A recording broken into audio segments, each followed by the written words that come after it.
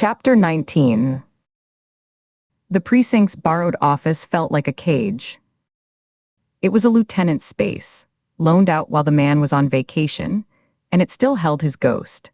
A framed photo of a bass boat on a dusty filing cabinet, a stale smell of old coffee grounds and cherry pipe tobacco lingering in the upholstery of the visitor's chair. The morning light through the slatted blinds cut the room into sharp, hot stripes, illuminating swirling motes of dust that danced every time Katie moved. She could hear the muted chaos of the bullpen outside, phones ringing with tinny insistence, the low murmur of overlapping conversations, the occasional sharp laugh that felt obscene in the context of their work. The floor was worn linoleum, beige and scuffed into a permanent haze around the desk and chair legs. She had been assembling something on the scarred wooden table for over an hour, transforming chaos into a fragile order. First, the grim 8x10 photos, laid out in a grim timeline with careful, almost reverent spacing.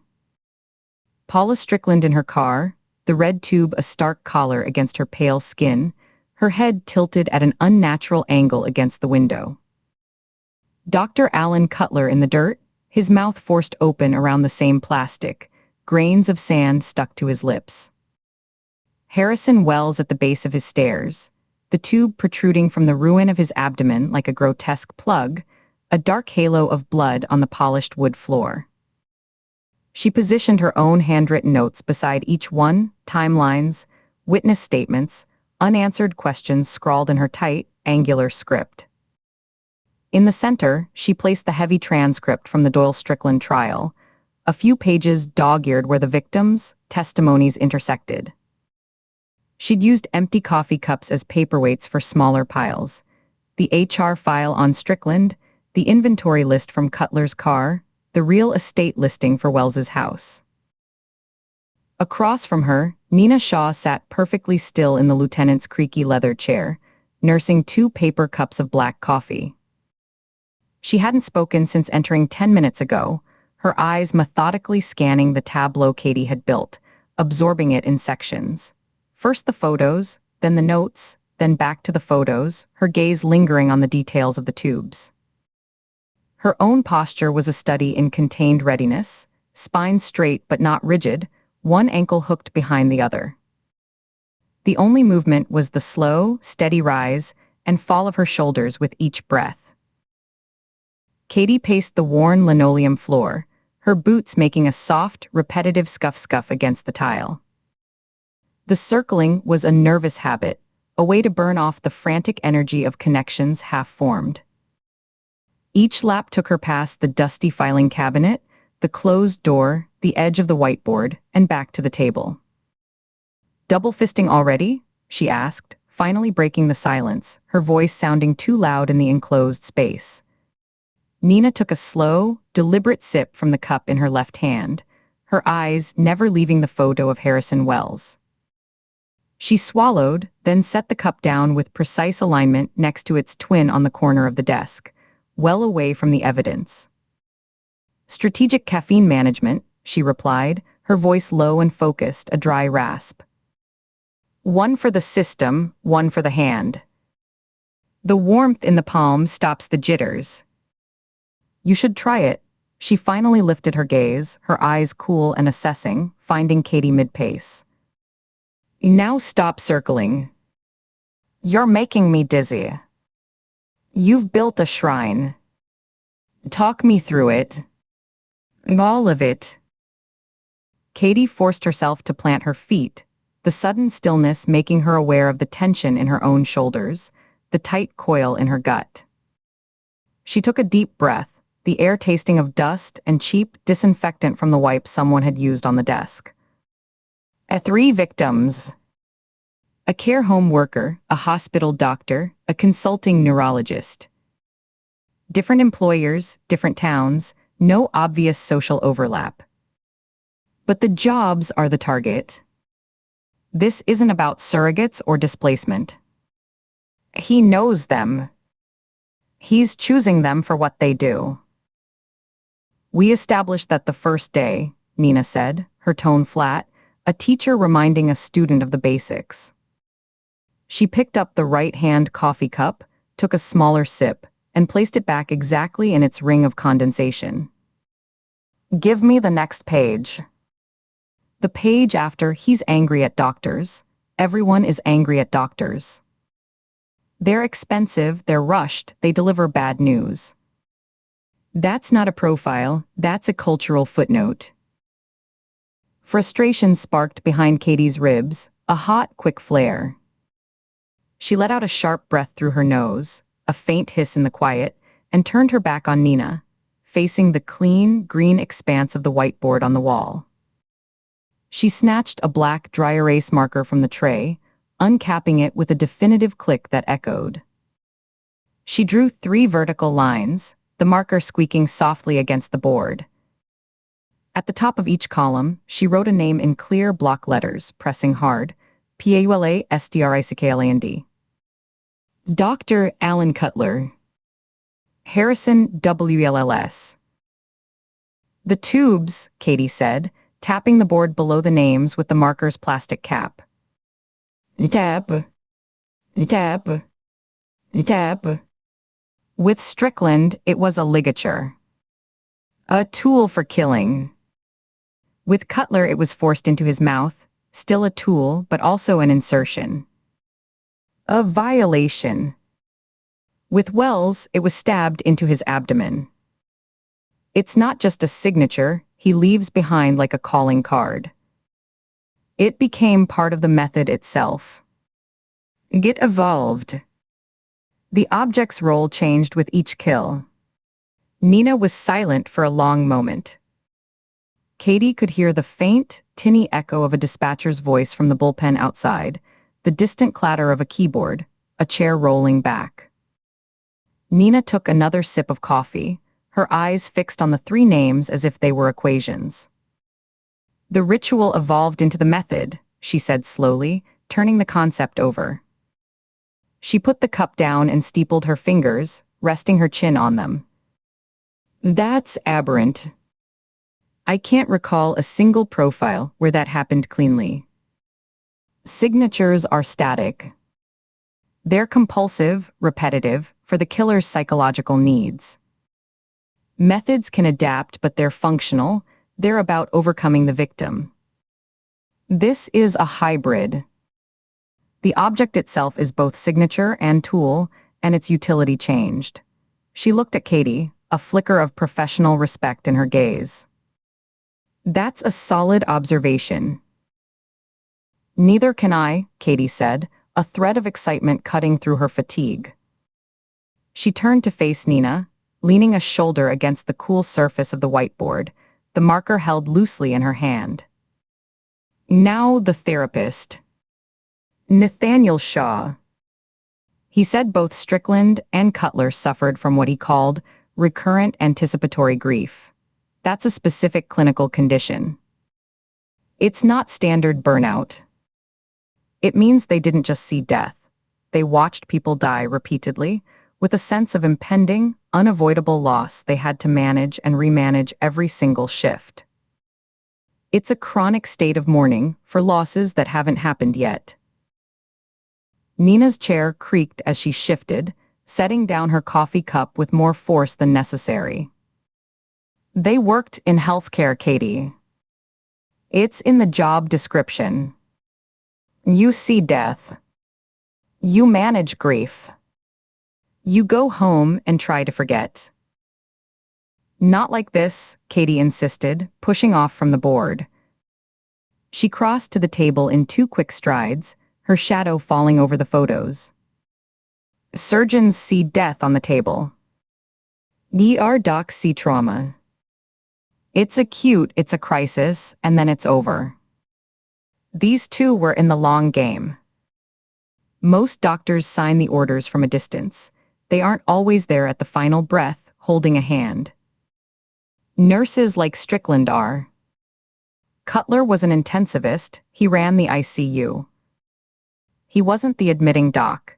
He was the one who stewarded patients through days or weeks of critical stability, making minute-by-minute adjustments, knowing the odds.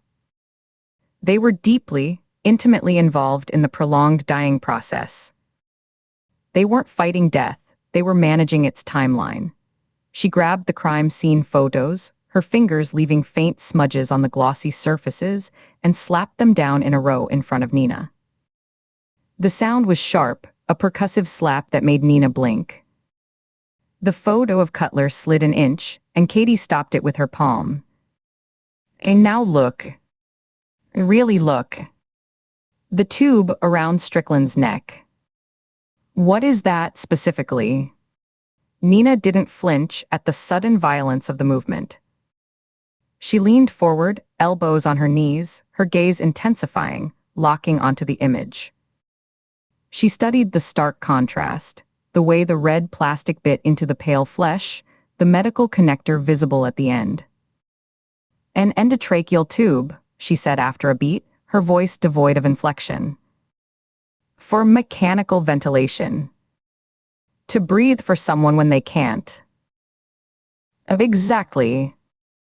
The second down Cutler's throat, Katie's voice was low, pushing. Nina's eyes flicked to the next photo, to the tube protruding from the dead man's mouth like a monstrous tongue. Nasogastric. Nor orogastric. A feeding tube. For nutrition when someone can't swallow. And the third, Katie's voice dropped further, almost a whisper. In Wells's gut. That's not a random stab wound. Nina sat back slowly, the old chair groaning in protest. Her expression was no longer flat, it was a mask of dawning, cold comprehension. The professional detachment was still there, but beneath it, Katie could see the minute tightening at the corners of her eyes, the slight press of her lips together, the intellectual horror of the pattern. Her hand rose and rubbed at her sternum, as if physically pushing down a reaction. A percutaneous endoscopic gastrostomy tube. A peg. Or a central line placed for total parenteral nutrition. IV feeding when the gut doesn't work. For long-term sustenance. She looked up at Katie, her eyes dark pools in the striped light. They're all end-of-life care implements. Life support technology. Not just any medical gear. He's not just killing them with medical equipment. He's replicating the specific machinery of artificially prolonged death. He's turning their tools back on them. The air in the room seemed to thin, the dusty light feeling suddenly colder, the motes of dust freezing in their dance. The hum of the fluorescent lights overhead became audible, a faint, persistent buzz. Katie nodded, the pieces locking together in her mind with an almost physical click she felt in her teeth. And he revived the first two. Larkin's report said the ME found petechial patterns and cartilage damage, consistent with repeated strangulation and resuscitation with Strickland. Cutler's lungs showed the same pattern, hyperinflated alveoli, evidence of forced air. He didn't just torture them. He simulated keeping them alive. He played God with their breaths, then let them go. It's a grotesque, literal parody of terminal treatment protocols. Withdrawing support. Then reinstating it. Playing with the threshold. Then withdrawing it for good. She realized she was gripping the edge of the table, her knuckles white. She forced her hands to relax. Nina rubbed a hand over her mouth, her fingers pressing hard against her lips as if to stop herself from saying something. She stood up abruptly, needing to move. She began to pace the short length of the office, 3 steps toward the door, turn, 3 steps back. Her movements were tight and controlled, a panther in a crate. The neurologist, she said, thinking aloud, her voice measured. Wells. He's the one who reads the MRI scans, who interprets the electrical activity in the brain. He's the consultant who makes the call on persistent vegetative states, brain death, locked-in syndrome. He provides the medical rationale, the final diagnosis that tells the family and the ICU team when to withdraw support. The final authority on whether there's any, they're there. He draws the map that the others follow. Bingo, Katie whispered. The word hung in the stuffy air, too small for the enormity of the concept. All three roles, the hands-on carer who administers the care, the life-sustaining intensivist who manages the systems, the diagnostic authority who signs the death warrant. They intersect at the exact point where a decision is made. The point where life is artificially sustained or intentionally ended. He's killing a process. He's executing a protocol. For a long moment, neither of them spoke. The grim synergy of the case created a brittle, almost painful clarity in the room. The constant, low-grade hum of fear about Tobias Campbell, his face in the alley, the promise in his eyes, the weight of the pact in Nina's living room, receded, pushed back by the concrete, solvable horror in front of them. This was a monster they could dissect, whose logic they could trace. For these few minutes, they were just two agents on a difficult, ugly track. It was, in its own way, a profound relief. Katie felt her breathing ease, the tightness in her chest loosening a fraction. Nina stopped pacing, turning to face Katie. Her professional mask was fully back in place, but her mind was visibly racing behind her eyes, calculating logistics, assessing hurdles. So we're looking for someone with a pathological, focused rage against end-of-life care protocols. Someone who sees it not as mercy but as torture. Who believes these people are perpetrators, not caregivers. She crossed her arms, tucking her hands tightly under her biceps. The obvious, grinding path is to pull records of every terminal patient who died at Cutler's Hospital or in Strickland's care home over the last, 5 years? 10. To be thorough, we'd need to include Wells's consulting cases at half a dozen facilities. That's a mountain of paperwork and privacy waivers. A team of 20 analysts would need weeks to cross-reference names, dates, family members. And that's before we even look for a common thread. A dissatisfied son, a furious daughter, a grieving spouse who blamed the medical team. It could take weeks we don't have. Her voice didn't change, but the last sentence landed with finality. Weeks we don't have. The unspoken reason hung between them, thick and suffocating. Nina didn't say his name, but he was in the room now, a cold presence in the corner. Tobias Campbell. Every day, every hour spent on this case was time not spent hunting the man who had looked at Katie with chilling recognition in a dark alley, the man who had promised Nina he was coming for her. The man who was free because of their actions, their miscalculation. Katie's shoulders tightened involuntarily, a physical reaction to the thought, her spine drawing up as if against a cold wind. She saw Nina's eyes note the movement, the slight hunch of her frame, and a flash of something, shared dread, impatient urgency, passed between them before Nina looked away. Before Katie could formulate a response, her phone vibrated on the wooden table. It was a harsh, buzzing skitter that made the crime scene photos tremble. It slid a quarter-inch across the grain, coming to rest against the edge of the photo of Harrison Wells's blood-stained staircase. The screen faced up, bright in the dim room, blocked. Katie stared at it. "It's not Mark." He always called from his cell, and his pattern was different. A call, then a single text if she didn't answer, never more. This was the third blocked call in 2 days. A cold trickle, unrelated to the medical case but just as visceral, went down her spine. She flipped the phone over with a quick, irritated motion of her index finger, silencing it against the wood. She didn't cancel the call, she just let it go to voicemail she would never check. She turned her back on it, facing the whiteboard again, trying to recapture the thread of their reasoning, but the interruption had left a jagged tear in her concentration. Nina's eyes had tracked the entire sequence. The aggressive buzz, the physical slide, Katie's tense, dismissive flick. She didn't comment on the call itself. Her voice was low, but it carried a new, sharp edge, like glass under velvet.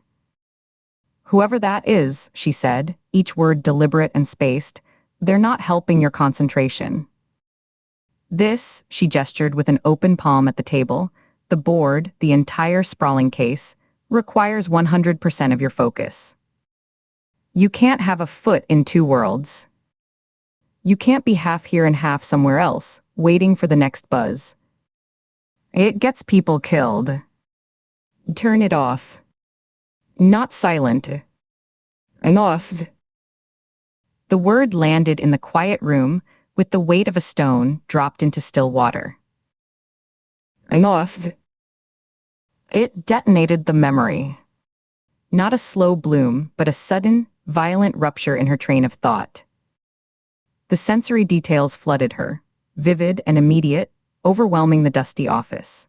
The smell of wet asphalt and car exhaust, and the faint, sweet decay of forgotten fast food, the feel of cold rain seeping through the shoulders of her jacket to chill her skin, the visual clutter of the hospital parking lot from 5 days ago under a lead gray sky. She wasn't just remembering the scene, she was back in it, her boots on that greasy pavement. She saw the rain-slicked tarmac glowing under the emergency lights around Paula Strickland's Toyota. She saw the scattered debris kicked up by first responders, boots, cigarette butts, a crumpled soda can, shreds of paper. Not just generic litter. A specific piece of it, lodged against the curb near the driver's side tire. A broken placard, its wooden stake snapped at a 45-degree angle, its laminated surface smeared with mud, and a partial tread mark from a heavy boot. The lettering had been bold, black, against a white background. She had noted it, catalogued it as seen detritus, and moved on.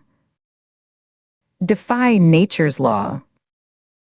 She had dismissed it as protest detritus, part of the background noise of a hospital that constantly attracted activists.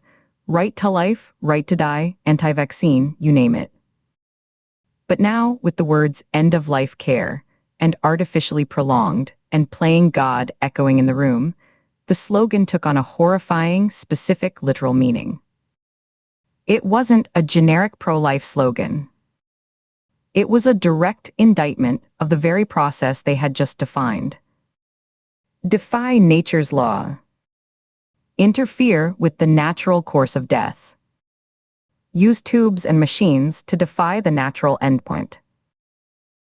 "Oh my God," Katie breathed. The air left her lungs in a rush, as if she'd been punched. The connection didn't just snap into place. It exploded, sending shockwaves through her understanding of the entire case, rearranging everything. The parking lot wasn't just a crime scene location, it was a message board. The sign wasn't random trash, it was a creed. A manifesto left at the scene, overlooked because it was too obvious, too public, too much like part of the landscape. He'd planted his philosophy in plain sight, confident they'd see only litter. She turned to look at Nina, her heart hammering a frantic rhythm against her ribs. A real, unstoppable smile broke through the layers of her fatigue and fear, a smile of pure, electric certainty that stretched her sore cheek. It felt alien on her face, a crack in the grim facade. "You need to go get more of that coffee. Right now. And bring the pot." Nina froze, one hand still wrapped around her now cold paper cup. She searched Katie's face, her eyes scanning for signs of delirium, panic, or exhaustion-induced hallucination. She saw neither. She saw revelation, a fierce, clear light in Katie's eyes that hadn't been there 30 seconds ago. "What?" Nina asked, her voice cautious, low. "What did you just see?" "I just figured out how we find him," Katie said, her voice steady now, charged with a conviction that vibrated in the air between them. "We don't need 10 years of patient records. We don't need to cross-reference 1,000 grieving families. We need one day of local news. Maybe a community bulletin board. The sign, Nina. The protest sign in the parking lot where Strickland was killed. It wasn't garbage. It was his. He brought it with him. It's his motto. Defy nature's law. We find who was protesting end-of-life care outside that hospital, or who publishes that phrase, and we find our killer. Chapter 20. The world outside was exactly as he'd left it. Tobias Campbell had all the time he needed. His first night of freedom had been spent in the damp basement of a deconsecrated church, a location provided by an old contact whose loyalty had been purchased with a single favor 15 years prior. The air down there was a physical presence, cool and thick with the smell of wet stone, mildew, and the faint, ghostly scent of old incense trapped in the porous brick. A single high, grime-caked window near the ceiling allowed a pale rectangle of moonlight to cut through the darkness, illuminating motes of dust that moved like underwater plankton. He'd slept on stone, using his rolled-up jacket as a pillow, listening to the skittering in the walls, rats, not mice, by the weight and speed of their movements. No human sounds reached him. Just the distant, rhythmic groan of a water heater, and once, the distinct scrabble of claws on wood directly above his head. He'd lain perfectly still, eyes open, tracking the sound until it faded. He'd spent the hours before dawn not sleeping, but planning. The floor's chill seeped through his clothes, a grounding discomfort. He mapped the city in his mind, overlaying the addresses from his list onto a mental grid of bus routes, traffic patterns, and police precinct boundaries. He considered the girl, Catherine Ford. Her apartment was a fixed point, a beacon. He visualized the building's lobby, the elevator bank, the sight lines from the stairwell. He rehearsed approaches, contingencies. The work was calming. It was solitude, and solitude was a condition he understood intimately. It was a blank page upon which he could write whatever he wished. By mid-morning, he was back outside the high-rise apartment building across from the river. He stood in a small pocket park 50 yards downriver, leaning against a sycamore tree, a man pausing to enjoy the view. The breeze off the water carried the mineral scent of the river and the exhaust from a passing tour boat. The girl's windows on the 11th floor remained dark, the glass reflecting only the flat, gray, overcast sky. She hadn't returned. He'd watched for an hour, noting the comings and goings of other residents. A man with a Labrador, the dog straining at its leash toward a pigeon, an elderly woman with a wheeled cart, moving with painful slowness. A pair of joggers in matching bright shirts, their conversation a breathless pant. None looked up. The building's security was a joke. A buzzer system, a main door that residents held open for delivery drivers with a casual, trusting wave. She wasn't the type for sleepovers or lovers. Her posture when he'd seen her at the hearing was all contained tension, her focus a laser. He remembered the precise angle of her spine in the courtroom chair, straight but not rigid, a readiness that never relaxed. Her hands had been still on the table, fingers laced, but the tendons in her forearms had been taut cables. She was working, he was sure of it, chasing some new monster to quiet the old ones in her head. He could see it in the set of her jaw, the way her eyes catalogued the room without ever truly settling. They descanned the gallery, the judge, the guards, and finally him.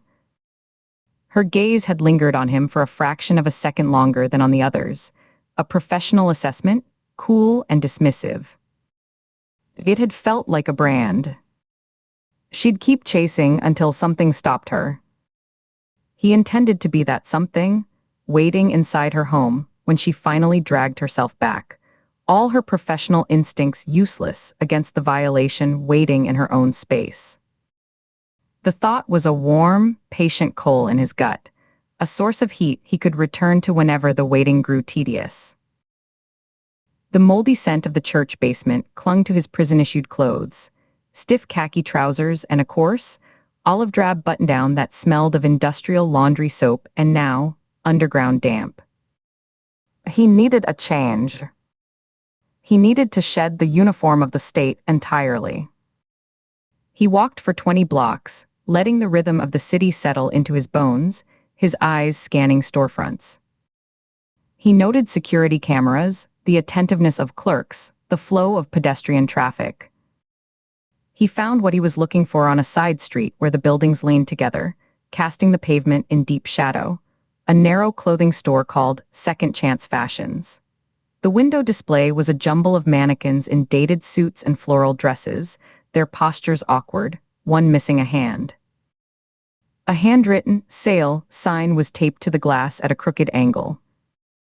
Most importantly, he saw no gleaming domes of security cameras above the door or inside.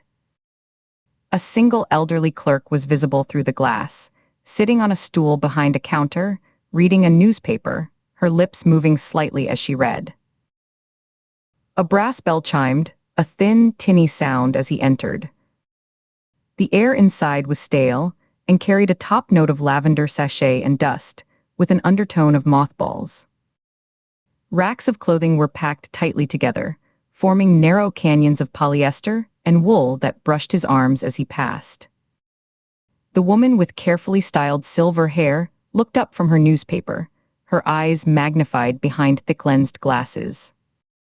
She watched him over the rims, her gaze moving from his face down to his shoes, stay-tissued, rubber-soled, unmistakable to a knowing eye, and back up, a quick, assessing sweep. Her fingers, spotted with age, tightened slightly on the edges of her paper. "Looking for something specific?" she asked, her voice thin and reedy, cutting through the quiet. "A jacket," Tobias said, offering a bland, harmless smile that stretched his lips but left his eyes flat and still. He kept his hands visible at his sides, palms slightly forward. "Something with some weight to it. Wool collar, if you have it. And heavy." In this season, she folded her paper slowly, the crinkle of the pages loud in the small space. Her movements were deliberate, a performance of reluctance. "It's nearly 60 degrees out. I do night work." Loading docks, he took a step further in, letting his shoulders slump a little, the picture of a tired laborer. He gestured vaguely with one hand. "It's always cold in the shadows. The wind comes right off the river." She frowned, the lines around her mouth deepening into crevices. "A good thermal layer would serve you better. More practical.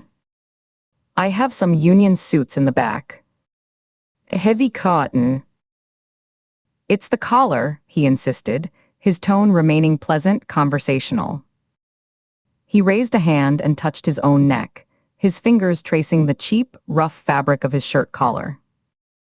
"A personal quirk. Reminds me of a jacket my father had. He wore it for years." "Silly, I know." He let his voice drop, infusing it with a wistful note. Her expression softened a fraction, the universal language of sentimental nonsense bridging the gap of her suspicion. The stern line of her mouth relaxed.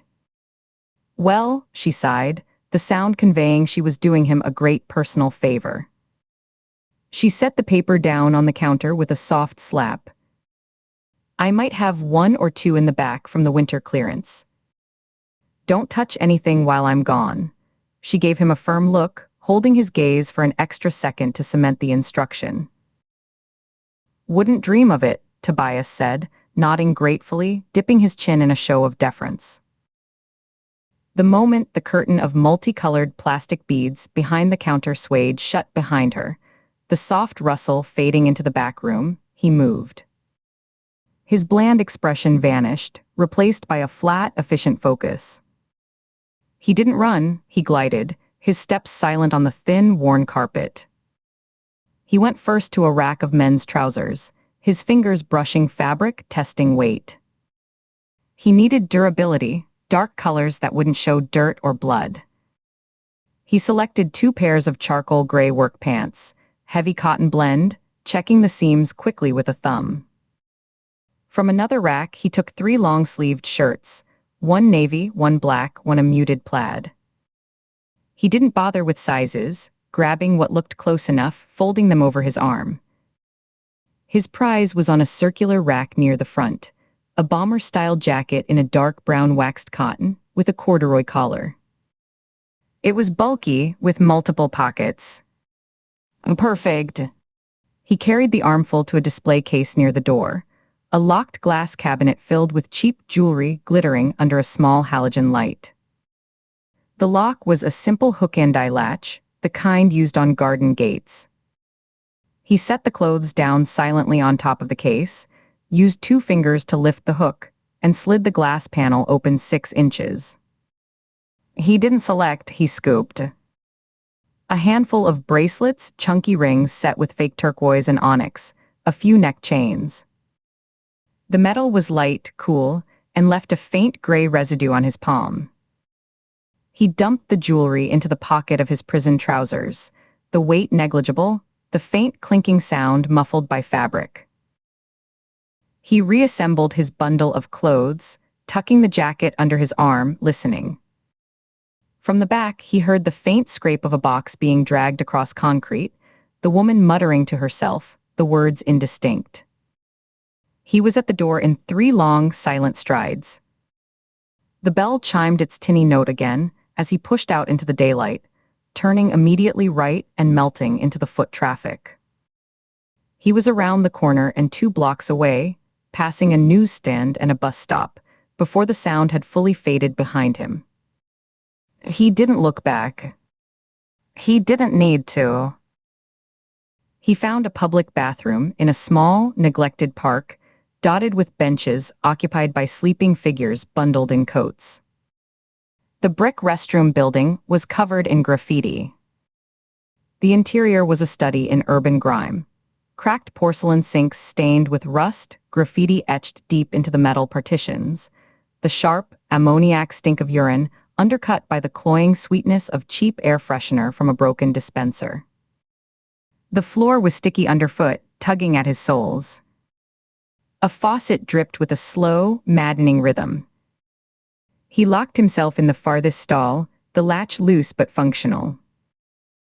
Methodically, he stripped off the stay-tissued clothes. He folded them neatly, a habit ingrained from 16 years of cell inspections, sharp creases, aligned edges.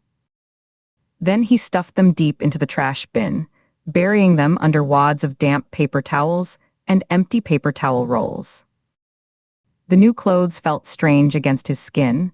The shirt was a little tight across the shoulders, the fabric rough, the pants an inch too short, exposing his ankles. The jacket, when he shrugged it on, was heavy and stiff, the waxed cotton creaking softly. He looked at his reflection in the scratched metal of the stall door, a blurry, distorted man in dark, nondescript clothing. Anonymous. Unremarkable. The stolen jewelry felt like a lump of dead weight in his pocket. He needed real currency. He wandered without apparent aim, but his direction was purposeful, moving toward the commercial arteries where cash businesses thrived. He saw a pawn shop, its windows crammed with guitars and power tools, but it had cameras, a small black dome in each corner of the ceiling. A check cashing place, but too much foot traffic, a line of anxious people visible through the glass.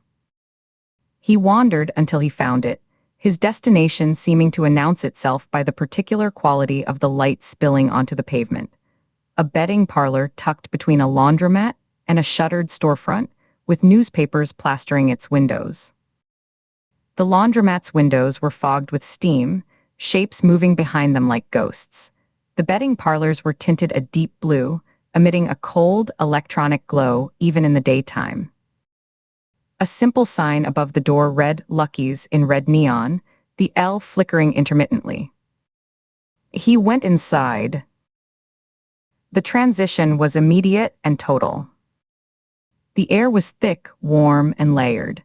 The acrid bite of cigarette smoke, the sour tang of stale beer soaked into carpet, the electric ozone smell of overheating electronics. The electric hum of a dozen screens filled the space, showing flickering horse races, soccer matches, and endless scrolling odds. A few solitary men sat on stools, staring up at the screens, tickets clutched in their hands like sacred texts. His eyes adjusted to the dimness, finding the card area in the back, a few green felt-topped tables under a pool of brighter, yellowish light from a hanging fixture. Only one table was occupied.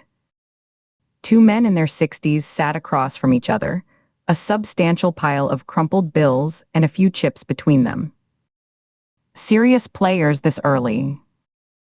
Perfect. Tobias picked up a discarded betting slip and a stub of a pencil from a counter littered with discarded tickets as props. He took a seat at an empty table adjacent to theirs, close enough to hear the slap of cards and the rustle of bills, but not so close as to be intrusive. He pretended to study the slip, scribbling nonsense numbers, his ears tuning into their conversation, parsing tone and content. The man on the left, with a face like a clenched fist and a Navy veteran's cap perched on thinning gray hair, grunted as he dealt the cards with a practiced flick of his wrist. Your deal. The other, thinner, with shrewd eyes behind wire-framed glasses, tossed a $5 chip into the center. It landed with a soft clink. Double the blind. You're bluffing. I can smell it. The veteran's voice was a gravelly rumble. Call and see. The thinner man's lips twitched in a faint smile. Cards were flipped. A low chuckle from the thinner man as he raked in the pot, his fingers deftly gathering the chips and cash. I told you. You've got to tell, Mike. You scratch your nose when you're sitting on nothing. Bull, Mike muttered, but he looked annoyed, his hand self-consciously moving away from his face. He took a long drag from a cigarette smoldering in an ashtray. Tobias waited for the next hand to end, a simple fold after a round of betting. He turned in his chair, the metal legs scraping softly on the linoleum tile. A gentleman. They looked at him in unison, their expressions identical mixtures of irritation and dismissal. He was an interruption, a stray dog wandering into their territory. Mike's eyes narrowed. The thinner man's gaze was cooler, more analytical, moving from Tobias's face to his new, ill-fitting clothes. What? Mike the veteran barked, the word a puff of smoke. Watching you trade the same money back and forth is a dull way to spend a morning, Tobias said, his voice calm, conversational. He reached into his pocket and spilled the stolen jewelry onto the edge of their felt table. The gold-colored trinkets clattered and spun, a few bracelets rolling toward the pot. The fake gems caught the overhead light, throwing cheap sparkles. I'm in a bind. One quick game of chance. Find the queen, simple. You win, you get all this. I win, I get a little of your cash to get me on my way. No hard feelings either way. The men exchanged a glance, a silent communication born of long acquaintance. The thinner one, the shrewd one, picked up a bracelet, rubbing the metal between his thumb and forefinger before holding it up to the light. He squinted. This real. Gold. Where'd you get it? Mike asked, his suspicion narrowing his eyes into slits. His posture shifted, shoulders squaring toward Tobias, his bulk becoming more imposing. Tobias let a layer of weary shame seep into his voice. He looked down at the table, then back up, meeting their gazes with a practiced expression of defeated honesty. My ex. She cleaned out our accounts, left me with the lease and a maxed-out credit card. He gestured at the jewelry with a limp hand. This is all I managed to grab from her dresser on the way out. Sentimental value, mostly. I just need a bus ticket to my sister's place up in Buffalo. One fair game. That's all I'm asking. He let his shoulders slump further, the picture of a broken man. The story was bland, plausible, and designed to lower their guard from suspicion to contempt. A sad sack being taken by his woman. Mike shrugged, the tension leaving his shoulders. He took another drag, exhaling a cloud toward the ceiling. Your loss. $50 says I find your queen. He peeled a 50 from a roll secured with a thick rubber band, slapping it onto the felt. The shrewd man hesitated a second longer, his eyes on Tobias's face, searching for a crack in the performance. Then he gave a slight, almost imperceptible nod. A 50 from me too. Make it interesting. He produced his own bill, laying it neatly beside Mike's. Tobias's fingers remembered. The feel of a deck of cards was a specific muscle memory, the slight give of the laminated stock, the whisper of one card sliding over another.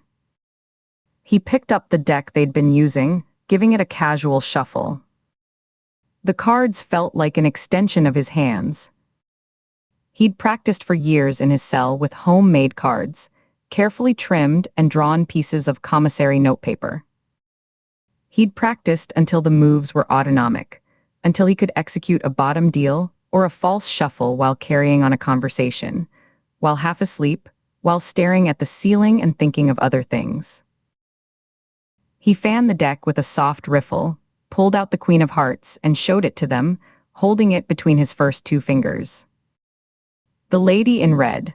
He placed her face down on the table with a deliberate tap, positioning her at the bottom of a row of 3 cards he dealt out next to her. A deuce, a 7, the queen. He made a show of gathering them up, his hands moving with a slow, almost clumsy deliberation, his fingers fumbling slightly. Then he began his shuffle on the tabletop, a simple 3-card Monte move that relied entirely on misdirection and a controlled, deceptive speed. His hands moved in a fluid, circular pattern, the cards seeming to blur. His eyes stayed on theirs, not on his hands, a faint, apologetic smile on his lips. Find her, he said, laying the 3 cards out in a row again with a soft snap. Mike pointed immediately to the center card, jabbing it with a thick, calloused finger. There. Oh, be easy. The shrewd man leaned closer, his glasses glinting. His eyes darted between the cards, then up to Tobias's face, then back. He tapped the one on the right. No. He's trying to make it obvious. It's this one. The center is a decoy. You did a bottom deal, Mike accused, though his tone was more curious than angry, a gambler appreciating a possible technique. No, he didn't, argued the other.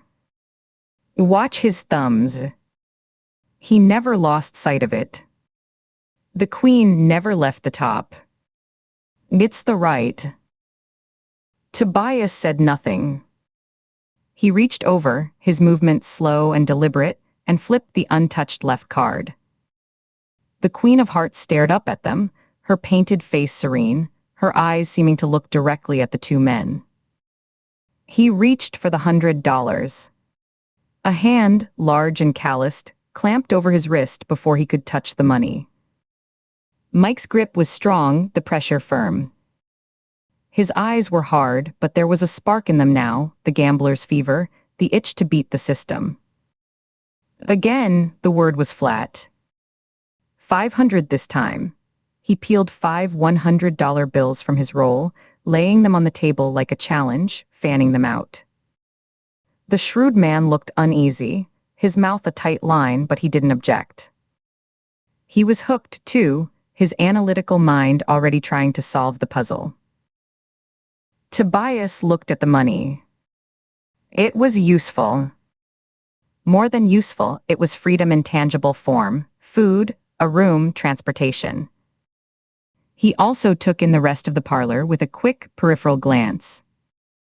One of the solitary bettors had turned on his stool and was watching, his face blank.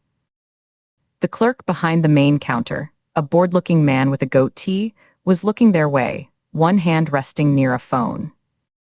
A risk, but a manageable one. These men were proud. They wouldn't want to cause a scene over being conned.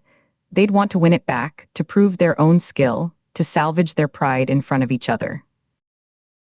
"I have nothing left to wager but the clothes I'm wearing," Tobias said, spreading his hands in a gesture of empty pockets. He plucked at the fabric of his new shirt. "Then that's the bet," Mike said, a slow, confident smile spreading across his face. It didn't reach his cold eyes. "Your jacket and those pants against my 500. You lose, you walk out of here in your skivvies." He chuckled, a dry, humorless sound. Tobias nodded slowly, as if reluctantly accepting a terrible deal. A man backed into a corner. He swallowed visibly. "All right," he reassembled the 3 cards. This time, he made an elaborate show. He held the queen aloft between his fingers, turning her so the light caught the red hearts. "I see the lady. You see her. Watch her close." He placed her face down on top of the other 2 cards, tapping her 3 times with his index finger. "Making it simple for you. Right on top. Remember that." As his hands moved to spread the 3 cards out in a row again, he executed the switch, a fluid, practiced motion called the click move, where the top and middle cards trade places during the natural, arcing sweep of the deal. His fingers provided the faint, inaudible click of friction between the laminated edges. It was over in a blink, invisible to anyone not looking for the specific, tensed curl of his index finger and the slight hesitation in his wrist. The cards lay in a neat row. Mike, who'd put up the 500, stared, his finger hovering. He chewed his lip, his eyes darting. The shrewd man was silent, utterly still, his eyes locked on Tobias's hands, not the cards, trying to replay the move he knew he'd missed. Mike's confidence from the first round was gone, replaced by doubt. He pointed, then pulled back. Finally, he chose the card on the left, the original position of the queen from the first round. That one has to be." "Certain?" Tobias asked, his voice a low, intimate murmur, almost a whisper. He held Mike's gaze. "Just turn the goddamn thing over." Tobias did. He flipped the left card. The Queen of Hearts. He didn't smile. He didn't gloat. He simply collected the money, his movements swift and final, stuffing the bills into his inner jacket pocket. He pushed the pile of jewelry toward them with the back of his hand. "Keep the trinkets. They're plated brass. Not worth the bus ticket I thought they were." He made to stand. "You cheated." Mike was on his feet so fast his chair screeched backward, teetering on 2 legs before crashing to the floor. The sound echoed in the parlor. All other activity stopped. The better watching swiveled fully around. The clerk stood up straighter, his hand now on the phone. Mike's face was flushed a deep, purplish red, veins standing out on his temples like cords. He got right in Tobias's face, his breath sour with old coffee and tobacco, spittle dotting his lips. "You slippery son of a bitch. Give it back. Now." A hot, familiar fury ignited in Tobias's chest, a sudden flare that spread heat up his neck and made his vision sharpen, the edges of the room becoming crystalline, every detail hyperclear. The cigarette burn on the felt, a stray eyelash on the shrewd man's cheek, the flicker in the neon sign. The image was instantaneous and vivid. grabbing the man's head by the ears, feeling the cartilage give, and slamming his forehead into the sharp, metal edge of the table. He could almost hear the wet, cracking sound of bone, see the body go limp, the blood pooling in the green felt. His right hand twitched at his side, the fingers curling into a hard fist, the nails biting into his palm. He controlled his breathing, drawing air in slowly through his nose, holding it for a count of 4, feeling his diaphragm expand, releasing it through his mouth in a controlled stream. The red haze receded from the periphery of his vision, but the coal of anger remained, banked and hot, a core of readiness. He didn't step back. He leaned in slightly, closing the last inch of space between them, so his whisper wouldn't carry to the clerk. The smell of the man's sweat, cheap aftershave, rage filled his nostrils. "Lying and cheating are the tools of my former trade," he said, his voice dropping to a guttural register that carried no trace of the harmless, defeated man from moments before. It was the voice from the prison yard, from the dark corners of his old life, a voice that promised nothing but consequence. "Push me, and you'll learn what real pain feels like. The kind that doesn't show up on an X-ray. The kind that keeps you up at night, remembering. Walk away." He held the man's bloodshot gaze for a 3 count, letting the promise hang in the smoky air between them, letting the words sink in. He saw the fury in Mike's eyes war with a dawning, primal caution. Then he shouldered past him, a solid, deliberate bump that made Mike stagger back a step, more from surprise than force. Tobias walked, not too fast, toward the door, his back a wide, unconcerned target.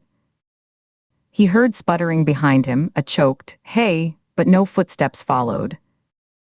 The clerk behind the counter was watching, the phone receiver in his hand now, but he didn't lift it to his ear.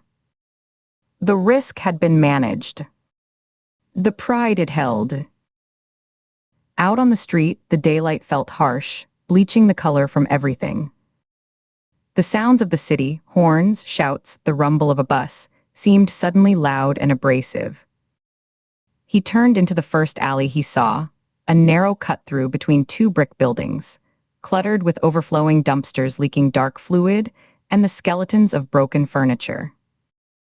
He leaned against the cool, rough brick, the adrenaline a pleasant, buzzing current in his veins, making his fingertips tingle.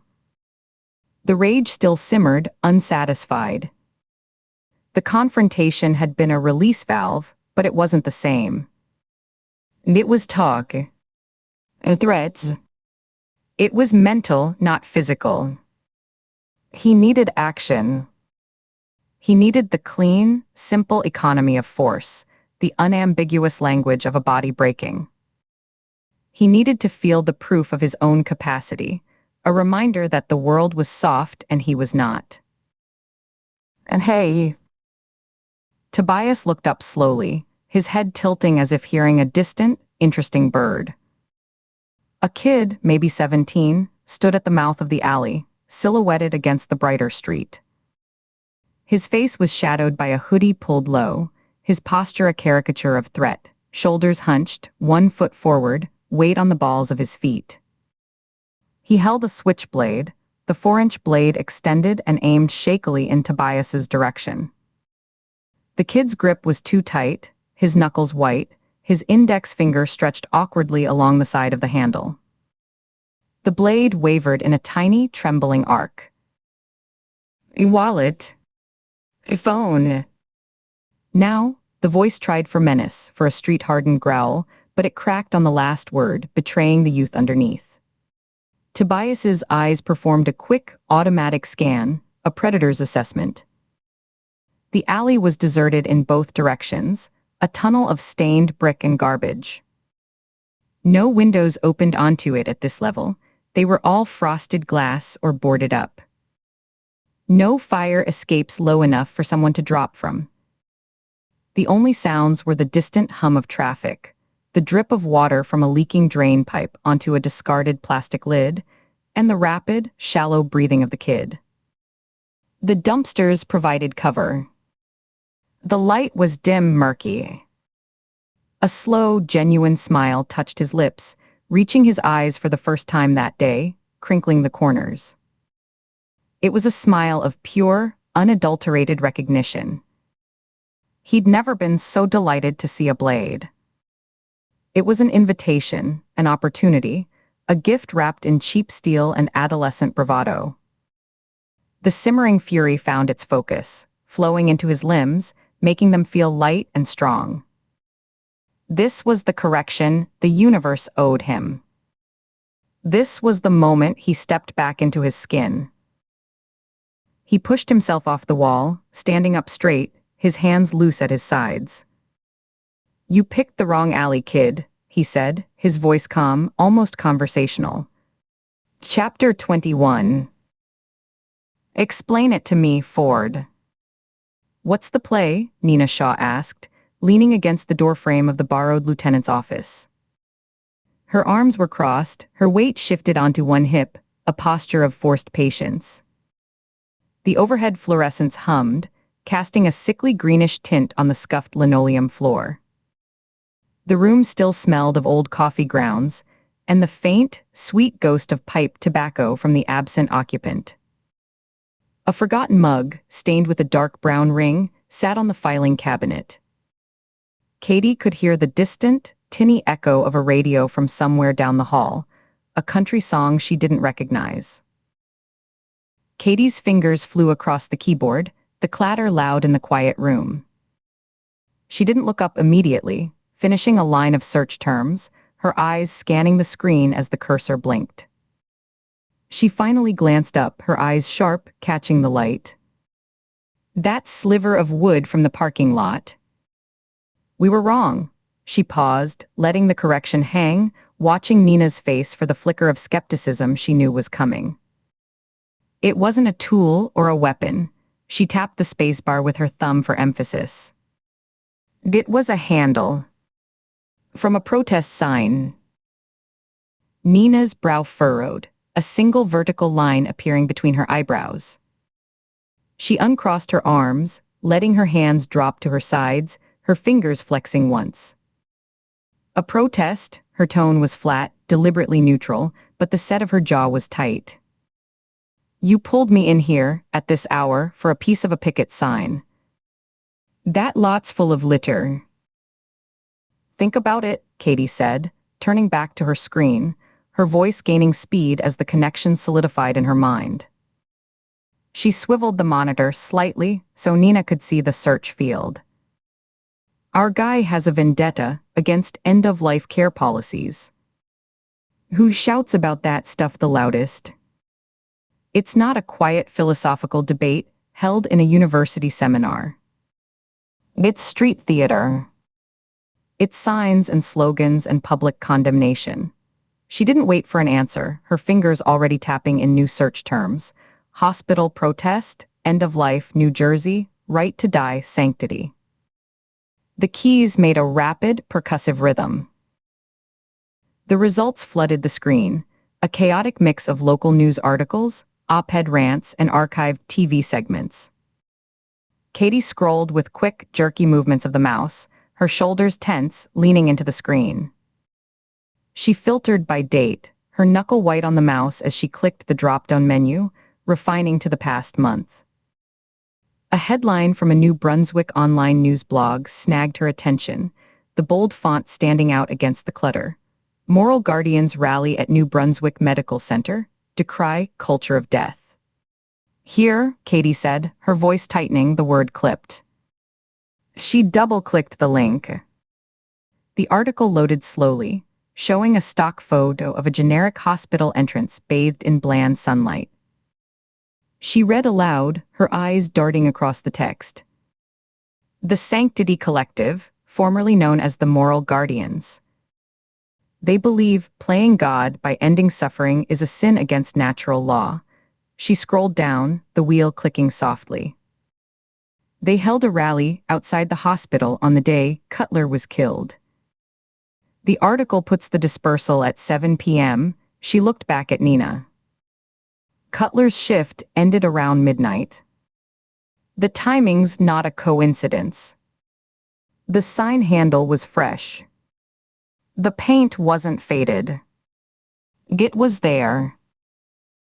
Nina moved closer, the scent of her shampoo, something clean and herbal, cutting through the stale office air. She leaned over Katie's shoulder, her shadow falling across the keyboard, blocking the light from the desk lamp. Her eyes scanned the text, her lips moving slightly as she read the key phrases. A bunch of zealots with cardboard signs. Lovely, she straightened slightly but didn't move away.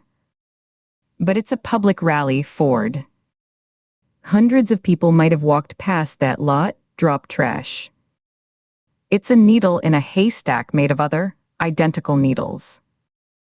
You're building a theory on a splinter. Wait, Katie said, a thread of excitement weaving under the fatigue in her voice. She opened another tab, her movements precise, controlled.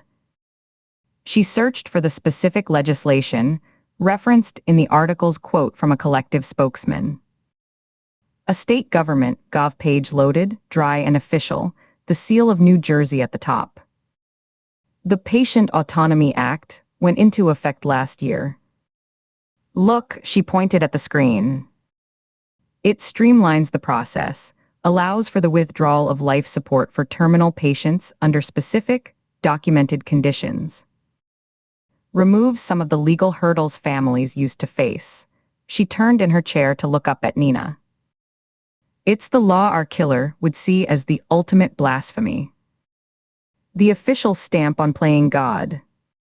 Nina was silent for a long moment, her gaze fixed on the dense legal text on the screen. Katie could see the calculations happening behind her eyes, the reluctant fitting together of pieces. Nina's hand came to rest on the back of Katie's chair, her fingers pressing into the cheap vinyl. So our killer might see doctors like Cutler as enforcers of that law, Nina murmured, more to herself than to Katie. He strikes now because the law is active, because the crime is being committed in the open. It's a response to a change. A punishment for compliance. She tapped the chair back twice with her fingertips. It fits the crusade angle. The moral outrage. She finally pulled her hand away and took a step back, crossing her arms again, but this time it looked more like she was holding her thoughts in.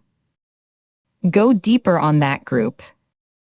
Pull every public record, every news clip, every permit they've ever filed for. I want to know who organizes these things, who funds them, who shows up every time. She rubbed at her temple with 2 fingers. I need caffeine. You want anything? And coffee. Black, Katie said, already turning back to the screen. Thanks. Nina gave a short nod and turned, her footsteps a firm, receding tap on the linoleum before they were swallowed by the hallway's silence. Alone, the hum of the computer tower and the fluorescent lights seemed to amplify, pressing in on Katie's ears. She expanded the article, reading the details slowly. The rally had drawn about 30 people. It had been peaceful, if loud, and dispersed before nightfall. The police were noted as having monitored, but not intervened. She searched for the Sanctity Collective's online presence. They had a website, a stark, text-heavy page with biblical quotes and manifestos against the culture of death. The design was at least a decade out of date. And they had a forum. A click on the community link at the bottom brought up a login screen. A banner beneath it declared in severe Gothic font, "Fellowship is sacred." New members require sponsor approval and a statement of faith. Katie's heart sank, a heavy, cold feeling in her gut. She didn't have weeks to craft a persona, build a digital history, and infiltrate. She tried a few basic tricks, viewing the page source, looking for unprotected directories or misconfigured permissions, but it was a wall. A professionally maintained, paranoid wall designed to keep outsiders exactly where she was, on the wrong side, staring at a login prompt. She leaned back, the office chair creaking in protest. The clock on the wall ticked with a loud, mechanical sound. She grabbed her phone from the desk, the plastic case cool and slightly slick against her palm. She scrolled through her contacts, her thumb leaving a faint smudge on the screen, and found Amber Carmichael's number. The forensic tech was a night owl, a creature of the lab's graveyard shift. The line rang once, twice, 3 times, each tone stretching out in the quiet room. On the 4th ring, a voice answered, thick with sleep and gravel. Carmichael, it was less a greeting and more a statement of identity. Amber, it's Katie Ford. I need a backdoor. Now. A rustling sound like sheets being pushed back, then a muffled thump. Ford. Do you know what time it is? And you know the drill. Protocol waiver form, signed by a SAC, submitted to the cyber unit. Then we talk. Maybe. A man is dead, Amber. More will be. The paperwork takes 3 days minimum. I'll file the damn form from the grave if I have to. Please, Katie heard the raw plea in her own voice and didn't try to hide it. She leaned forward, her elbow digging into the hard wood of the desk, her free hand gripping the edge until her knuckles ached. She stared at the login screen on her monitor, the blinking cursor in the password field like a taunt. A long, static-filled sigh crackled through the speaker. Katie could picture Amber in her dark apartment, running a hand through her messy hair, squinting at her own phone screen, weighing the career risk against the personal favor. You're a pain in my ass, Ford. A persistent, principled pain in my ass. Another pause. Send me the URL. Just the forum address. Nothing else. And if this gets traced back to my terminal, I'm telling them you hacked my system while I was in the bathroom. I'll cry convincingly. You're a saint, Katie said, the relief of physical unclenching in her chest, a release of breath she hadn't realized she was holding. I'm an idiot with a mortgage, Amber grumbled, and the line went dead with a soft click. Katie immediately opened her email, her fingers clumsy with haste. She typed the forum's web address, hit send, and then sat staring at the sent message confirmation. The clock on her screen read 2:14 a.m. She watched the digital numbers change, 2:15. The silence of the precinct was absolute now, a heavy, watchful blanket. She could hear the faint, persistent buzz of the exit sign in the hallway, the distant groan of plumbing in the walls. She got up, her joints stiff, and paced the small room, 3 steps to the filing cabinet, turn, 3 steps back to the desk. The linoleum was gritty under her shoes. 90 seconds after she sent it, her inbox chimed, the sound shockingly loud. A new message from Amber, no subject, just a hyperlink pasted into the body. Katie dropped into her chair, the casters rolling back with the force. As she clicked the link, her browser struggled for a moment, the status bar crawling, then rendered a page of raw, ugly text. It was a mirrored shell of the forum, stripped of all styling and graphics, pulled directly from the server's backend. Broken image links showed as red excess in tiny boxes. The text was all there, usernames, post timestamps, message bodies, but navigating it was a chore of guessing which string of numbers and letters corresponded to which thread or subforum. It was functional but just barely, a ghost of the real site. She started drilling down, following the text-based breadcrumbs, her eyes straining in the poor light. State chapters, New Jersey, event logs and fellowship. A thread titled May 15th, New Brunswick Vigil and Witness, was pinned at the top. Inside, users had posted updates throughout the day. The posts were terse, fervent. Brothers and sisters, setting up near the main entrance. Pray for soft hearts, handing out tracts. Many refuse, but the seed is planted. The blind will see. The deaf will hear. His will be done. Katie scrolled, her mouse wheel clicking steadily. Near the end of the thread, photos appeared. Grainy, pixelated cell phone pictures uploaded directly to the forum, their file names strings of numbers. They showed a cluster of maybe 24 people gathered on a sidewalk, holding hand-painted signs with slogans like "God's time," "Not yours," and "Mercy is God's alone." The images were small, compressed. Katie double-clicked each one, opening them in a new window to see them larger.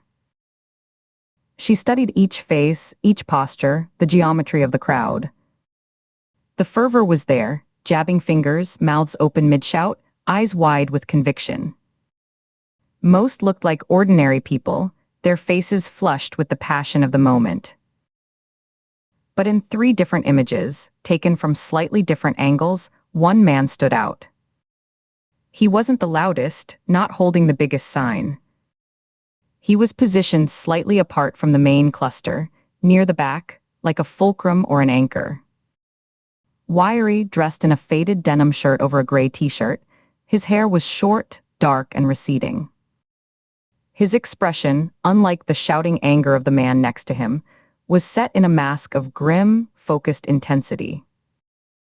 It wasn't the hot, performative anger of the protester screaming at the camera. It was a cold, deep-burning conviction that seemed to turn his features to stone. In one photo, he was looking not at the hospital doors or the passing traffic, but at the ground near his feet, as if studying something there.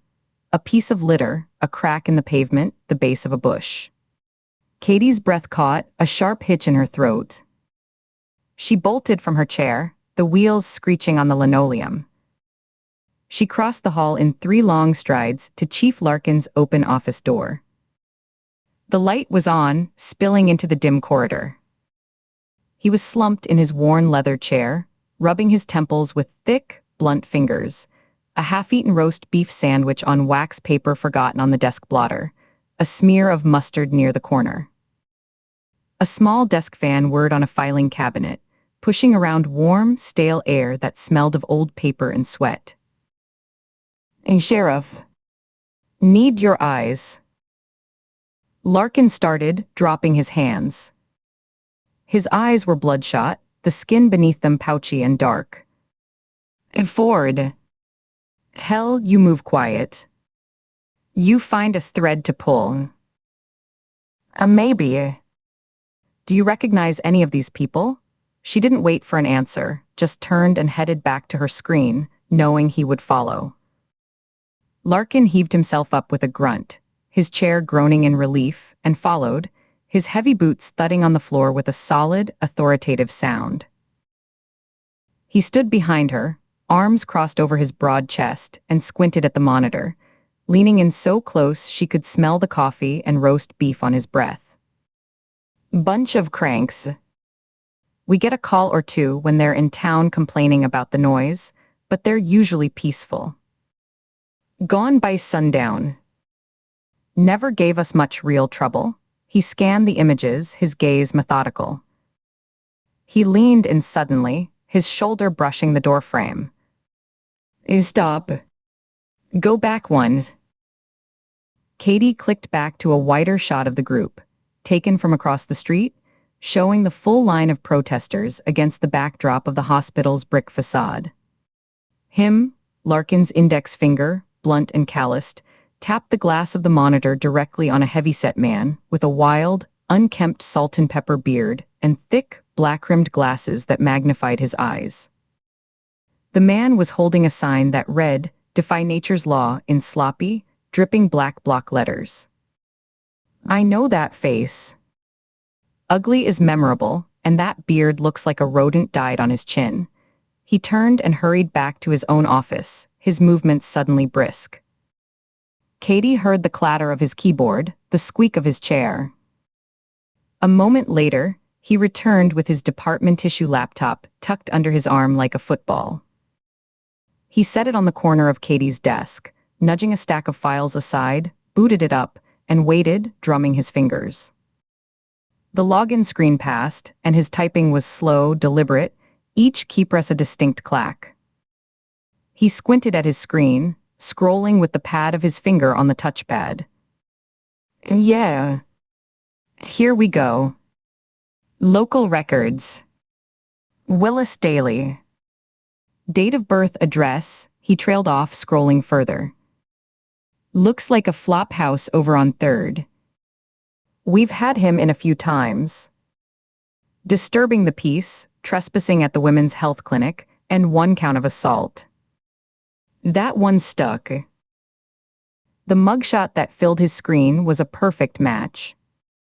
The same wild, thorny beard, the same defiant, glaring eyes behind the thick, distorting lenses. The photo had a yellowish cast, and Daly's shirt was rumpled. Katie got up and stood beside Larkin, reading the details over his shoulder, her arms crossed tightly. Assault on a medical professional at a clinic in Trenton last year, she read aloud. The report says he shoved a nurse and threw a chair during an argument over, quote, death panels, pleaded down, served 60 days in county. She looked at Larkin. Was he violent during booking? Any statements? Larkin scrolled through the narrative report. Said he was carrying out a citizen's arrest on a murderer in a lab coat, ranted about scripture. The judge wasn't impressed. He looked from the mugshot to the forum photo on Katie's screen. The same guy. No doubt. Nina walked back in then, balancing 2 paper cups of steaming coffee in a cardboard carrier. She also acquired a powdered sugar donut on a napkin, which she set down carefully next to Katie's keyboard. A fine cloud of sugar dust puffed into the air. She took in the scene, Larkin at his laptop, Katie leaning over it, the 2 screens glowing in the dark room. Progress, she asked, her voice calm. She set 1 cup down next to Katie, the coffee sloshing dangerously close to the rim, then extracted her own. We have a name, Katie said, straightening up. She picked up the coffee, the heat seeping through the thin paper into her hands. Willis Daly. He was at the hospital protest the day Cutler was killed. He has a history of attacking medical staff. Served time for it. Nina picked up her own coffee and blew across the top, her eyes fixed on Larkin over the rim of the cup. Address, she asked, her tone all business now. Larkin shook his head, a frown deepening the lines on his face as he scrolled further through the database. He's a floater. The address on file is a boarding house. Landlord's a piece of work himself. I called it in while you were gone, a deputy swung by. He's not there now, the landlord said. Daly cleared out a week ago, owed 2 weeks' rent. Left nothing behind but some religious pamphlets and a sour smell. He looked up. But his file lists an affiliation. Might be a better laid. He read from the screen, his voice a low, tired rumble. Runs a charity. Registered nonprofit. Heaven's Handouts, distributes religious pamphlets and, quote, survival kits for the faithful, has a tax ID and everything. Filed the paperwork himself. Katie was already back in her chair, her fingers flying, the coffee forgotten. She typed the charity name into a search engine, misspelling it once in her haste before correcting it. A bare-bones, archaic-looking website appeared, its background a stark, blinding white, its text in plain black Times New Roman. It listed a rambling mission statement about preparing the faithful for earthly trials and heavenly rewards, and decrying the material and spiritual poverty of the modern world. There were no pictures, no board members listed, no financial disclosures. At the very bottom, in small, faint print as if hoping not to be seen, was a P.O. box for donations and, more importantly, a street address for a donation depot and distribution center. It was in a rundown commercial strip on the outskirts of town, an area of old auto shops, a shuttered diner, and boarded-up storefronts. The address was just a number and a street name. No suite number. Got it, Katie said, the words coming out on a long exhale. She pushed her chair back from the desk, the casters rolling smoothly on the linoleum. A current of clean, sharp adrenaline cut through the thick paste of her fatigue, making her skin feel suddenly tight and sensitive, her vision sharpening. Her heart gave a single, hard thump against her ribs, then settled into a faster, steadier rhythm. A solid lead. A name, a face, a place. It was the fuel she needed, the first real crack in the featureless wall the case had presented. It was something to move on, to push against. The walls, she thought, feeling a grim, determined smile touch her lips, were finally coming down. She looked at Nina, who was already setting her coffee cup down on the desk, her own expression shifting from weary assessment to focused readiness. The night was no longer about waiting. It was about going. Chapter 22. The cemetery air was thick and still, heavy with the scent of damp earth and cut grass that had begun to sour in the humidity. It clung to the back of Katie's throat, a taste of decay. She followed Nina Shaw past rows of weathered headstones, their inscriptions smoothed by decades of rain and neglect, the marble and granite cool and rough under her trailing fingertips. The silence was a physical presence, a dense blanket muffling the world, broken only by the distant, steady hum of traffic beyond the high brick walls, a sound that seemed to come from another planet. Ahead, a church loomed, its Gothic spires clawing at the pale, cloud-streaked sky like stone fingers. In the flat afternoon light, it looked less like a sanctuary and more like a charcoal sketch of one, all sharp angles and deep, impenetrable shadows pooling in its arched doorways and empty window sockets. Nina didn't pause at the entrance. She planted a hand on the heavy, iron-bound oak door and shoved it inward. The groan of the hinges was a low, pained protest that echoed into a vast, hollow space, dying away into whispers. The smell that washed over them was a complex, unpleasant layering, lemon-scented polish, acrid and chemical, overlying a deep, persistent odor of damp stone and mildew, with a faint, sweet hint of old candle wax and dust beneath it all. The interior was a disappointment. The vaulted ceiling promised grandeur, but the walls were a utilitarian beige, the stained glass windows replaced with plain, frosted panes that diffused the weak sunlight into a gray, directionless glow. Fluorescent tubes buzzed overhead with a persistent, insectal whine, casting a sickly pallor over everything. Just inside the entrance, a cheap laminate desk stood with a laminated sign taped to its front, information. The floor was cold, industrial tile, scuffed black near the doorways. Charming, Nina muttered, her voice a low rasp that carried in the empty nave, bouncing off the barren walls. She didn't approach the desk. She marched to it and slammed a closed fist onto its surface. The crack of impact was startlingly loud, a gunshot in the quiet. The desk shuddered. In service. A side door, nearly hidden in the paneling, creaked open a moment later. A young woman with wire-rimmed glasses and a cardigan, several sizes too large, shuffled out.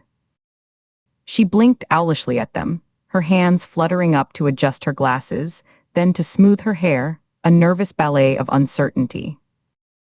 Can I help you?" Her voice was thin, reedy. "FBI," Katie said, stepping forward and flashing her badge. She held it steady, letting the woman's eyes focus on the seal, giving her a full 3 seconds to process the federal authority now standing in her foyer. "We need to speak with Dylan Voss."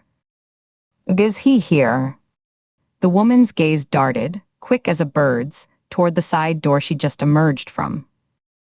It was a flicker, there and gone, but it told Katie everything. Her throat worked as she swallowed, a visible bob above the too large collar of her sweater. I'd have to look at the schedule. He might be in the office. Or out on the grounds. She clasped her hands in front of her, fingers knotting together. Look fast, Nina said. She didn't raise her voice, but the tone was a blade, cold and sharp, leaving no room for debate or delay. She took a half step closer, her posture radiating an impatience that seemed to shrink the space around the desk, her shadow falling across the laminated sign.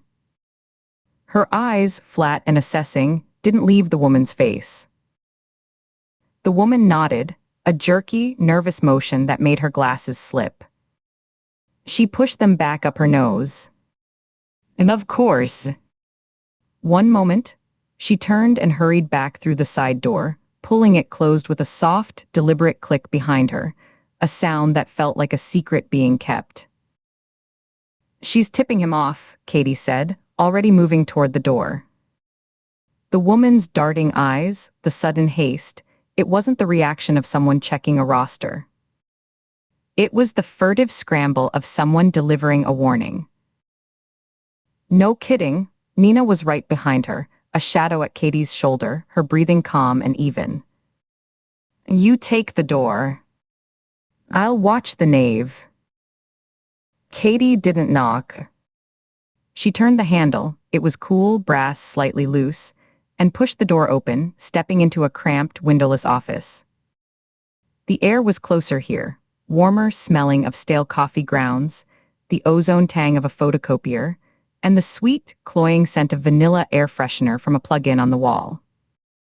The woman was there, leaning over a second, cluttered desk piled with papers and mismatched coffee mugs, whispering frantically to a stocky, bearded man in a faded red and black flannel shirt.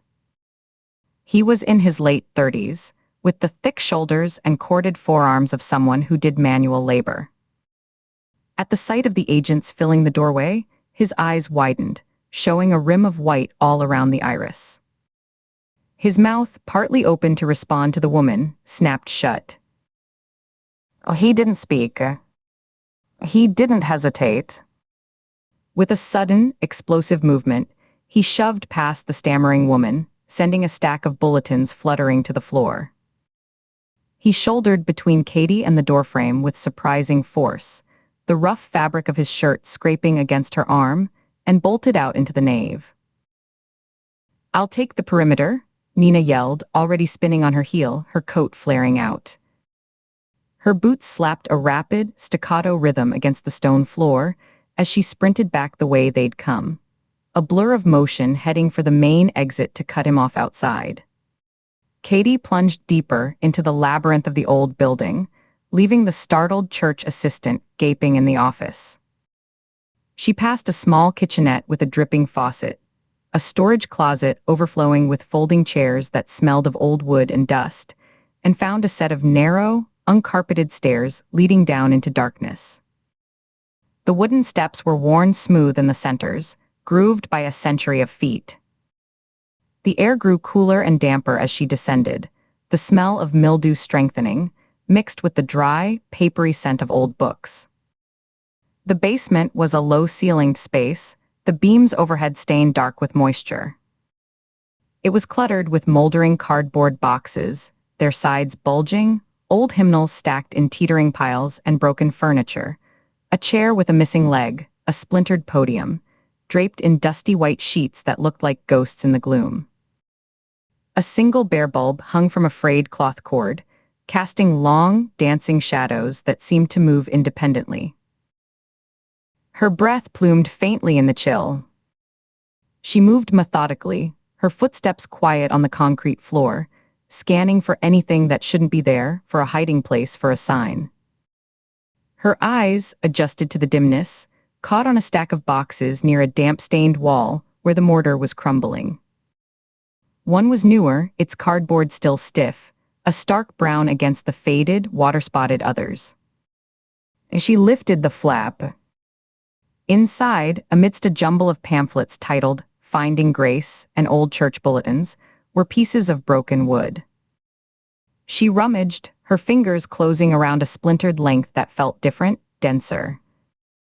She pulled it out into the weak, yellow light. It was a broken cross, the horizontal beam snapped off about 6 inches from the center. The wood was pine, the grain rough and unfinished.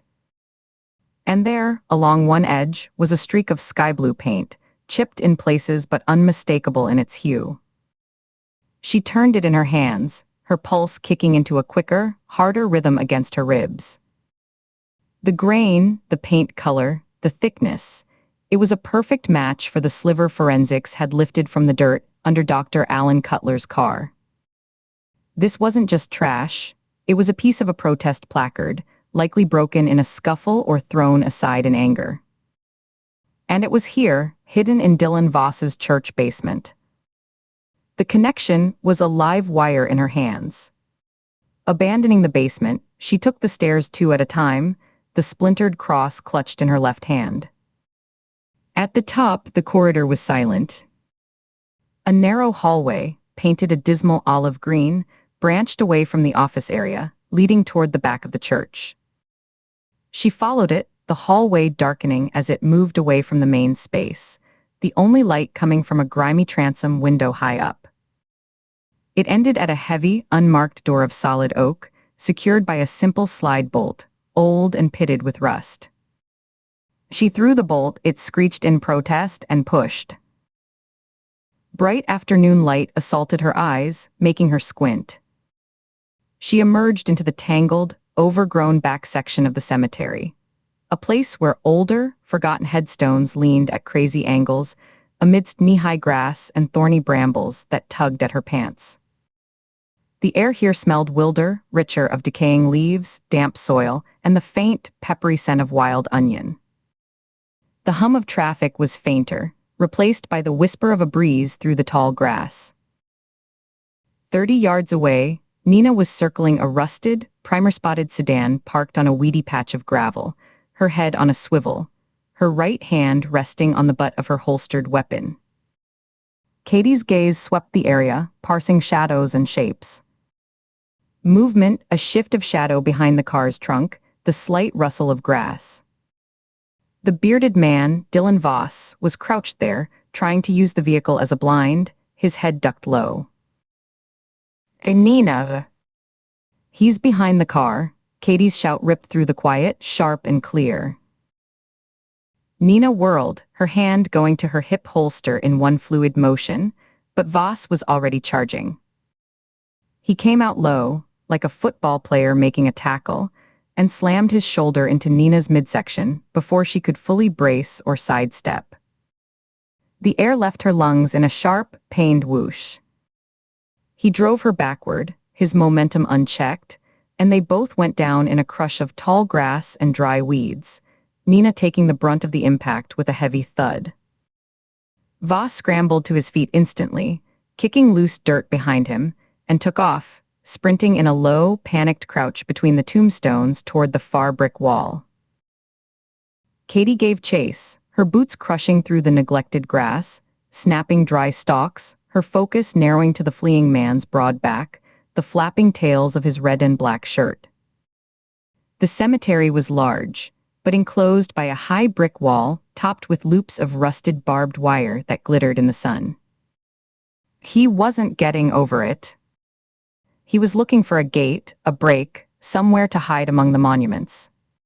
Then she saw it ahead, a little to the right of his path, a rectangular pit, a raw, dark wound in the green earth. A freshly dug, empty grave, waiting for its occupant.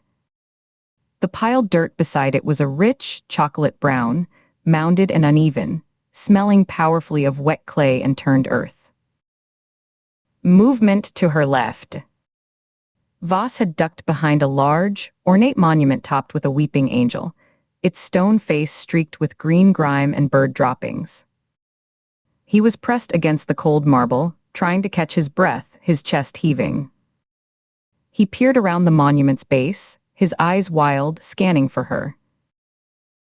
Katie changed her angle, cutting diagonally across a row of small, flat markers to intercept him, to cut him off from a sprint toward the far corner of the property where a tool shed stood. He saw her change direction and bolted again, his breath now coming in ragged, audible gasps. This time he tried to circle wide around the open grave, putting its yawning, 6-foot-deep space between them like a moat. He wasn't fast enough. Katie didn't break stride.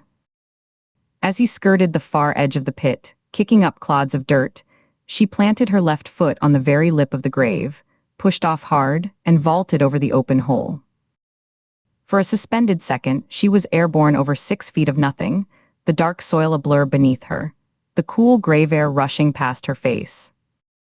She landed hard on the other side, her ankles jarring as they absorbed the impact on the uneven ground, but her momentum carried her forward, stumbling for one step, two, before she regained full control.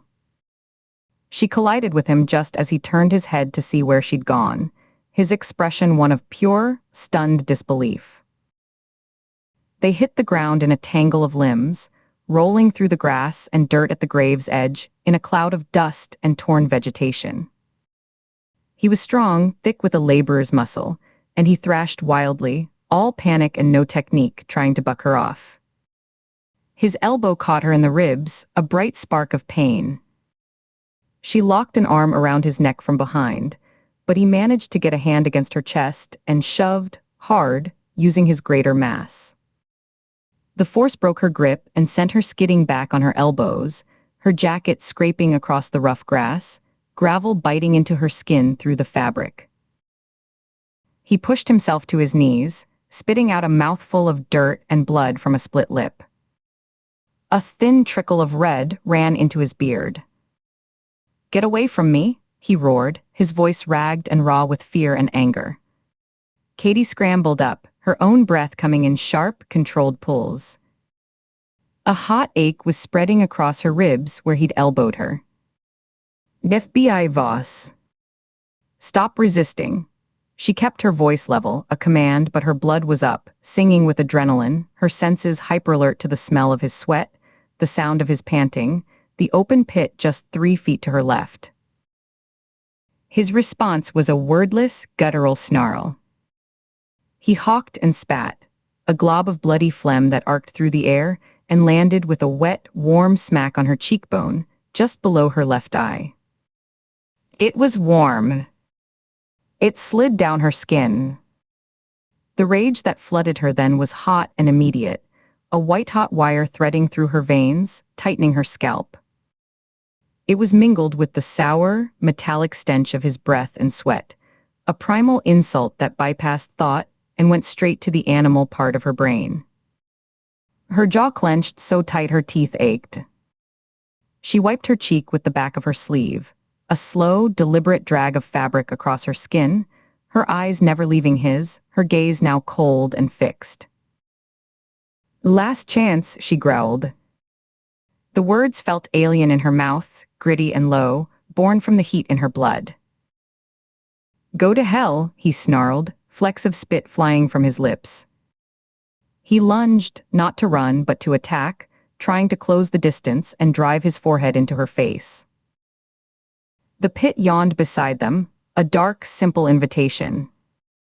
The temptation was a physical pull in her gut, a simple, brutal solution to the struggle, to put him in the hole, to let the earth hold him. As he came in, head down, she shifted her weight, sidestepping his clumsy charge. Her left hand shot out, grabbing a fistful of his flannel shirt at the shoulder, the fabric coarse and damp. Her right clamped onto his leather belt at the small of his back.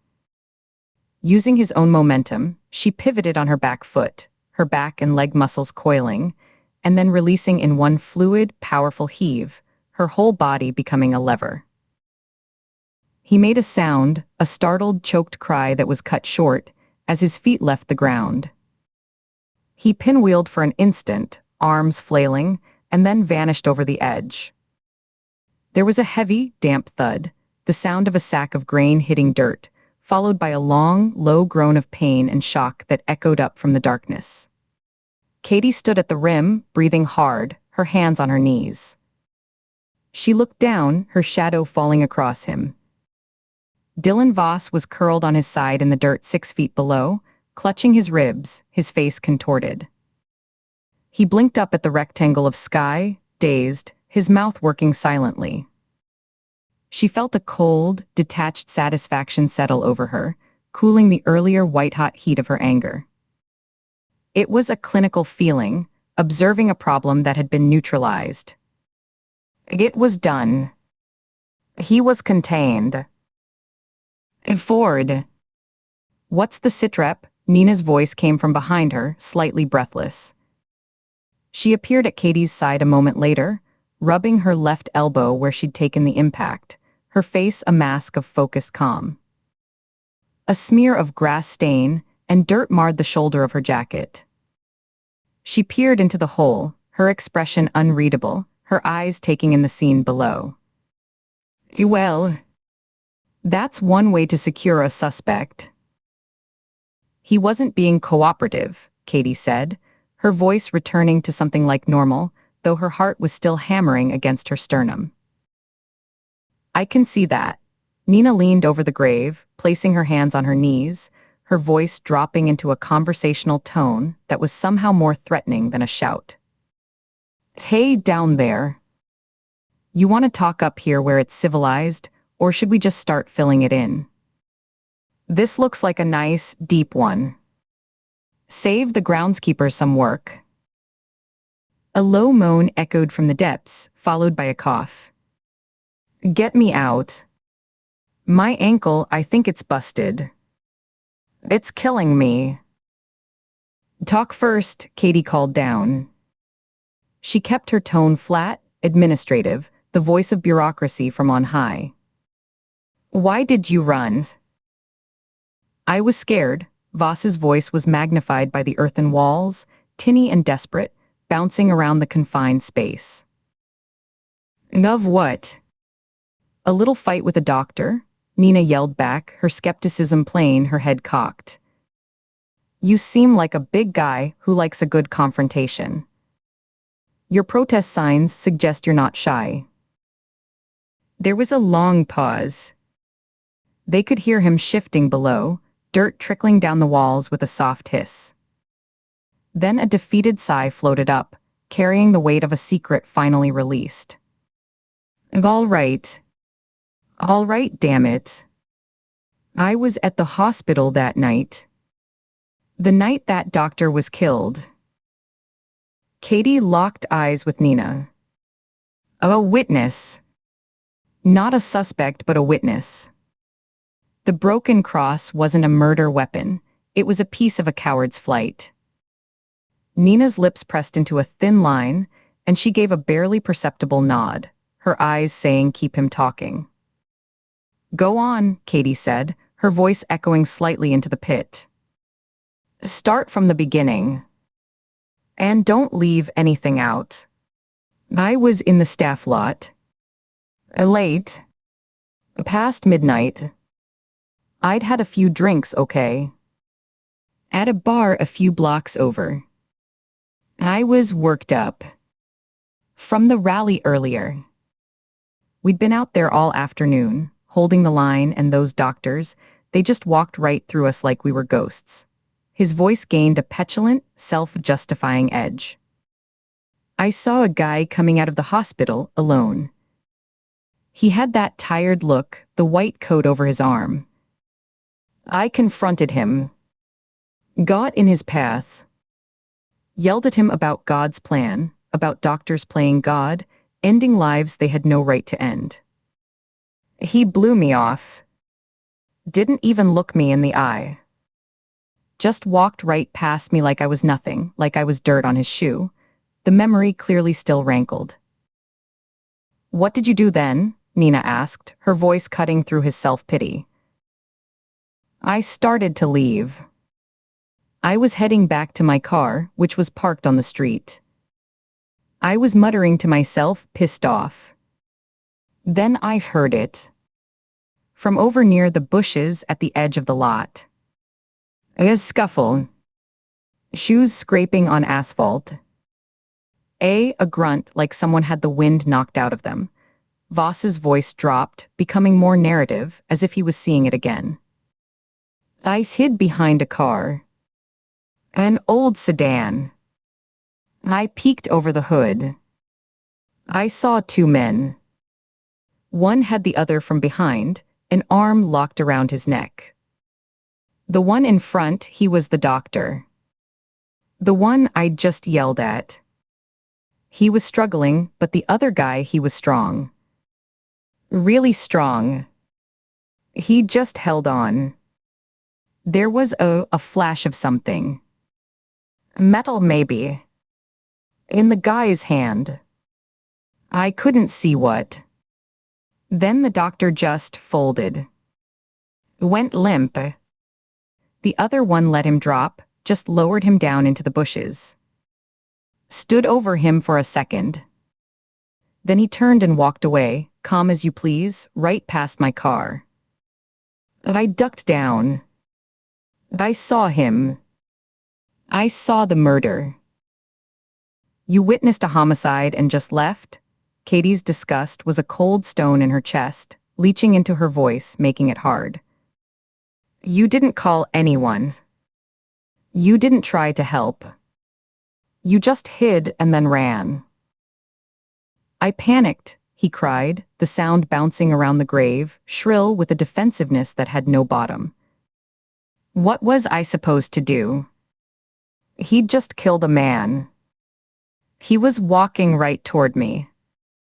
I knew how it looked. I'd just been screaming at the victim. I knew with my record, with the protest, you'd come for me. I'd be the first person you looked at. So I ran. I tripped over something, a broken sign, I guess, and I kept running. I broke the cross running away. I must have dropped the piece. I ran all the way back to my car and drove. And I didn't look back. Describe him, Nina demanded, her voice sharp.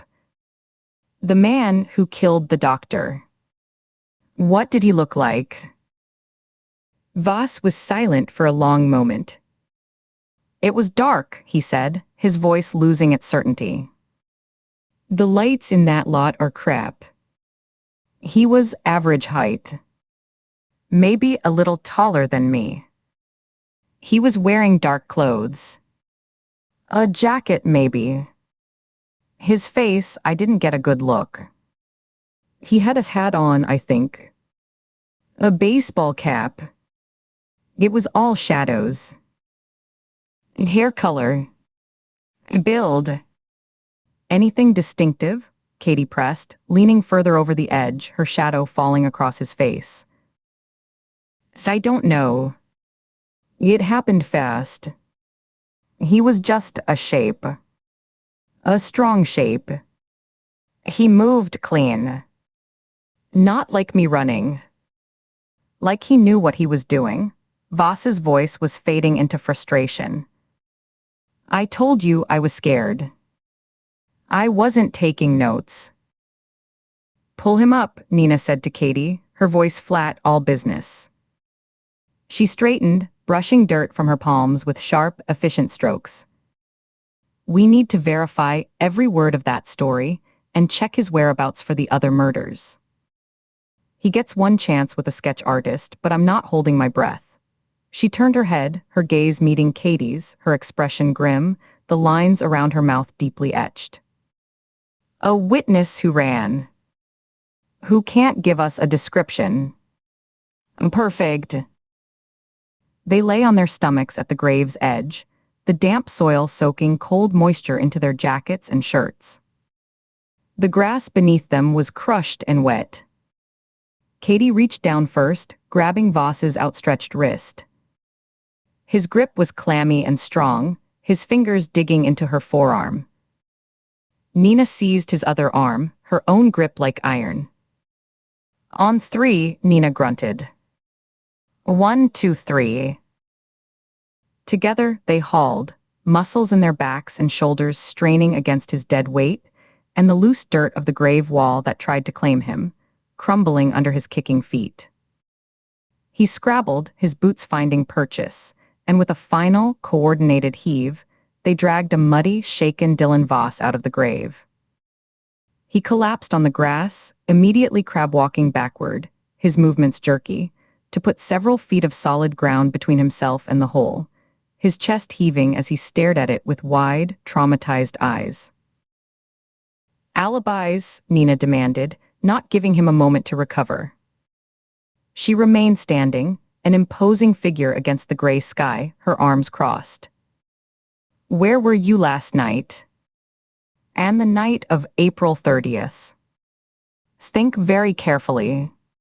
Voss wiped a muddy hand across his face, smearing grime and blood into a grotesque mask. He was defeated, all the fight and self-righteousness leached out of him, replaced by the sullen exhaustion of a cornered animal. "Last night I was here at the church.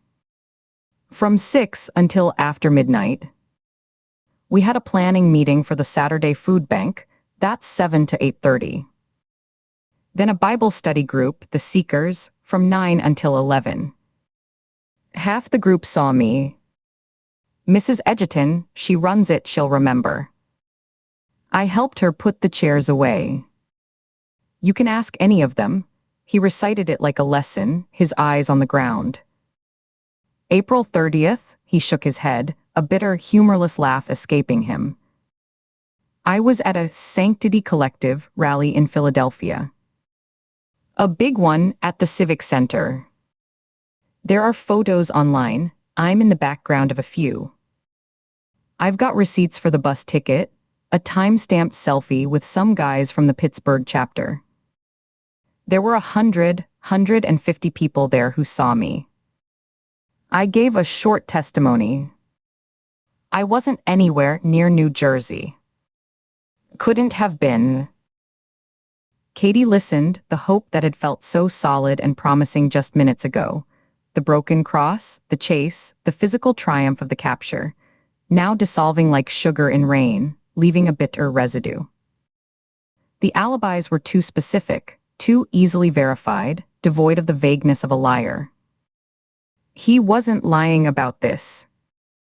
He was a witness, a coward and a bigot, but not their killer. The cross was just litter. Another door slammed shut, the lock clicking with finality.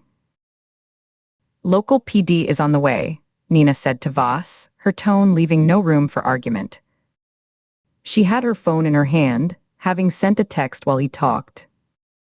"You're still coming in.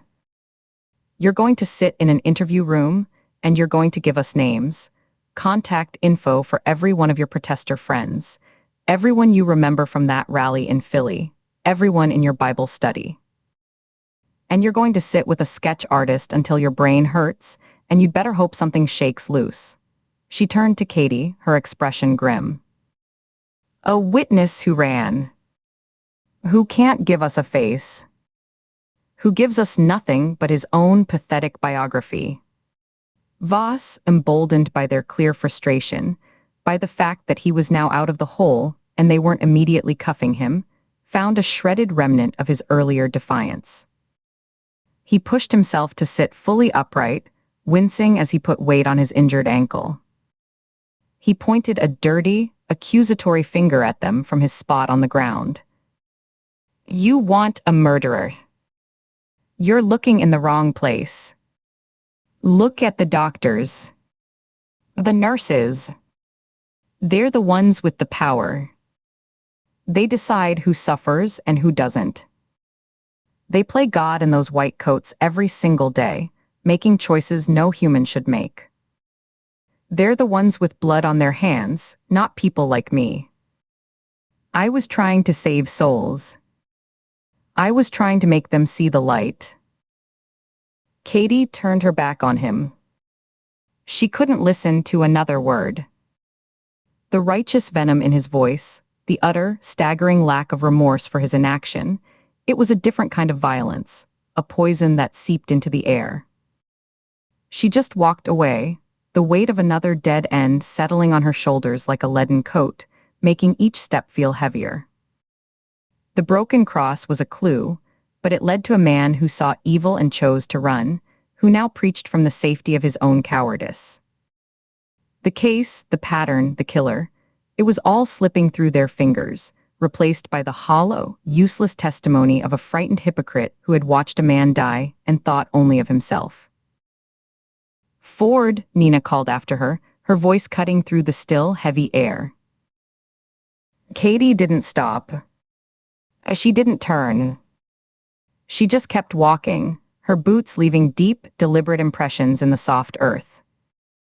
The manicured grass of the older cemetery section gave way to the cracked, weedy asphalt of a maintenance path littered with dried leaves.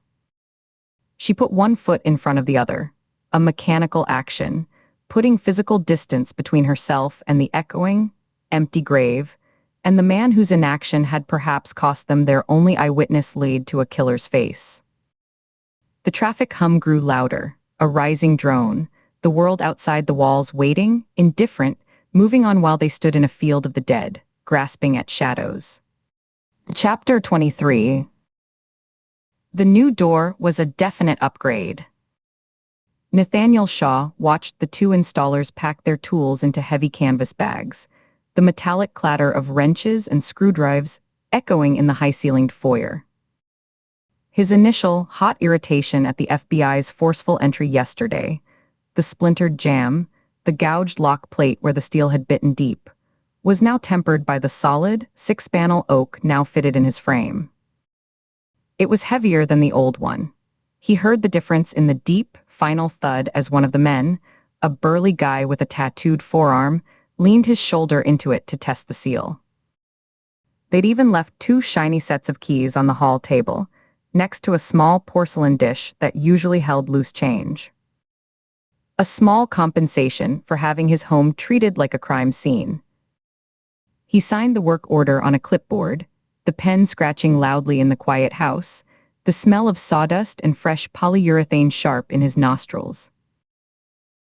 As the white work van pulled away, crunching gravel on the long driveway, a figure turned onto it from the street. Shaw, holding the door open a few inches to let the chemical smell clear, paused, his hand on the cool oak. The new client. Right on time. He held the door, not as a welcome but as a vantage point, assessing the man approaching. Mid-20s, clean-cut, wearing a pressed light blue shirt and charcoal slacks that were neither cheap nor expensive. He walked with a purposeful, even stride, but carried the weight of deep thought in the set of his shoulders, a slight inward curve, as if bearing an invisible burden. His hair was neatly trimmed, his face clean-shaven. Intriguing. Shaw had a full roster, but the man's email, vague, urgent, offering triple the standard fee for a single consultation, had piqued his professional curiosity. The most complicated cases often arrived in plain wrappers. This one looked like a young executive with an anxiety disorder, maybe OCD. But the eyes, as the man drew closer, were what held Shaw's attention. They scanned the front of the house, the landscaped beds, the windows, with a calm, analytical thoroughness that felt more like assessment than appreciation. There was no nervous glance at a watch, no fidgeting with a phone. His gaze was a tool measuring. "And Mr. Clark, I presume," Shaw said, his therapist's voice, calm, welcoming, neutral, switching on effortlessly. He made sure his own posture was open, one hand still on the door, the other relaxed at his side. "That's right," the man stopped a few feet from the threshold, just outside the pool of shadow cast by the portico. He didn't smile. His handshake was firm, dry, and brief, the grip exerting precise, equal pressure. The eye contact was steady, unblinking, but it didn't feel challenging. It felt observational, like he was noting the color of Shaw's irises, the lines around his eyes, the set of his mouth. "Thank you for seeing me on short notice." "Nathaniel." "Come in." Shaw stepped back, allowing him entry, his own eyes tracking the man's movement from the sunlit drive into the cooler dimness of the foyer. The man, Clark, crossed the threshold and paused just inside, his gaze sweeping over the entryway. The polished hardwood floors that gleamed in the light from the chandelier, the antique mirror in its gilded frame, where he might have checked his own reflection, but didn't, the bookshelves visible through the arched doorway to the living room, the framed degrees and certificates lining the short hall to the study. His head tilted a fraction as he read one, his lips moving silently over the words, Johns Hopkins. "Comfortable space," he said. His voice was flat, giving the observation no emotional weight. It was a statement of fact, not a compliment. "It serves its purpose," Shaw replied, gesturing for him to follow. The house felt different with a stranger in it, the familiar silence now charged with an unreadable presence. "Can I get you anything?" "Water, coffee." "The coffee's fresh." He led the way toward his office, listening for the footfalls behind him. They were even, quiet, unhurried. "I'm fine, thank you," Clark's voice came from close behind. Shaw felt a faint prickle at the nape of his neck, the instinctive awareness of someone in his blind spot. He suppressed it. This was his domain. The room was Shaw's sanctuary, lined with bookshelves that reached the ceiling, filled with a mix of clinical textbooks, philosophy, and well-worn fiction. The air carried the faint, pleasant scent of old paper, leather bindings, and the lemon oil he used on the wide oak desk every Sunday. Late afternoon light slanted through the bay window, catching motes of dust in the air and warming the intricate patterns of the Persian rug. The room was a portrait of considered intellect, a stage set for introspection. Clark hesitated by the couch, a deep burgundy Chesterfield.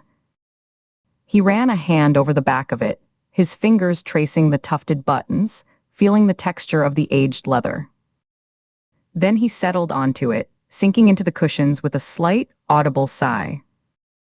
Most clients did that. It was a subconscious claim to territory, a small act of control in a dynamic designed to dismantle it. Shaw noted the sigh. Was it relief? The release of tension? Or was it a performance, a signal of a vulnerability he didn't actually feel? Shaw took his armchair, a high-backed wing chair positioned at a slight angle to the couch, not directly opposite. He set his notebook and a black fountain pen on the small table beside him, but didn't pick them up yet. Rushing was for amateurs.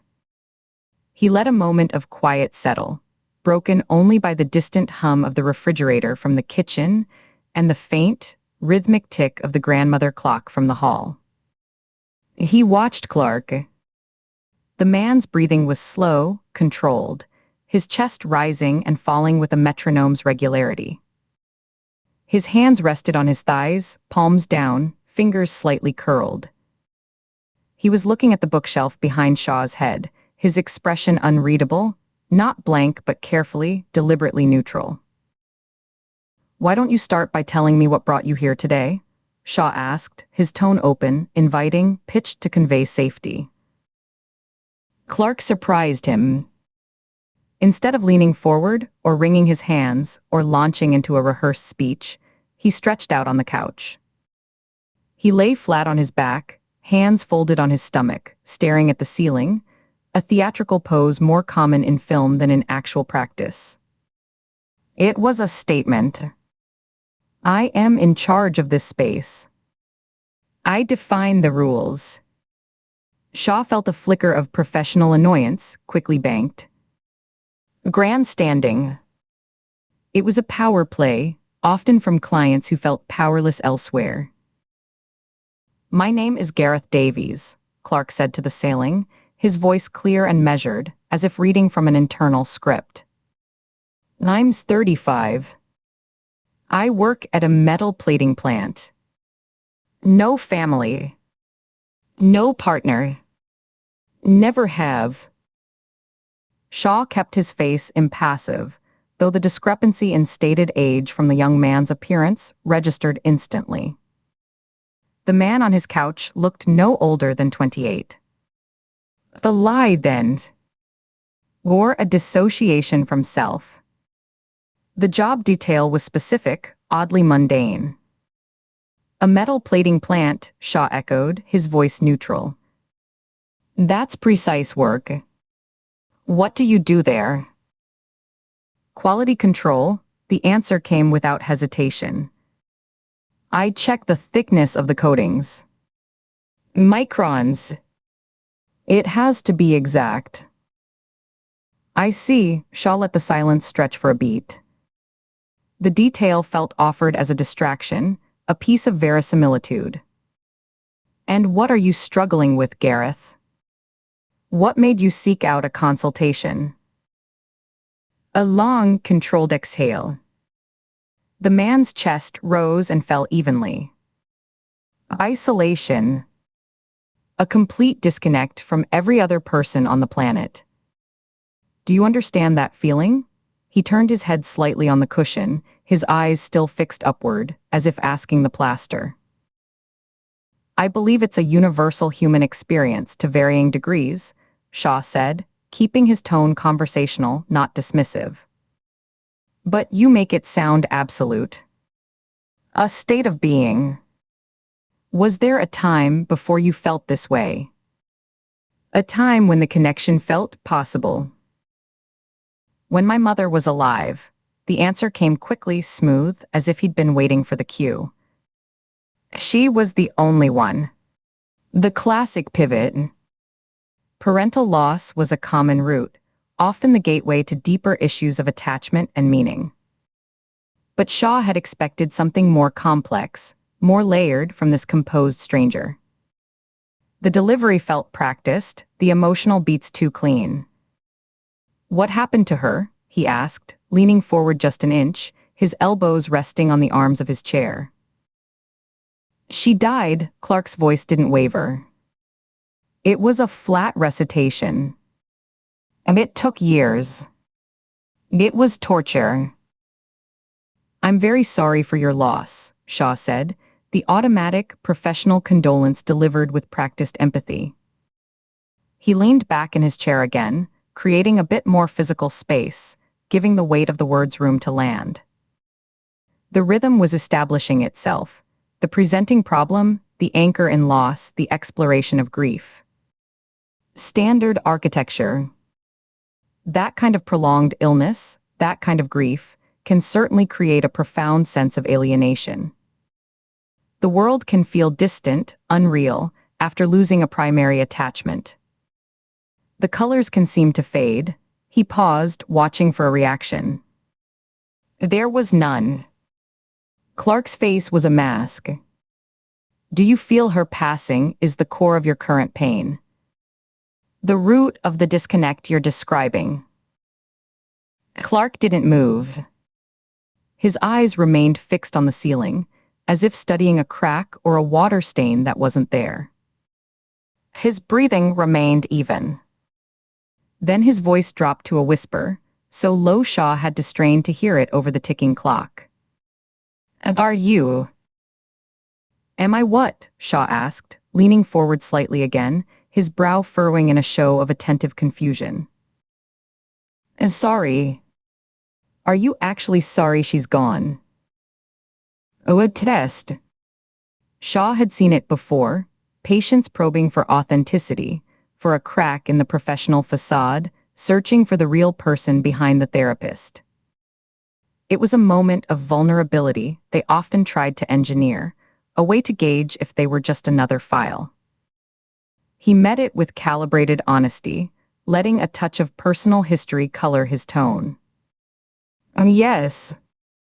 I am. I lost my father to a long illness. Pancreatic cancer.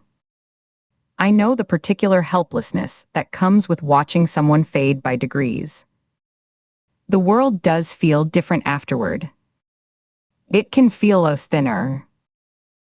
For a full 10 seconds, there was only the ticking of the clock, the sound seeming to grow louder in the stillness.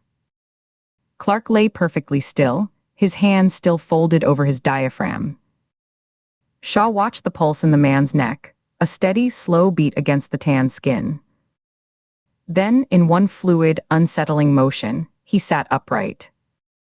The relaxed, sprawled posture was gone, erased. He swung his legs off the couch and planted his feet squarely on the floor, his back rigid, shoulders squared.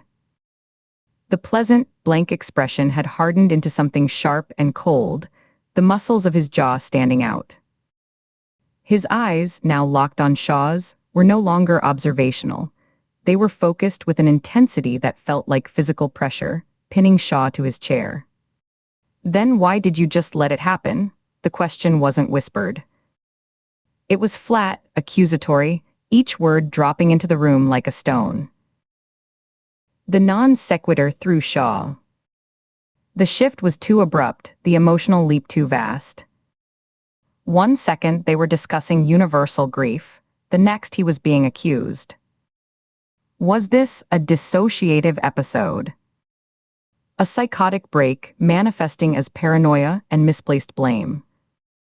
He maintained his professional calm, but his pulse quickened a notch, a fluttery feeling in his chest. He kept his hands open on the arms of his chair. "I'm not following you, Gareth. Let what happen." "I'm not sure what you're referring to." He kept his voice even, a gentle prompt for clarification. "Them," Clark spat the word, a fleck of moisture hitting the coffee table between them. "The doctor. The nurse. You sat with them. You listened. You could have made them see." The words were no longer soft or measured, they were edged with a simmering, metallic rage. His hands, which had been placid on his knees, were now clenched into white-knuckled fists, the knuckles pale and sharp. A warning bell clanged in Shaw's mind, loud and primal. This was no longer therapy. The man's body was a coiled spring, the tendons in his neck standing taut. The session had veered violently off script into territory that felt dangerous, personal. Shaw kept his own hands visible, open on the arms of his chair, a non-threatening posture. He consciously slowed his breathing. "Mr. Clark Gareth. I see many medical professionals in my practice. My role isn't to guide their decisions, not to make them see anything. It's only to help them explore their own thoughts, to manage their own stress and burdens. To be a sounding board." He was explaining the basics, trying to re-establish the frame, to pull them back into the therapeutic container. It felt futile. Explore their own thoughts? Clark stood up slowly, unfolding to his full height. He was taller than Shaw had estimated, maybe 6'1", and his presence suddenly seemed to fill the small, book-lined room, making the space feel cramped, airless. He took one step around the end of the coffee table, a deliberate movement that brought him closer. "Is that the pretty term for it?" he hissed, the controlled rage making his voice vibrate. "Letting them decide to hook my mother up to machines, to pump air into a corpse for months because some protocol said they had to. To let her scream without sound because the pain was everywhere and the drugs weren't enough?" He took another step, now standing between Shaw and the door. The afternoon light from the window caught the side of his face, highlighting the rigid line of his cheekbone, the cold fire in his eyes. "I begged. I went to courts. I wrote letters. I showed them the living will they ignored. They all let her rot. They all stood there and let it happen. The pieces, the doctor, the nurse, the news reports he'd skimmed with a detached professional interest, the FBI's urgent, invasive questions yesterday, snapped together in Shaw's mind with a jolt of pure, ice-water adrenaline. It wasn't a dissociative episode. It wasn't psychosis. It was a confession. A manifesto. This wasn't a patient. This was the reason they were dead. The man in his office, the man he'd let into his home, was the killer. The realization was a physical shock, a cold fist squeezing his heart. His mouth went dry. Shaw's chair scraped backward with a harsh shriek of wood on wood, as he pushed away from his desk. His body moving before his mind had fully processed the command. He stood up, his knees feeling weak. Fight, flight, freeze, the options flashed, each one useless, pathetic. The desk was between them, but it was a flimsy barrier of oak and paperwork. The window was behind him, a bay window with leaded glass that wouldn't open wide enough for a man to crawl through. The door was across the room, past the couch where Clark now stood like a sentinel, blocking the only viable exit. Fight. He was 62, his strength in his mind, not his body. Clark was 35, radiating a violent, focused energy, his shoulders tense, his weight balanced on the balls of his feet. Flight. The path was blocked. To reach the door, he'd have to get around the couch and past Clark, who was watching him with the predatory patience of a cat at a mouse hole. A freeze. That was a death sentence. He had seen the crime scene photos in his mind's eye, the red tubes. His breath hitched in his throat. The man calling himself Mr. Clark took a single step forward, not a rush, but a deliberate closing of distance, his polished loafers silent on the rug. The dread that flooded Shaw, cold and heavy in his gut, tightening his throat until he could barely swallow, was the certain, absolute knowledge that he was looking at the killer. And the killer was looking back, not at a therapist, but at the next name on his list. The pleasant mask was completely gone, replaced by a face of chilling, righteous fury. Shaw saw it all in his eyes, in the set of his mouth. The calculated planning, the simmering grief twisted into hate, and the clear, unhurried intention to finish what he'd come here to do. The cozy office, the smell of books and lemon oil, the comforting slanting afternoon light, it all curdled into a trap he had willingly walked into, a stage set for his own ending.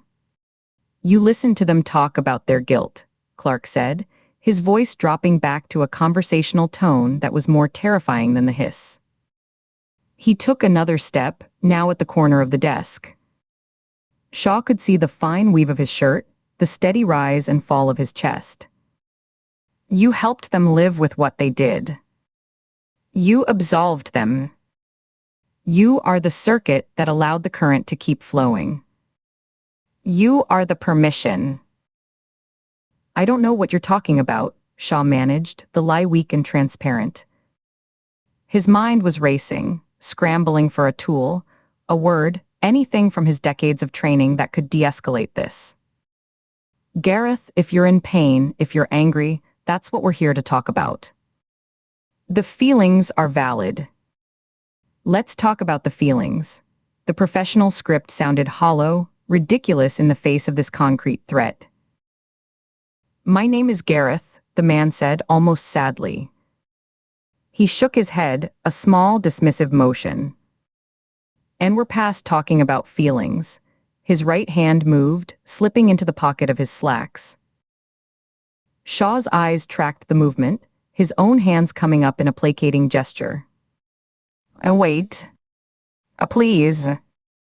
Whatever you think you know, whatever you think I did, we can discuss it. You sought me out. You wanted to be heard. I'm hearing you.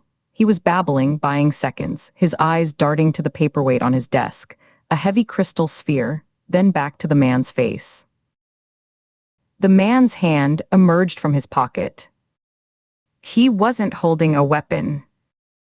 He was holding a small, red plastic object. He placed it carefully, almost reverently, on the polished surface of Shaw's desk. It was a cap, the kind that seals the end of a flexible tube. It looked medical, innocuous. It sat there like a tiny, bloody period at the end of a sentence. Shaw stared at it, the meaning crashing over him. It was a promise. A receipt. The dread solidified into a cold, heavy certainty in his bones. This was it. You were on her care team, the man said, his voice now devoid of all anger, flat and factual. The sign-off for the palliative protocol. It's the one they ignored. Your signature is on the form. Nathaniel Shaw, Ph.D., behavioral health consultant. He recited it as if he'd memorized it. You talked her into accepting the natural course. You made her think it was her idea to stop fighting. That's not how it works, Shaw whispered, the memory of that case, that particular family, that dying woman surfacing through the panic. He had been a consultant, one voice among many. A facilitator. My job was to help the family and the patient communicate, to navigate a terrible choice. You navigated her onto the rocks, the man interrupted, his calm breaking for a second, a flicker of that raw fury returning to his eyes. He blinked and it was gone, replaced by that terrifying flatness. And then you helped the others sleep at night afterward. You are the thread.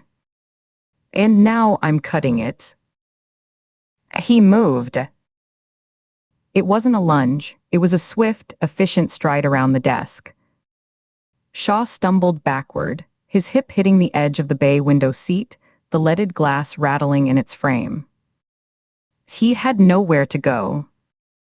He raised his hands, not to fight but to ward off the blow.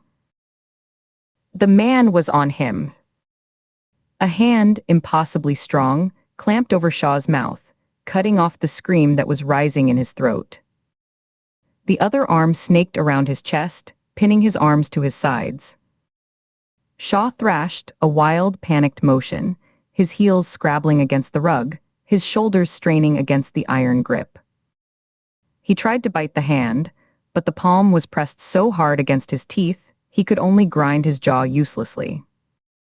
A choked, muffled sound escaped his nose.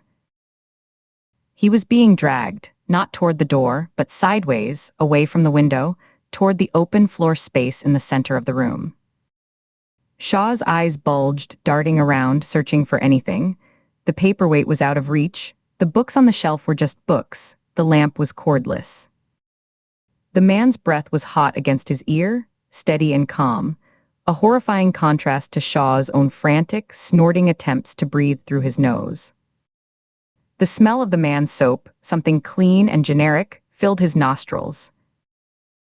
"SHHH," the man whispered, the sound intimate, grotesque. "It's almost over. The disconnect ends here." Shaw's vision began to speckle at the edges. He was running out of air. With a final, desperate surge of strength, he threw his weight backward, hoping to topple them both. The man grunted, adjusted his stance, and tightened his hold, crushing Shaw's ribs. The world started to tunnel, the book-lined walls receding into a gray haze. The last thing Nathaniel Shaw saw clearly was the red plastic cap, sitting alone on the vast, empty expanse of his oak desk, glowing in the dying afternoon light. Then the darkness, thick and complete, swallowed him. Chapter 24. The whiteboard was a blur of names and dates, but Katie Ford saw none of it. The marker in her hand spun in a tight, anxious circle, her thumb rubbing a worn groove into its plastic barrel until the skin felt hot. The room, a borrowed lieutenant's office at the New Brunswick precinct, was steeped in the stale, late afternoon light that slanted through dusty blinds, cutting the air into sharp, golden bars filled with swirling dust motes. It smelled of old coffee grounds, dry erase marker, and the faint, sweet pipe tobacco that clung to the lieutenant's wool blazer hanging on the door. A forgotten mug, half full of cloudy water and a dead fly, sat on the filing cabinet. Across the room, Nina Shaw sat behind a scarred wooden desk, her expression distant, her eyes fixed on nothing, one hand resting motionless beside a cold ceramic mug, as if she'd forgotten it was there. The other hand was curled in her lap, out of sight. Katie's jaw tightened, a muscle flickering just below her ear. She'd been the one pulling all-nighters, chasing leads, while Nina just occupied space. It was starting to grate, a low-frequency hum of resentment that had built over days into a persistent ache behind her eyes, a pressure at her temples. She'd watched Nina retreat into a shell of procedural silence, offering critiques but no constructive energy, her legendary insight seemingly locked away behind a wall of grim focus that felt more like a sulk. Katie dropped the marker onto the table with a sharp click that echoed in the quiet room. Her phone buzzed against the laminated wood, a violent shudder that skittered the device an inch. She silenced it without looking. The screen had flashed Mark, the third call today she'd ignored, and pressed her palms flat on the cool surface, fingers splayed, trying to ground herself in the tangible solidity of the desk. The vibration seemed to linger in her bones. Ford, Nina's voice cut through the thick silence, flat and devoid of inflection, as if reading from a manual. Katie didn't turn. She kept her gaze fixed on the whiteboard, on the chaotic web of connections. Cutler, Strickland, Wells, the trial, the protest sign, lines drawn between them that ultimately led nowhere conclusive. What? The word came out sharper than she intended. We're at a standstill, a statement, not a question. The chair creaked as Nina shifted her weight. What's the next move? Katie pressed her lips together into a thin, bloodless line, holding back a torrent of words that tasted acidic and metallic in her throat. She exhaled slowly through her nose, a long, controlled breath she hoped would steady her voice. I have no idea. Think, Nina's tone was cool, instructional. Use that famous recall of yours. Work the problem. That was it. The dam broke. Why don't you think for a change? Katie snapped, finally whirling to face her. The motion was sharp, sending a familiar twinge through the bruised muscles of her sore shoulder from the mugging. She winced, which only fueled her frustration. Aren't you the legendary profiler? The one who's supposed to see what the rest of us miss. I'm running this investigation solo, connecting dots, chasing ghosts while you sit there and what? Meditate. Catalog the dust particles. What exactly are you here for, Nina? To supervise my failure. To give a running commentary on everything I'm doing wrong, without ever lifting a goddamn finger to help. The air in the room grew heavy, charged like the moment before a lightning strike. Katie's heart hammered against her ribs. She expected a flare-up, the cold, cutting fury she'd seen glimpses of before, the kind that could freeze a room. But Nina didn't rise. Instead, she regarded Katie for a long 3-count, her eyes unreadable. Then she closed her laptop with a deliberate, soft click, the sound final in the quiet.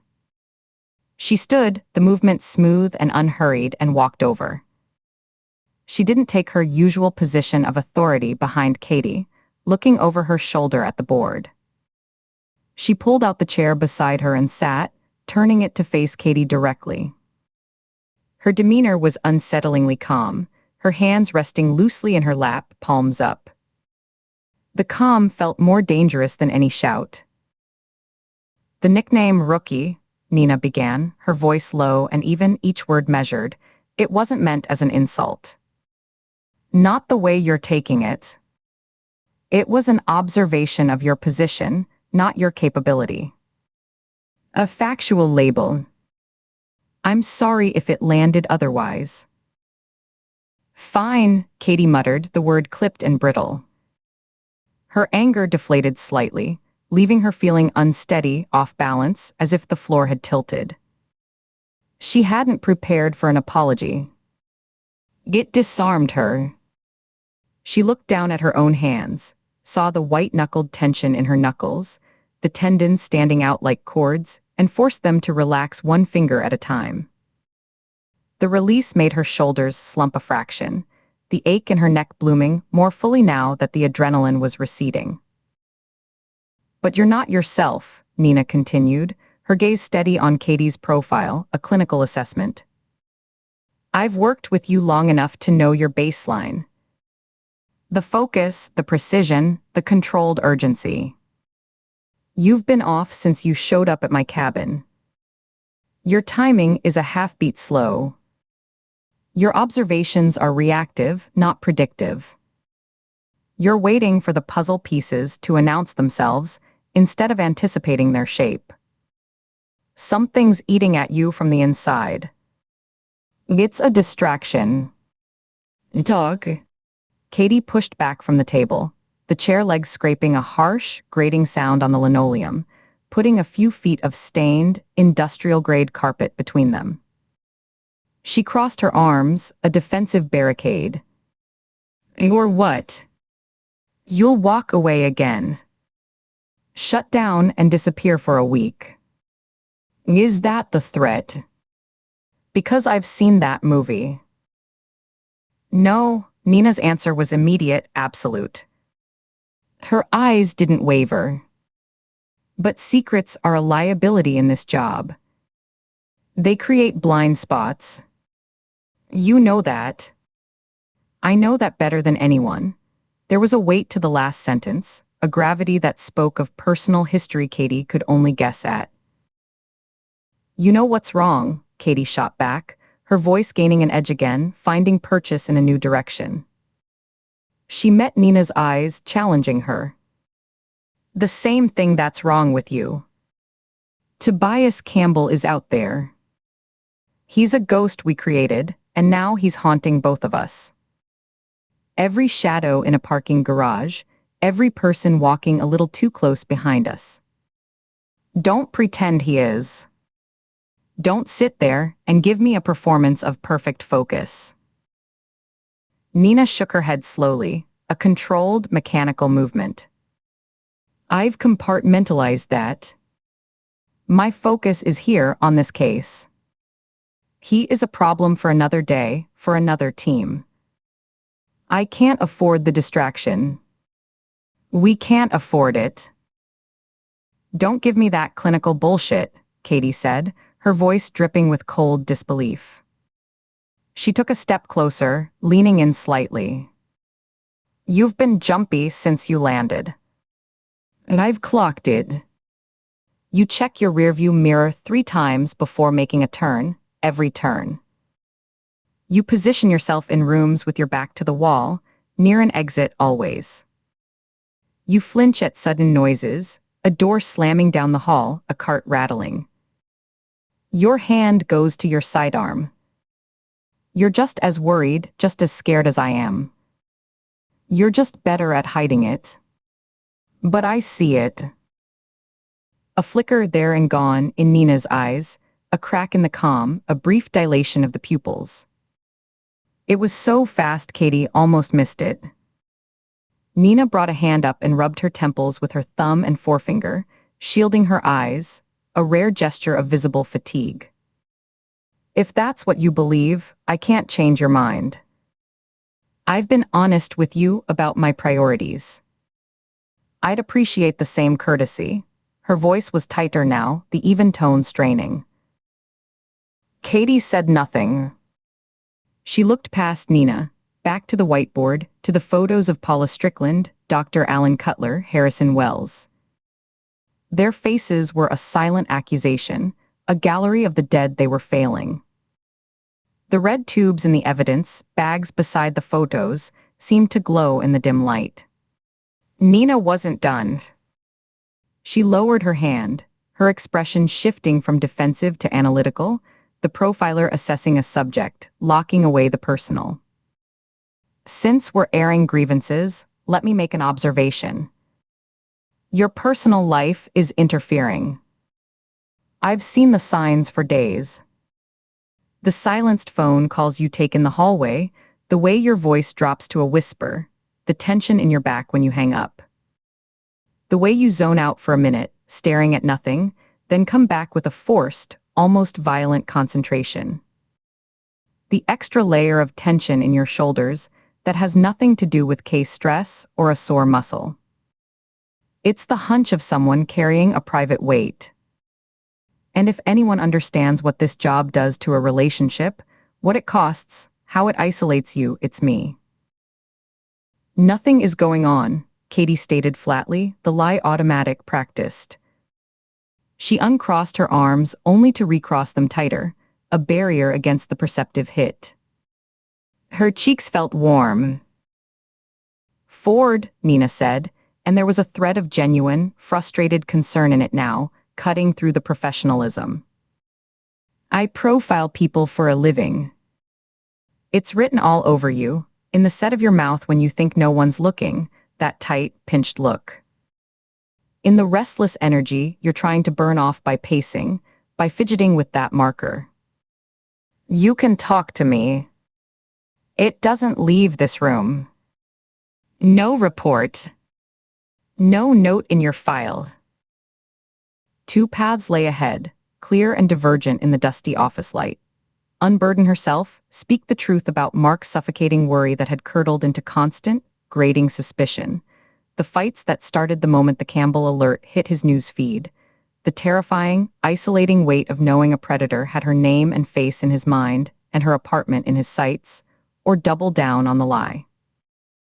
Pride, stubborn and familiar, an old coat she'd worn since childhood won. She squared her shoulders. If there was an issue, I'd handle it. And I always have. It's not affecting the work. The work is getting done. You don't have to handle everything alone. That's the point of a partner. That's the whole goddamn point. For the first time, a spark of heat entered Nina's voice, a flash of impatience. Katie had heard enough. The walls, cluttered with fishing trophies and a faded photo of a bass boat on a too-blue lake, felt like they were contracting, pressing in on her. The smell of the room, stale coffee, dust, sweat, and that cloying pipe tobacco, was suddenly overwhelming, coating the back of her throat. She needed space, needed to move, needed air that wasn't thick with unresolved conflict and failure. She stood abruptly, the chair rocking behind her and thumping against the edge of the desk. I need air, she said, the words tight, pushed through clenched teeth. She grabbed her jacket from the back of the chair, not bothering to put it on, just clutching the heavy material in her fist like a lifeline.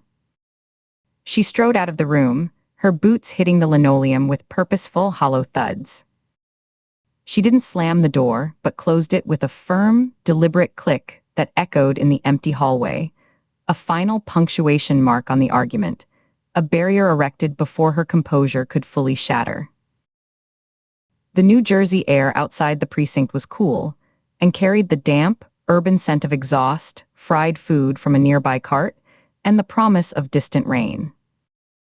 A gust of wind funneled down the street, lifting a crumpled fast food bag and sending it skittering.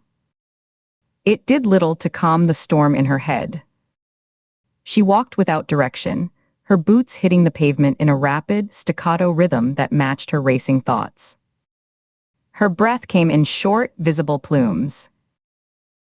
She passed a bodega with neon signs for lottery and beer, glowing weakly in the late afternoon gloom, a closed dry cleaner with metal grates pulled down, a thrift store where a mannequin missing an arm stared blankly from the window. The normalcy of it all was an insult. She wished for a distraction, loud music to drown out her own mind, a demanding physical task, a punishing run that would burn the acid from her muscles, anything she normally didn't allow herself during a case, any outlet for this coiled, useless energy. People were dying. The fact was a cold, heavy stone in her gut, settling there. Every minute she and Nina spent locked in that petty, exhausting power struggle, every second wasted on parsing tone and subtext, was a minute the killer had to plan his next move, to select his next target, to clean his tools and rehearse his ritual. He had a reason, a logic, however twisted. It was a map, and she just had to find the legend to read it. She was the reader. It was her only job, and she was failing. Their fixation on Dylan Voss had been a profound misstep, she realized now, the admission bitter as bile. He was a fanatic, yes, armed with a violent, anti-science ideology. But his war was with a concept, with playing God, with institutions. He would bomb a clinic, make a YouTube manifesto. He would not meticulously strangle a specific nurse in her car, leaving a personal, almost intimate token. He would not hunt a retired doctor in his own home, staging the body with such deliberate, quiet care. The killer they hunted knew his victims. He had studied them. He had chosen them individually. That pointed squarely to two intersecting pools, patients or colleagues. Someone with access with history. Her mind, a well-organized and relentless archive, began pulling files, scanning mental indexes. She walked faster, almost power-walking now, her jacket still balled in her fist as she mentally categorized. Medical killers. The taxonomy unfolded in her head. The angels of death, like Harold Shipman, who played God with patient lives, accumulating a secret, terrible power through stealth and trust, their motive often a twisted sense of control or mercy. The angels of mercy, who claimed to end suffering, often nurses or aides who saw themselves as compassionate liberators, overwhelmed by the system's failures. The even rarer, consensual killers, like Kevorkian, who provided the means at a patient's explicit request, operating in a moral gray zone that became their crusade. Their unsub didn't fit any of these molds. He wasn't killing patients, he was killing caregivers. He wasn't playing God from within the system, exploiting his position. He was punishing those he believed were usurping God's role from the outside. An angel killer. The term formed in her mind, cold and precise. A hunter of those who dared to wear the white coat or carry the syringe. A predator culling the herd of healers. She paused outside a small, storefront medical clinic, its windows filled with sun-faded posters about flu shots and diabetes screenings. The lights were on, casting a sterile white glow onto the sidewalk. Inside, she could see a bored receptionist behind thick glass, typing slowly. An orderly in faded green scrubs pushed a cart of wrapped supplies from a delivery van toward a side door, his movements weary and routine, his shoulders slumped. Katie watched for a long moment, her own reflection a pale ghost superimposed on the scene. The scene was so normal, so mundane, so utterly human in its quiet tedium. Was this the world their killer saw? Not healers, but arrogant interlopers in stained scrubs.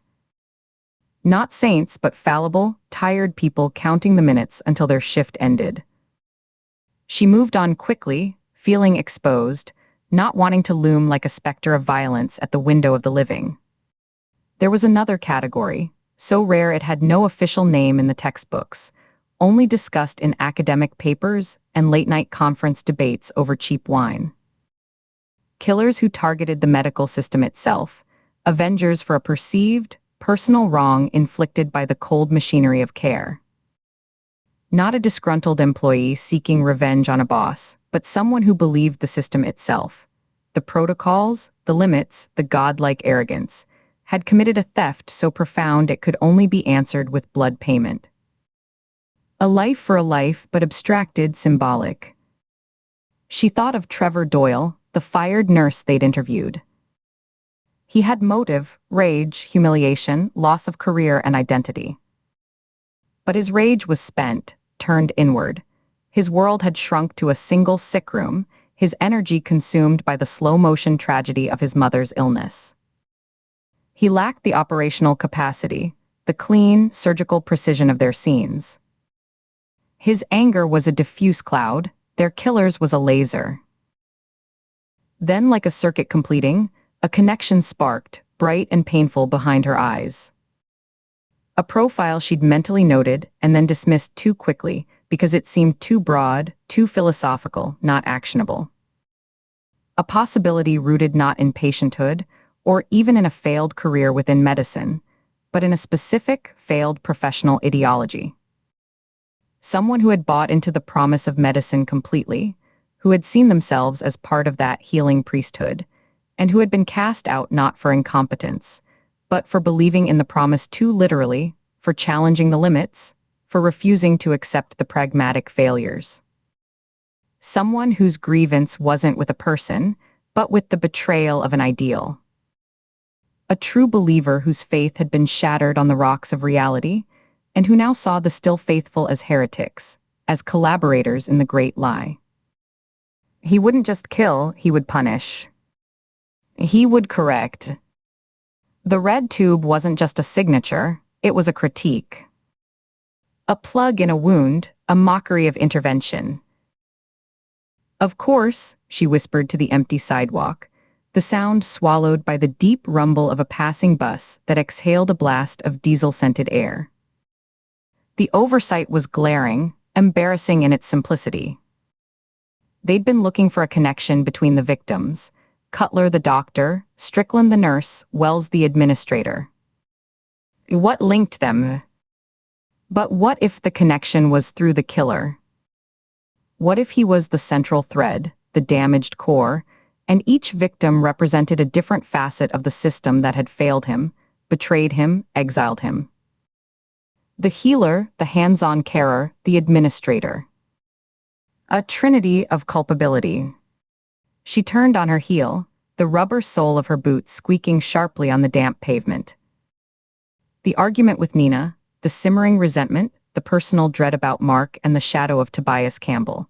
It all receded, compressed into a distant, irrelevant hum beneath the roaring, clarifying cascade of the new lead. It was a direction. It was a shape in the fog. She broke into a run, her jacket still clutched in one hand, the other pumping at her side. She weaved past a startled woman pushing a stroller, muttered a breathless "sorry," ducked around a cluster of teenagers, her focus tunneling on the blocky, gray shape of the precinct building several blocks away. Her lungs burned with the cool air, her sore shoulder protested, but the physical pain was a welcome counterpoint to the mental frenzy. She had to get back to the whiteboard. She had to lay it out, connect this new thread, see where it intersected with the evidence they already had. The protest sign, the trial, the specific victims. The killer wasn't an angel of death. He was an exorcist, trying to purge the world of what he saw as false angels. And she finally had a sense of the demon he was trying to cast out. Chapter 25. Katie burst into the temporary field office, her lungs burning from the sprint up the 3 flights of precinct stairs. She'd taken them 2 at a time, the case folder clutched like a baton in her hand. The door, heavy and industrial gray, sighed shut behind her, sealing her into the quiet. The room was a converted storage space, its temporary nature stamped into every detail. 2 folding tables served as desks, their surfaces scarred with old coffee rings and deep gouges from what looked like box cutters. Exposed wiring, thick and beige, snaked from a junction box to a pair of overloaded power strips, and the air carried the faint, metallic scent of the building's old pipes beneath the dominant smells of stale coffee grounds and the lemon-scented disinfectant used to mop the linoleum floor. The only light came from the gray afternoon, leaching through a single high, grimy window and the cool blue glow of her laptop screen, already awake on her desk, a lone beacon in the dimness. She dropped into her chair, the metal legs scraping with a shriek against the floor. Her breath came in short, sharp pulls. She set the folder down, aligning its edge precisely with the corner of the table, a tiny ritual of control. Her fingers flew across the keyboard in a series of sharp, percussive keystrokes, waking the machine fully from sleep. The room was empty except for her. The silence was a physical presence, broken only by the low hum of the computer fan and the distant, muffled sound of a phone ringing somewhere down the hall, a sound that started and stopped without ever being answered. Nina was probably mainlining coffee in the break room, or staring at a wall, wrestling with the ghost of Tobias Campbell. Katie could picture her, back straight, eyes fixed on nothing, one hand curled tight around a ceramic mug. She pushed the thought aside, a conscious effort of will. She had a thread to pull, and it was hers alone. The screen glowed, casting her face in a pale, watery light that deepened the shadows under her eyes. She navigated back to the secure portal the IT team had cobbled together for them, a mirrored clone of the Sanctity Collective, extremist forum they'd identified. The interface was crude, a bare-bones replication of the dark website, all stark white text and blue hyperlinks on a dark background that made her vision swim if she stared too long. Her cursor hovered, a trembling arrow of light then clicked. She drilled down into the New Jersey subsection, scrolling past threads filled with vitriolic rhetoric about death cults and playing God. The language was feverish, all caps and exclamation points. Her eyes, gritty from lack of sleep in the dry, recycled air, scanned the subject lines. They are coming for your grandparents. Euthanasia is a slippery slope to genocide. Then, several pages deep, past the recent fury, she found it. Dr. Mercer Appreciation Thread. The name meant nothing at first. Just another anonymous handle in a sea of fanatics. As she clicked, the thread was years old but active, with the last post dated just 2 weeks ago. The posts told a different story. User after user, under screen names like Moral Compass and Divine Justice NJ, spoke of Grant Mercer, a New Jersey physician with near religious reverence. Not for saving lives, but for ending them. He had operated a clandestine euthanasia service, the posts claimed. By day, a licensed doctor at Camden General. By night, an angel of death for the terminally ill who requested it. A modern-day Kevorkian, but quieter, more clinical, a ghost in the hospital corridors. One post from Guardian Angel 77 read, "He didn't just end suffering. He honored the choice. He looked the system in the eye and said no more, he is a saint." Her heart began a slow, heavy thump against her ribs, a drumbeat of possibility. She opened a pasted news article from a local Camden paper, dated July 2016. The scan was poor, the text pixelated. July 2016. Disgraced doctor stripped of license. Mercy, killings PROBED. The text was dry, legalistic. Grant Mercer, 64, often called the compassionate doctor by supporters, was today permanently barred from practicing medicine by the New Jersey State Medical Board following a lengthy disciplinary hearing. Mercer was found guilty of hastening the deaths of at least 5 patients under his care at Camden General Hospital. Investigations revealed he administered lethal drug cocktails at the request of patients or their families, contravening state law, and falsified death certificates to list natural causes. No criminal charges were filed. The former doctor received a sentence of 150 hours of community service. Katie leaned back, the chair groaning in protest. 150 hours. For 5 deaths. The disconnect was staggering, a gulf between action and consequence that took her breath away. She scrolled through the digital shrine on the forum. The users quoted his supposed philosophy, lines that read like bleak poetry. A life of unending pain is not a life. It is a sentence. I am merely the warden who holds the key. Another, compassion is not a passive virtue. It is an active verb, and sometimes its grammar is final. After 2016, Mercer seemed to vanish from all public records. Dead. Relocated to some quiet retirement?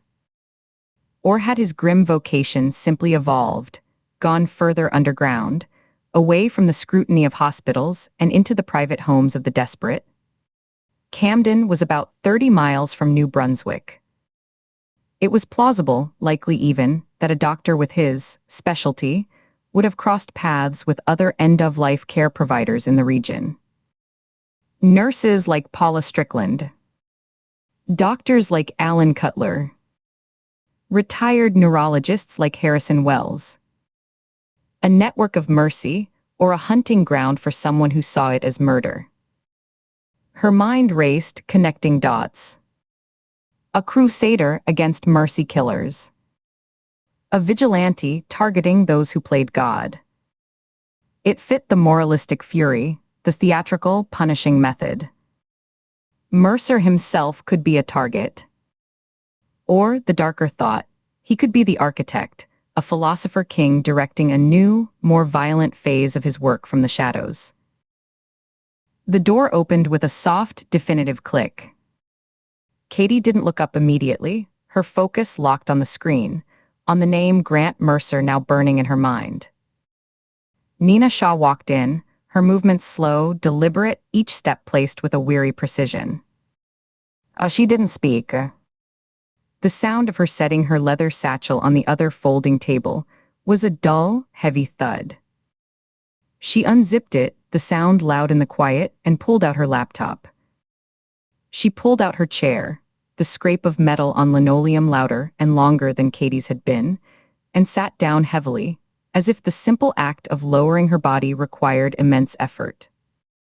Her expression was distant, her eyes fixed on the blank, beige-painted cinder-block wall ahead, seeing nothing in the room, seeing maybe a courtroom from 20 years ago or a gas station in the rain.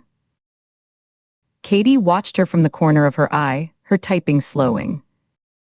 The tension from their earlier confrontation in the cemetery office still hung between them, a thin wire stretched taut, vibrating with unspoken words. She took a slow, quiet breath, deciding to bridge the silence. Her voice sounded too loud, too bright in the tomb-like room.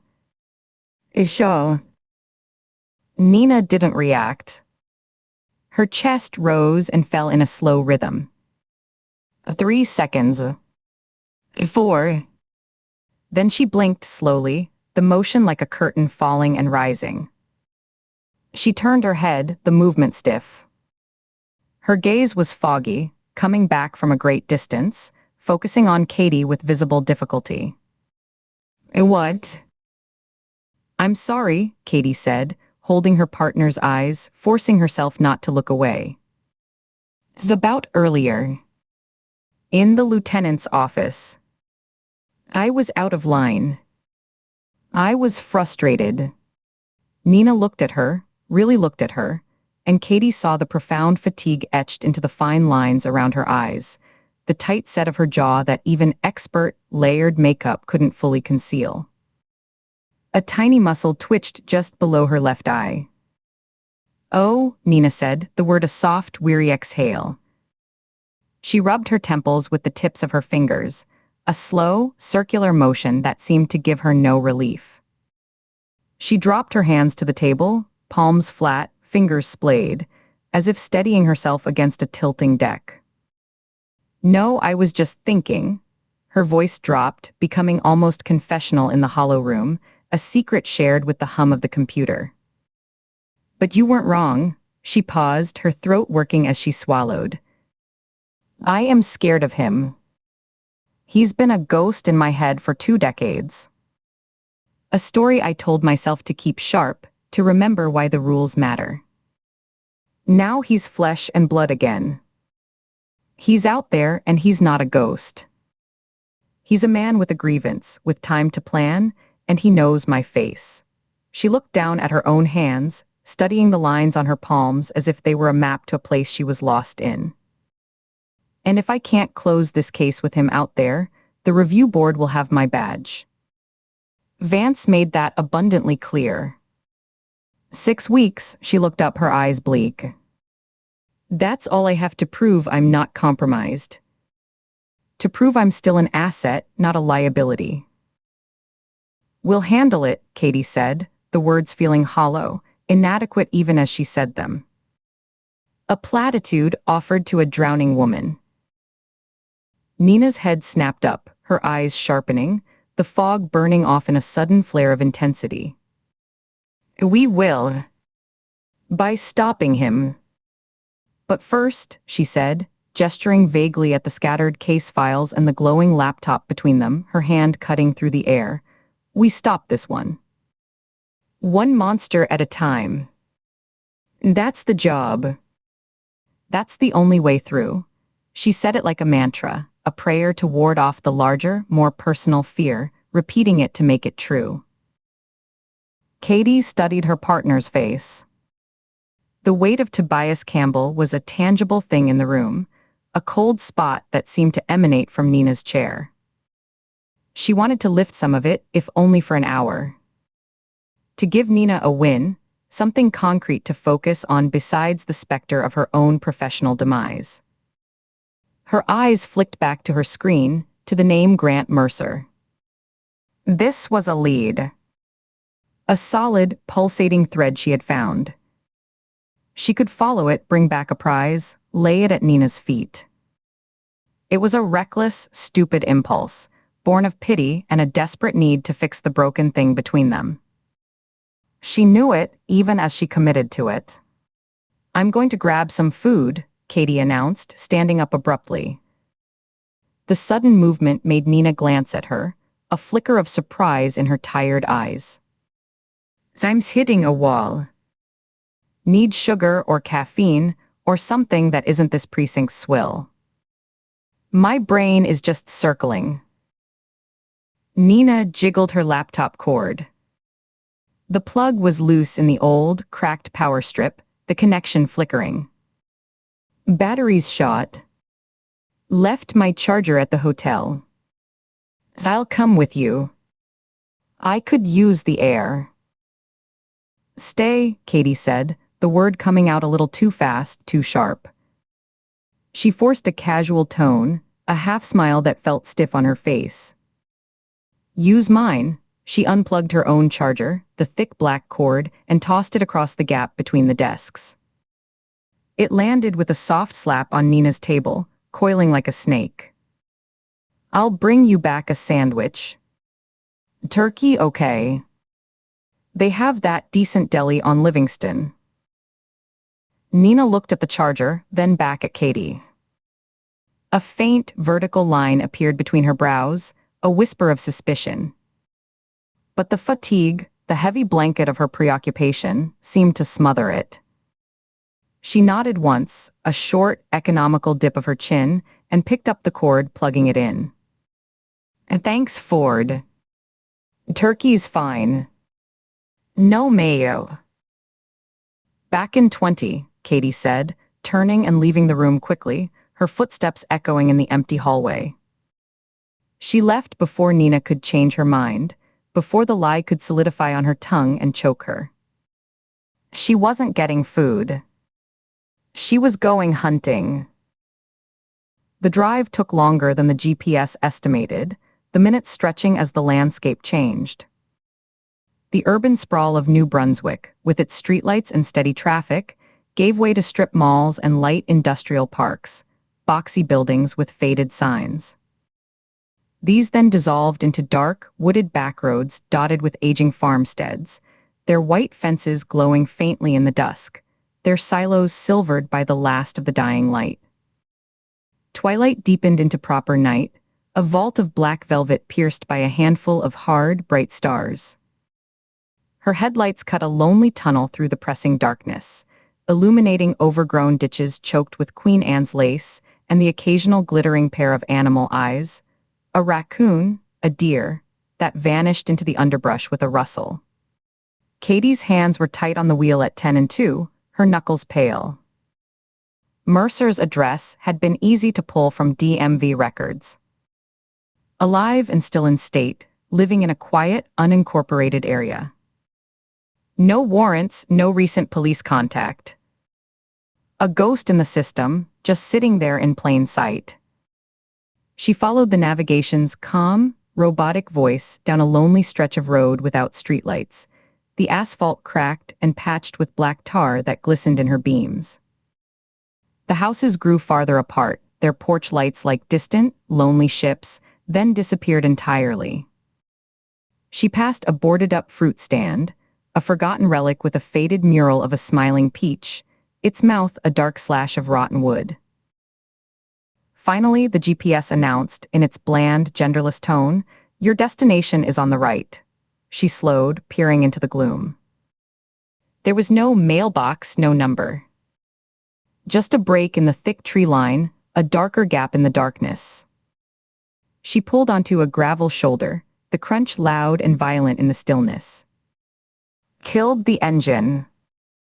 The silence rushed in, profound and heavy, broken only by the rapid ticking of the cooling engine block and the distant, mournful cry of a night bird. An owl, maybe. The air inside the car grew still, smelling of her own nervous sweat and the fake pine scent of the rental's air freshener. The house was a two-story stone structure, likely built a century ago, now shrouded by a dense stand of untamed pines whose branches scraped against the roof. It was shrouded in creeping ivy that looked black in the darkness, a matted fur against the stone. The windows were dark, empty sockets, no welcoming glow from within. A rusted iron gate, sagging on its hinges, stood partially open, leading to a flagstone path all but swallowed by weeds and creeping moss. The place had a palpable, Gothic eeriness. It didn't just look abandoned.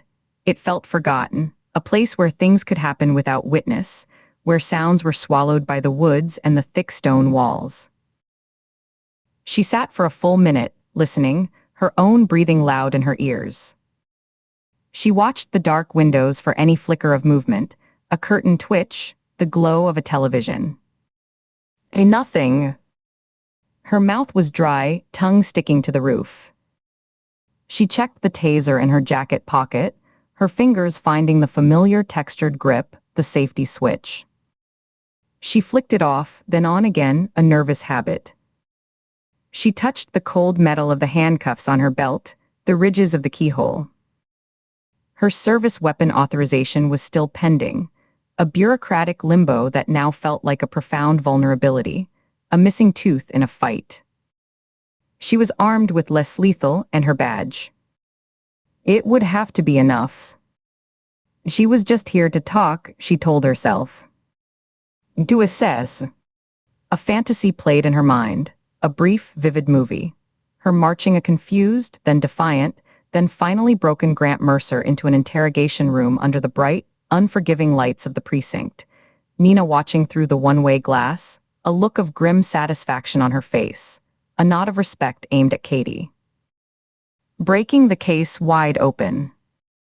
Giving Nina a tangible win, something to quiet the ghost of Campbell, if only for a moment. It was this fantasy, this image of repaired partnership, that made her open the car door. The night air was chill and damp, smelling strongly of pine sap, rich, decaying earth, and the faint, sweet rot of fallen leaves. It was at least 10 degrees colder here than in the city. Bats chittered in the trees overhead, their sounds like tiny, rustling hinges.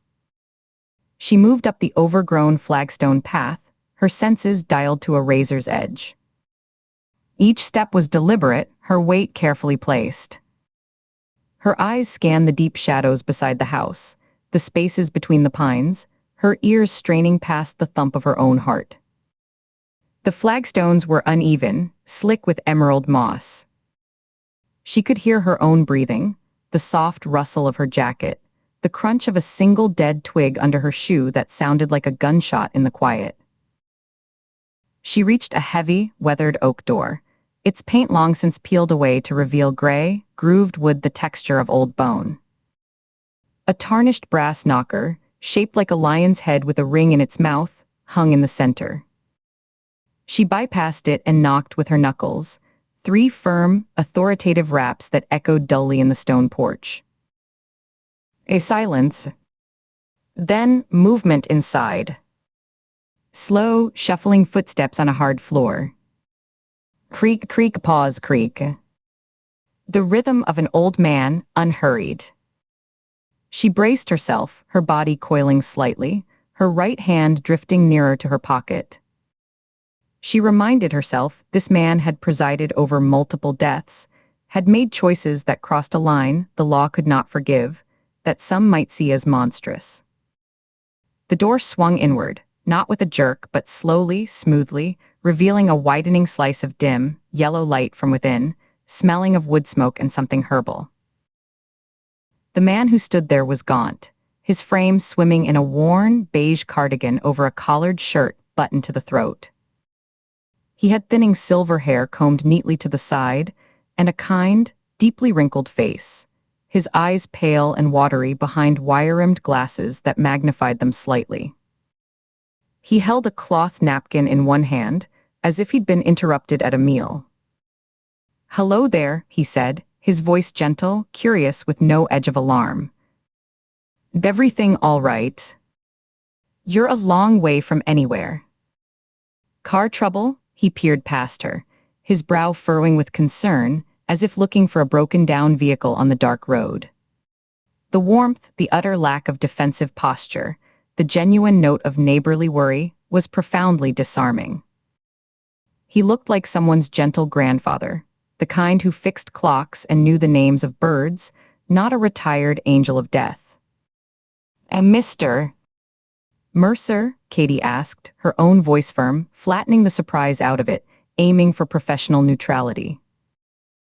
"That's me. Grant Mercer. What brings you out here on such a night?" He took a half step back, inviting the light to fall more fully on her. "You're not from the county, are you?"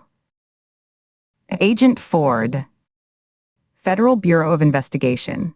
She held up her credentials, letting the shield catch the faint, warm light from inside, the eagle sharp and official. "I need to speak with you." His expression didn't change to fear or guilt. It softened further into something like polite, puzzled concern. The lines around his eyes deepened. "The FBI. My goodness. Of course, of course. Come in out of the chill. It gets damp by the woods, seeps into the bones." He stepped back, holding the door wider, inviting her into a dim foyer with a genuine, hospitable gesture. Please." Katie kept her right hand near her jacket pocket, entering cautiously, her eyes sweeping the small space. The foyer was tiny, dominated by a steep, dark staircase that rose into shadow. The air inside was several degrees warmer, carrying a complex scent of dust, old wood polish, lavender, and the faint, acrid hint of a recently extinguished fire. His lack of alarm was, in that moment, the most suspicious thing of all. A normal person, even an innocent one, showed some tension when the FBI showed up at their isolated door at night. "You're not concerned about an FBI visit, Mr. Mercer." "At my age, Agent, any company is a blessing," he chuckled, a dry, papery sound. He closed the door behind her, the latch clicking with a soft, final sound. "Solitude is overrated. I was just fixing some evening tea. Would you care for a cup? It's Earl Grey. I find it settles the mind." "No tea, thank you. Just conversation. A woman of focus." "I respect that." He gestured with the napkin toward a hallway leading away from the stairs. "Through here, if you don't mind the clutter. I don't get many guests to tidy for." He led her out of the foyer. Katie entered the wider hallway backwards for 2 steps, keeping him in her peripheral vision, assessing his gait, slow, slightly stiff but steady. The interior was a museum of benign neglect. Faded floral wallpaper, its pattern of roses blurred with age and damp, peeled at the seams near the ceiling. Heavy, dark antique furniture, a massive oak sideboard laden with tarnished silver picture frames, a hall tree draped with a single, ancient wool coat, loomed in the shadows, smelling of lemon oil and mothballs. A massive grandfather clock stood sentinel in a corner, its brass face glowing dully, its pendulum swinging with a slow, solemn tick-tock that measured the silence in the house, a heartbeat. It smelled of dust, old books, the faint, sweet decay of dried flowers in a vase, and underneath it all, the quiet, dry smell of very old paper. "My study is cozier," Mercer said, his voice a gentle murmur in the hallway. He opened a door to the right, and a warmer, yellower light spilled out. Katie followed him into a parlor.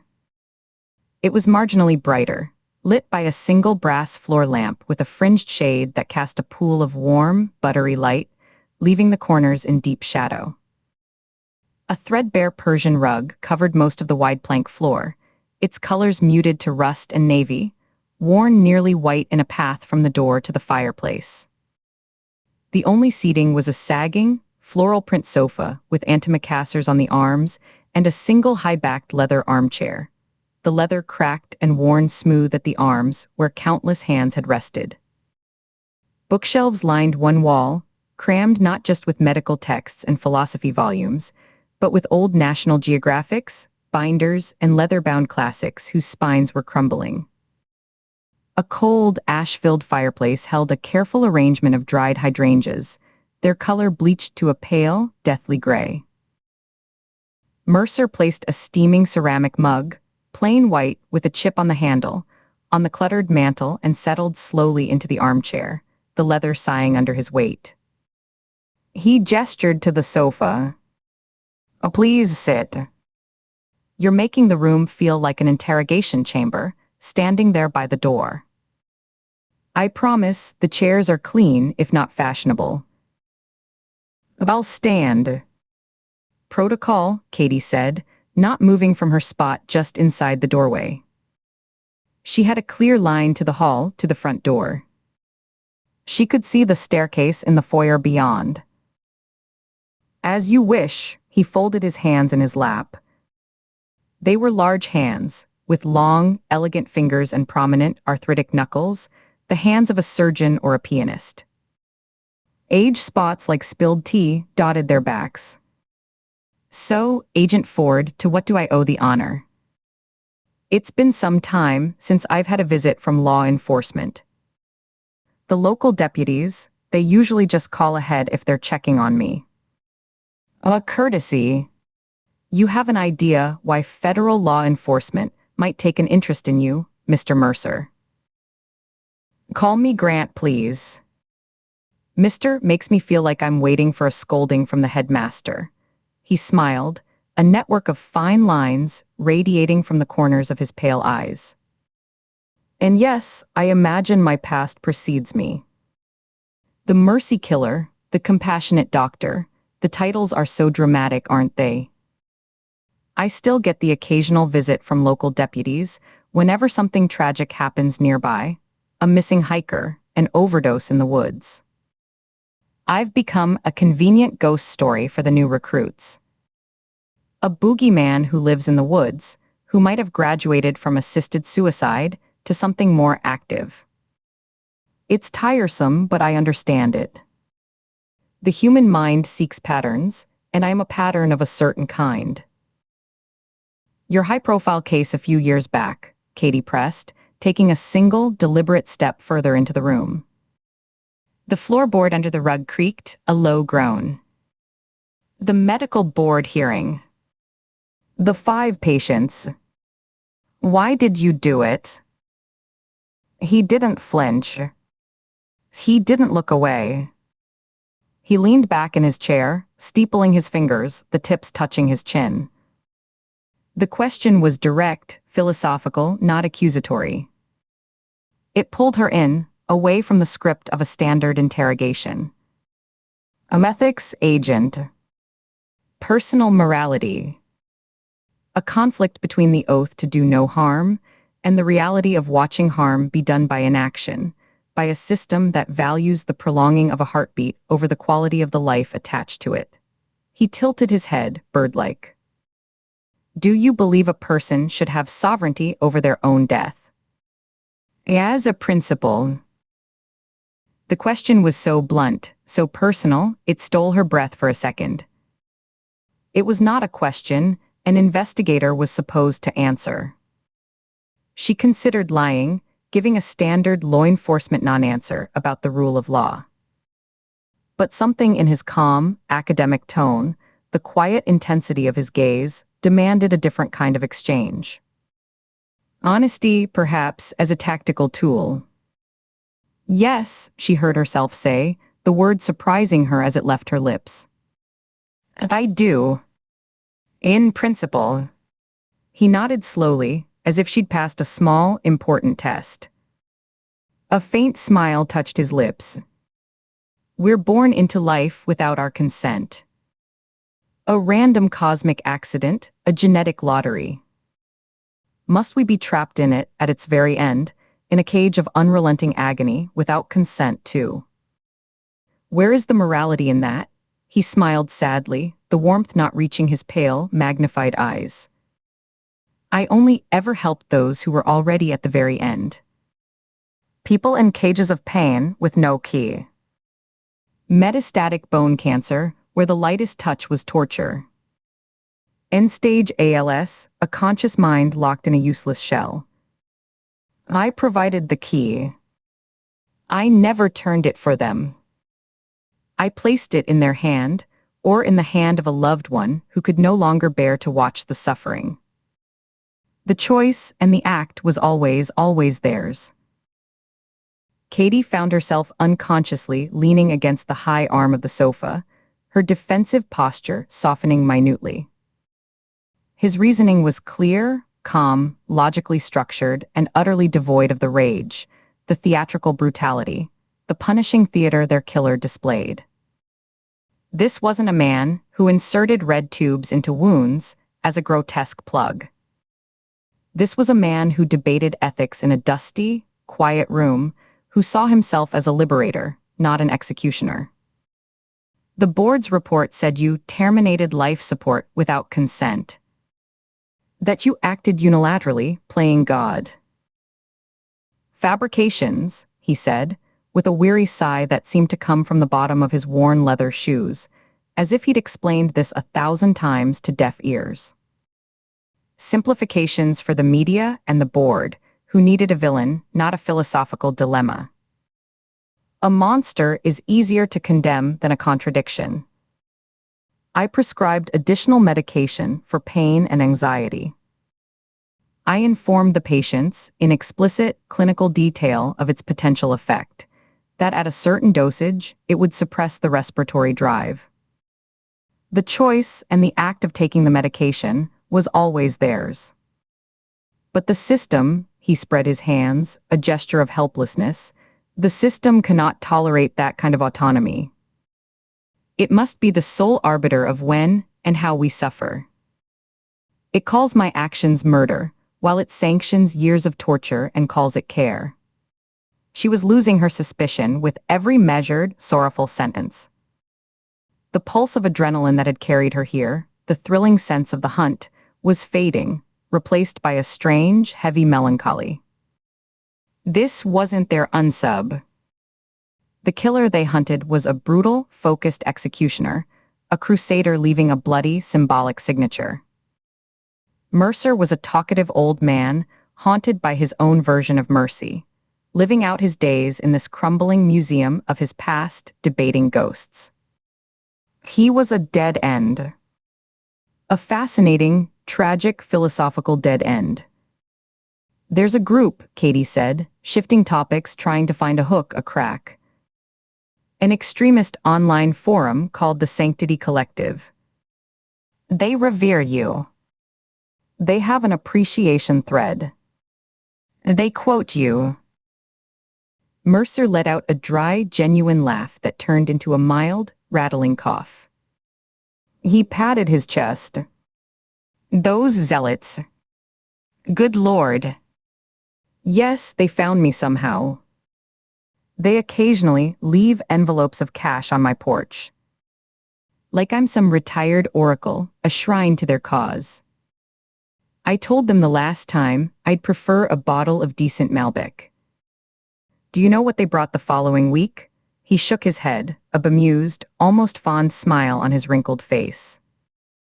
Communion wafers. Individually wrapped in a Ziploc bag. The irony was not lost on me.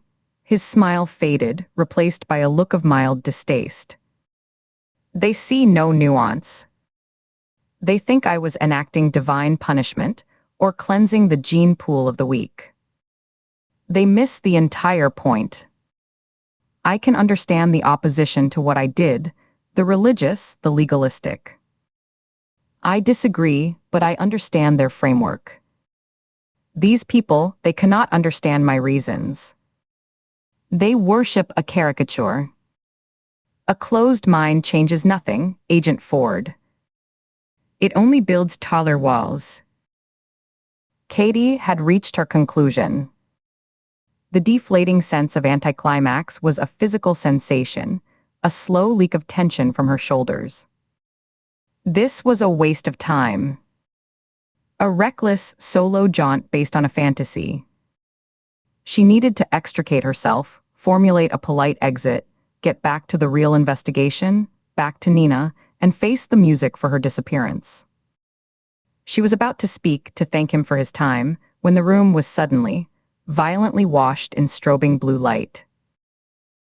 It flashed through the gaps in the heavy, velvet drapes, painting the faded wallpaper, the dried flowers, Mercer's startled face in alternating pulses of cold, electric blue and deep, jumping shadow. Whoop-whoop of a siren cut off abruptly, leaving a ringing silence. Then, the sound of tires crunching violently on the gravel driveway outside, multiple sets coming fast, skidding to a stop. Mercer flinched, his whole body jerking in the chair. His kindly face transformed in an instant, eyes wide behind his glasses with genuine, uncomprehending fear. He looked at Katie, confusion overriding the fear. Good heavens! Agent Ford! What is this? Is this your doing? Katie's own pulse skyrocketed, her training snapping her back to a state of high alert, her body coiling. She moved away from the sofa, toward the parlor door, putting her back to a solid wall, her eyes darting between Mercer and the hallway. Are you expecting anyone? She demanded, her voice low and sharp, cutting through the sudden chaos. Never, he whispered, rising slowly, unsteadily from his chair, his hands gripping the arms for support. I never have visitors. Except you. And the deputies who call first. Always, his voice was thin with a panic that seemed utterly foreign to him. A thunderous, metallic crash shook the front of the house, the sound of the old iron gate being thrown back violently against its stone post. Mercer flinched again, a full-body shudder. Heavy, booted footsteps, multiple pairs, pounded up the flagstone path, a stampede. A voice, muffled but authoritative, yelled, "Go, go, go." Agent Ford, Mercer's voice was a reedy thread of sound. He took a step toward her, his hands half raised, not in surrender, but in a plea for explanation. This isn't me, Katie said, the truth of it chilling her blood. She hadn't called for backup. She hadn't told anyone where she was going. The lie to Nina echoed in her head, now taking on a sinister new shape. The parlor door flew inward, slamming against the wall with a crack of old plaster. Dust motes danced in the sudden intrusion of harsh hallway light. Nina Shaw stood framed in the doorway, her silhouette sharp and dark. Her service pistol was held in a perfect, two-handed grip, leveled at Grant Mercer's center mass. Her face was a mask of fierce, focused intensity, her eyes narrowed, her lips a thin, bloodless line. 3 uniformed New Brunswick police officers crowded the hallway behind her, their own weapons drawn, their faces set in grim masks. Grant Mercer, Nina's voice was a bark, stripped of all its usual cool control, raw with adrenaline and something else, a terrible certainty. Hands on your head. Now. On your knees. Do it. The old man stumbled back a step, his heel catching the edge of the hearth. He knocked his tea mug from the mantel. It shattered on the stone hearth with a sharp, ceramic explosion, brown liquid spraying. He raised his trembling, liver-spotted hands high, his face ashen, his mouth working soundlessly. I don't understand. Isha. What is this? Katie yelled, stepping forward, her own hands coming up, palms out, a gesture of placation and protest. Stand down. Nina's eyes flicked to Katie for a microsecond, a blaze of something, white-hot anger, primal fear, a fierce, possessive triumph, before snapping back to Mercer, her aim never wavering. Ford, are you hurt? Is he armed? Did he threaten you? I'm fine. He's not armed. He's just an old man. What are you doing? Katie moved, deliberately placing herself between Nina's line of fire and the terrified, confused figure of Grant Mercer. Lower your weapons. This is wrong. Step aside, Ford, one of the uniforms shouted, a burly officer with a thick mustache, his finger on the trigger guard. Nina didn't lower her weapon. Her gaze was locked on Mercer over Katie's shoulder, as if she could see through her. Her jaw was a hard line. With her left hand, she thrust a pair of her own handcuffs, the steel gleaming in the chaotic light, toward Katie. I cuffed him. Now. That's an order. Katie caught the cold metal loops automatically, the weight familiar in her hand. But she didn't move. She looked from Mercer's terrified, bewildered face, his glasses slightly askew, to Nina's rigid, implacable one. The disconnect was dizzying, a chasm between the reality in the room and the narrative in Nina's head. No, Katie said, her voice firm, dropping the cuffs onto the sofa where they landed with a dull thud. He's not our guy. He's a talker, a philosopher, not a killer. This is a mistake. This is a bad call, Shaw. Nina's jaw tightened so hard Katie heard her teeth grind. The fury in her eyes was terrifying in its purity. She stepped forward in one swift, fluid movement, holstering her weapon with a smooth, practiced motion that was somehow more threatening than drawing it. She snatched the cuffs from the sofa. Yes, she said through clenched teeth, her voice low and venomous, meant only for Katie, a hiss in the space between them. He is. He's a murderer. And he's coming with us. She moved past Katie, a brush of tense shoulder against shoulder, and grabbed Mercer's raised wrist, pulling it down and behind his back with more force than necessary. The old man gasped, a small pained sound, offering no physical resistance, his body going limp with shock. His eyes, wide and pleading, magnified and desperate behind his glasses, found and held Katie's as Nina ratcheted the first cuff closed with a definitive click. You're making a mistake, Katie said, but the words were swallowed by the chaos as the uniformed officers surged into the room, taking Mercer's other arm, their hands rough and efficient. The second click of the cuff was a period at the end of a sentence Katie hadn't agreed to write. They hustled Mercer toward the door, his slippers scuffing on the floorboards, his thin frame dwarfed by their bulk. He didn't look back. Nina turned to face Katie, the storm in her eyes banked now, replaced by a cold, administrative fury. You are in so much goddamn trouble, she said, each word a chip of ice. You lied to me. You came here, alone, to interview a person of interest in an active, escalating investigation without authorization, without backup, and compromised a separate, critical operation. What operation? Katie shot back, her own anger rising to meet Nina's coldness. What the hell is this, Nina? Since when is Grant Mercer a suspect? Since when do we kick down doors for assisted suicide advocates? Since the bodies started piling up with his fingerprints all over them, Nina snapped. She pulled a folded sheet of paper from her inner jacket pocket and thrust it at Katie. It was a digital photo, printed on plain paper. A close-up of a human forearm, pale and lifeless. On the wrist, just above the radial artery, was a small, precise, professional tattoo. A single, elegant feather, its quill sharp as a scalpel. Katie's breath caught. The same feather from the locket. The same feather from the files.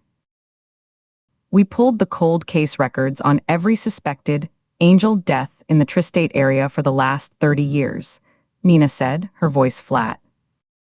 Forensic photography wasn't always great, but we found it. 3 of them. All women's. All with this same mark, documented at autopsy but never identified, never connected. Until we connected it to the locket. Until we connected him. She jabbed a finger toward the doorway where Mercer had been taken. He didn't just give them the poison Ford. He marked them. He branded them. His little flock. His chosen angels. The floor seemed to tilt under Katie's feet. The kindly philosopher, the nuanced thinker, branding his victims. The cognitive dissonance was a physical nausea. But something still clawed at her, wrong and out of place. He's been under surveillance. This whole time. For the past 48 hours. Since we ID'd the feather. We were building a profile, waiting for him to make contact with a new potential victim, to catch him in the act. Nina's gaze was accusing, brutal. And then you waltzed in. You tipped him off. You contaminated everything. He'll lawyer up now, and any chance we had of him leading us to a live target is gone. You played right into his harmless old man routine. Katie thought of the tea, the gentle cadence of his speech, the bemused smile about the communion wafers. Had it all been a performance? A mask for a man who tattooed his victims. The walls of the parlor seemed to close in, the dried flowers now looking like morbid trophies. I didn't know, she said, but the defense sounded weak even to her. That's the problem, Nina said, turning on her heel. You never do. You're suspended. Effective immediately. Hand over your credential and your sidearm. You don't speak to the press. You don't speak to anyone. You go home and you wait for the disciplinary review. An agent from OPR will be in touch. The orders were delivered with the finality of a judge's gavel. Katie stood frozen, the strobing blue light from outside still painting the room in silent, accusatory flashes. She fumbled for her credential case, the leather suddenly slippery in her hands, and unholstered her Glock, holding both out numbly. Nina took them without a word, her fingers brushing Katie's, a cold, dismissive contact. The car outside will take you home, Nina said, not meeting her eyes. Don't make me have them put you in the back. Katie walked out of the parlor, past the shattered mug on the hearth, into the cool night air that smelled of crushed gravel and diesel. A marked cruiser idled behind the unmarked cars, its door open. She slid in, the vinyl seat cold through her clothes. As the car pulled away, she saw Grant Mercer in the back of another cruiser, his white head bowed, his hands, cuffed, resting in his lap. He looked small and old and utterly broken. But through the glass, just before the car turned onto the main road, his head lifted. His eyes, reflecting the flashing lights, found hers. And in that last, fleeting glance, Katie didn't see the fear, or the confusion, or the broken philosopher. She saw the faintest, coldest ghost of a smile. The car accelerated into the dark, leaving the old stone house and its strobing blue vigil behind. Katie leaned her head against the window, the vibration humming through her skull. The case was solved. The angel was in custody. And she had never felt more certain, with a dread that settled deep into her bones, that they had just made the most catastrophic mistake of all. Chapter 26. Katie watched the man on the other side of the glass. Grant Mercer sat perfectly still in the hard chair, his cuffed hands resting on the metal table. His posture was rigid, the kind of stillness that came from a conscious effort to control trembling. The fear in his eyes was palpable, a stark contrast to the calm intellectual she'd met at his home. It showed in the way his pupils were dilated, black pools swallowing the pale blue of his irises, and in the fine sheen of sweat that glistened at his temples under the harsh fluorescent light of the interrogation room. His fingers, laced together on the scarred metal surface, were white at the knuckles. Every few seconds, a faint, involuntary tremor would run through his hands, and he would press them tighter together to quell it. He was breathing through his nose, his chest rising and falling in shallow, measured lifts, a man trying to keep a lid on panic. "This feels wrong," Katie said, not turning from the window. The observation corridor was a cramped, claustrophobic space that smelled of stale sweat, disinfectant, and the faint, sweet tang of old coffee spilled long ago and never fully cleaned. The glass was cool and slightly greasy against her forehead when she leaned closer. Behind the glass, the interrogation room was silent. The sound piped in through a tinny speaker above her head was just the low hum of the lights, and the soft, rhythmic scrape of Mercer's thumb rubbing against his own index finger. Nina Shaw and Chief Ira Larkin flanked her, their presence making the narrow passage feel even tighter, a pressure against her shoulders. "The evidence doesn't lie," Nina replied, her voice flat, devoid of its usual layered inflection. She stood with her arms crossed, her gaze fixed on Mercer with an intensity that felt more like hunting than observation. Katie could see the tight line of Nina's jaw, the way she held her body coiled, ready to spring. She wasn't just watching a suspect, she was measuring him for a cage. "How do you think we found him?" Nina continued, finally glancing at Katie. Her eyes were dark hollows in the poor light. "I used your laptop." Katie blinked, pulling her attention from the glass. She turned her head slowly, processing the statement. The air in the corridor tasted metallic. "My charger. I said you could use my charger. To power your own device." Nina's expression didn't change. Not a flicker.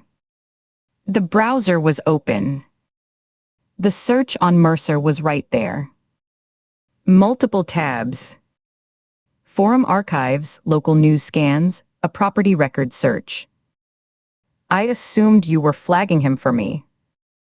That you'd hit a wall and were handing it off." She said it as if reciting a report, but there was a brittle edge beneath the words, a hint of accusation that Katie had been holding out. Katie let out a slow breath, the air in the corridor feeling thick and recycled. She could see the logic. The cold, procedural steps. If roles were reversed, if she had walked into a borrowed office and seen Nina's screen, lit up with a deep dive on a single name, she'd have made the same leap. She would have taken it as a silent baton pass. "I was doing background," she said, her voice low, forcing it to stay even. "A curiosity check." The forum posts venerated him. "I wanted to know who the saint was before I dismissed the laid. I didn't actually believe he was our guy." She gestured toward the window. "Look at him. Does that look like a man who strangled a nurse and gutted a friend?" "Well, the chief's team found a concrete link," Nina said, her tone leaving no room for debate. She gestured with her chin toward Larkin, who stood with a solid, impatient weight on his other side, his arms folded over his broad chest. "While you were chasing philosophy, they were running down associations." Mercer and Harrison Wells were old friends. Phone records show half a dozen calls in the last year alone. Larkin grunted in affirmation. Pattern is there. You connect A to B, B to C. He's the node. So two retired doctors know each other, Katie countered, turning back to the window. She watched Mercer swallow, his Adam's apple bobbing in his thin neck. He was staring at his own reflection in the one-way glass, or perhaps at the void behind it, his eyes wide and unblinking. They talk. That's not a conspiracy. It's a professional network. You run that check on any doctor in the state, you'll find a web of calls and conferences. Nina didn't answer with words. Instead, she held up the staff retreat photo, the glossy print catching the light from the corridor, making the faces of the gathered medical staff glow for a moment. It's more than that. The wellness seminar all three victims attended. The one from the hospital's continuing education archives. Mercer wasn't just there. He was a guest speaker. He had direct access, a reason to be in the same room to be remembered. He had a platform. She tapped the photo with a fingernail. He's right here in the front row. Smiling. Shaking hands. He had a reason to be in the same orbit as Cutler and Strickland, and a documented friendship with Wells. That's not a web, Katie. That's a target list. Katie looked back at the shackled man. The connections were undeniably there, laid out like tiles in a mosaic.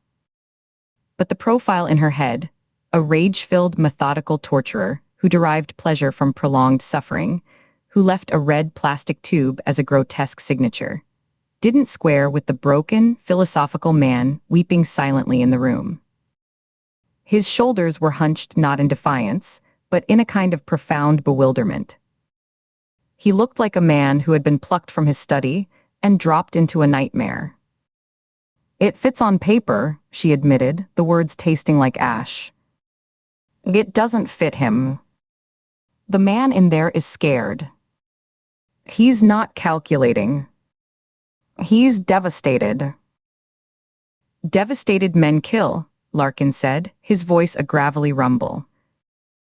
He nodded toward the heavy door that led into the interrogation room. Paper is what gets convictions, Agent Ford. Instinct is what gets you lost. Let's go. Time to ask him directly. Nina moved first, turning on her heel.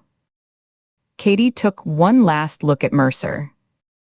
He had closed his eyes now, his lips moving silently, as if in prayer or rehearsal. She followed Nina out of the observation corridor, the chief's heavy footsteps behind her. The interrogation room was airless and oppressively warm, the climate control evidently set to discomfort. The overhead light was a single, buzzing fluorescent tube that cast a stark, unflattering glare and left deep shadows in the corners where the walls met the stained ceiling tiles.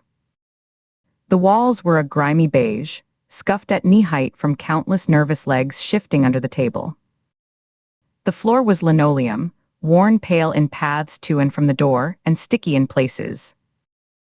The room smelled of old sweat, lemon-scented cleaner that didn't quite mask the underlying odor of mildew, and the faint, metallic hint of fear, a coppery tang in the back of the throat.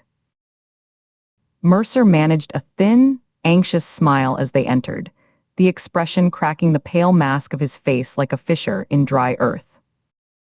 The door clicked shut with a sound of finality, sealing them in. His eyes darted between the three of them, lingering on Larkin's uniform, before settling on Katie, as if she were a known quantity in a sea of hostility. "This is a profound mistake," he said, his voice trembling.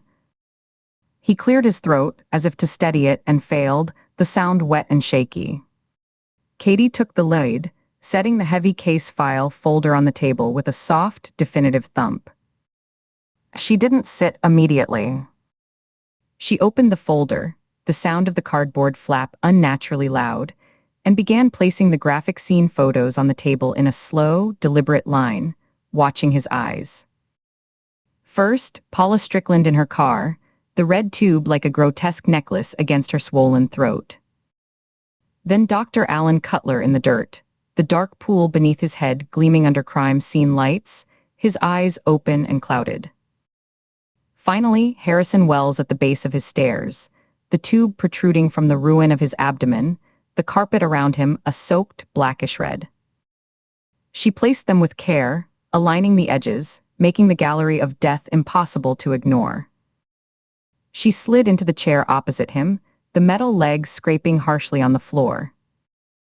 Nina took the seat beside her, a silent, watchful presence, her posture erect, her hands flat on the table.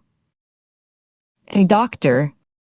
"Mercer," Katie began, her voice level, calm, a deliberate contrast to the horror on the table. "Did you kill these people?" He flinched as if struck, his whole body jerking back an inch in the chair. His gaze darted over the images, a quick, horrified skim, before locking desperately on hers. He looked from her to Nina and back, seeking something, understanding, sanity, a lifeline. "No," he whispered, the word barely audible. Then stronger, forcing it out, "No. I would not. I could not." The very idea is an obscenity.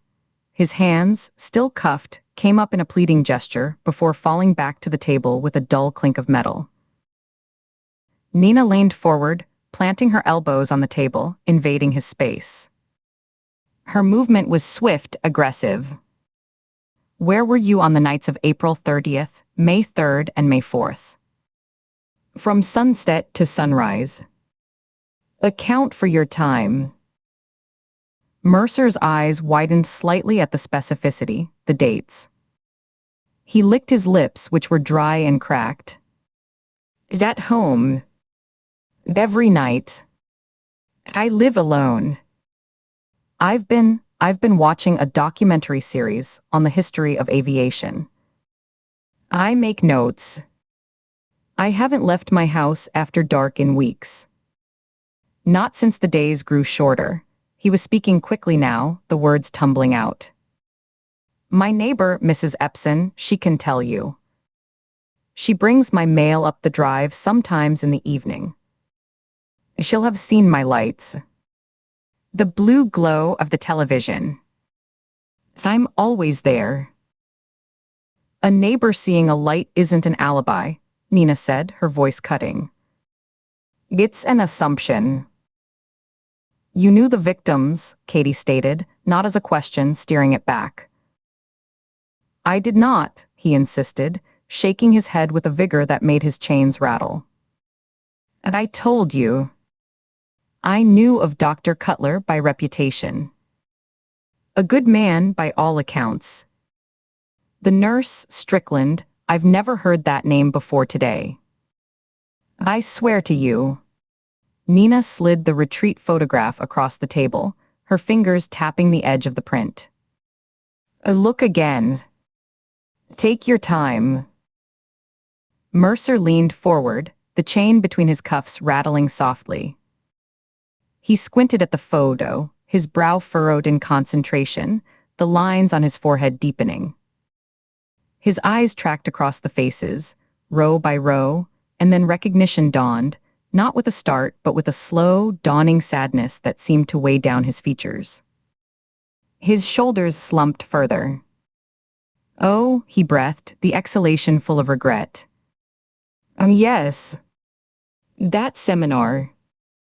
At the University Conference Center. 2 years ago, I think. I spoke briefly about caregiver grief under the new palliative statutes. It was informal. A round table, really. There were perhaps 40 people there. I didn't take names." "What was the purpose of your talk?" Katie asked, keeping her tone neutral, open, trying to pull the scholar out from behind the fear. "To offer perspective," he said, his gaze drifting to the middle distance, over Katie's shoulder, remembering. The legal changes were causing moral distress among frontline staff. The line between alleviating suffering and hastening death had become a minefield. I was asked to provide a philosophical framework. To help them sleep at night, I suppose. A bitter, helpless smile touched his lips there and gone. It seems I failed.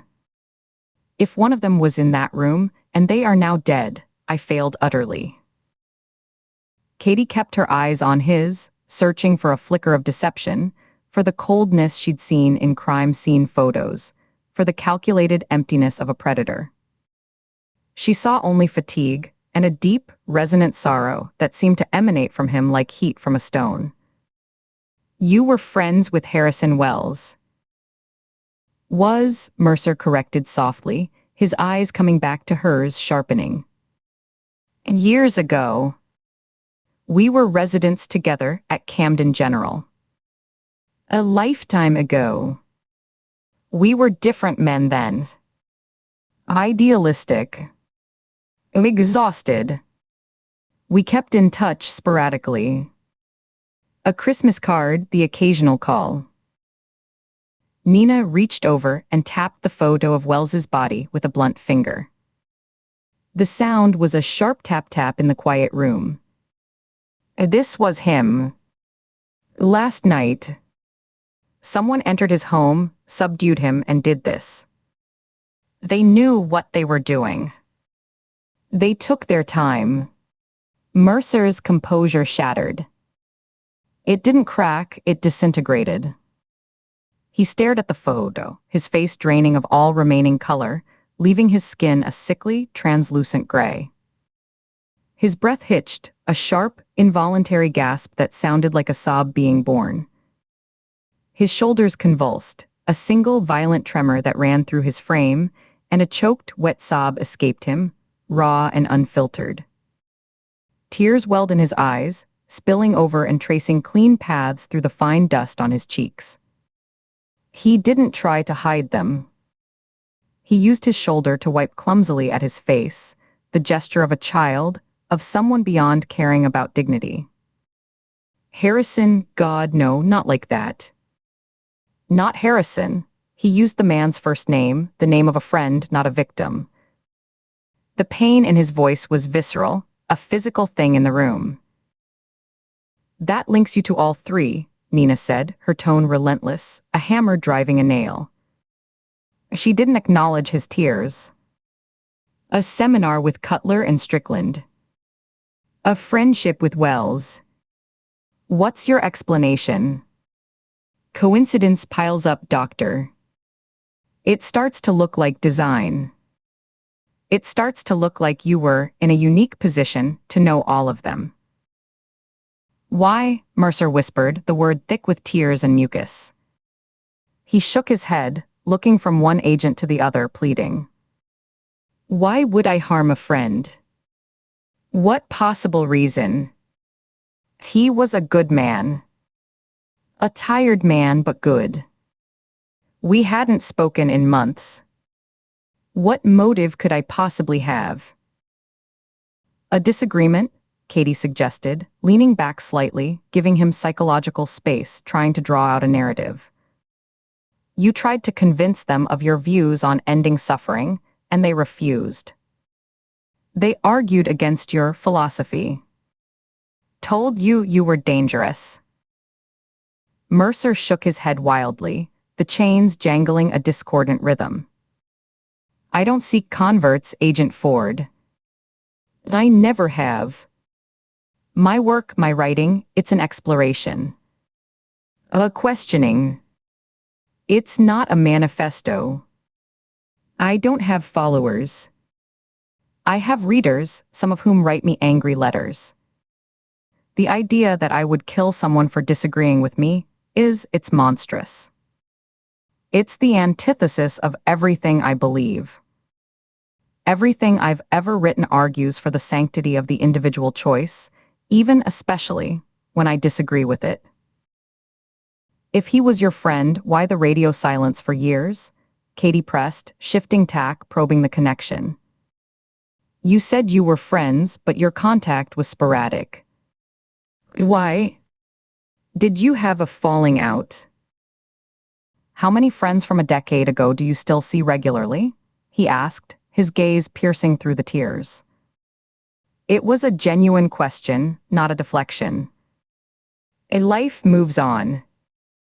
Careers diverge.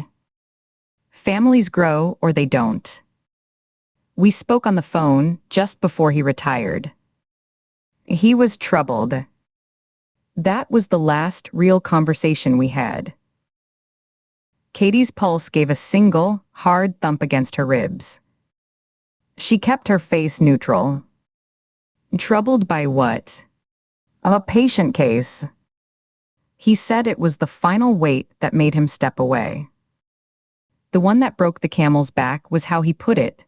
Mercer's eyes lost focus, looking inward. He sounded haunted. Not guilty, exactly. Defeated. Nina pushed back from the table, the chair legs screeching in the quiet room. She stood up, a tower of impatience and finality. This is going in circles. No verifiable alibi, a direct connection to every victim, a controversial public stance that provides motive. We're done here. Katie, outside. Now, it wasn't a request. Katie held Mercer's gaze for a second longer.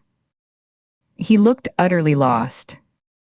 She stood, following Nina, gathering the photos slowly, giving him one last look of the horrors before she slid them back into the folder. The door opened and closed, leaving Mercer alone with the echo of their footsteps and the buzz of the light. In the corridor, the air felt cooler, but no less tense. Larkin unfolded his arms, a satisfied set to his jaw. He's your man, he stated, his voice leaving no room for doubt. History, motive, access. It's textbook. The DA will salivate.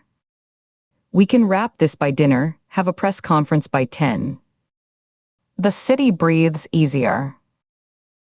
He's gotten inside your head, Nina said, turning to face Katie. She kept her voice low, but it was sharp, a blade of sound meant for her ears only. She stepped closer, forcing Katie to look up at her. He's playing the remorseful scholar, the misunderstood intellectual. Think about it. Alan Cutler and Paula Strickland bonded deeply with their terminal patients. They were on the front lines. What if they argued with him about his views? Told him he was a coward, hiding behind theory while they did the hard, messy work? Or worse, what if they threatened to expose something? A past mistake. He wouldn't be the first angel of death to hide behind a title and a sympathetic demeanor. The tears are part of the performance. Guilt manifesting as grief. Katie's mind raced, trying to force the square peg of Mercer into the round hole of the killer's profile. The facts were damning, a wall of circumstantial evidence. But her instinct, a cold, clear stream running beneath the noise of procedure and pressure, screamed otherwise. The killer they were hunting was a predator who enjoyed the process, who left a signature of control and prolonged agony. Mercer was reacting with genuine, unvarnished horror to the results. The disconnect was a physical ache in her gut, a knot that tightened with every logical argument Nina made. She looked past Nina through the glass. Mercer had put his head in his manacled hands, his shoulders shaking silently. It wasn't the performative weeping of a caught killer. It was the isolated despair of a man who couldn't comprehend the world he was in. "Give me 2 hours," she heard herself say. The words hung in the stale air of the corridor, surprising even her. Larkin snorted. 2 hours. That's a waste of time and taxpayer money. We have enough to hold him. Enough to charge him. Let the lawyers sort out the philosophy. It's my case, Nina said, her eyes never leaving Katie's.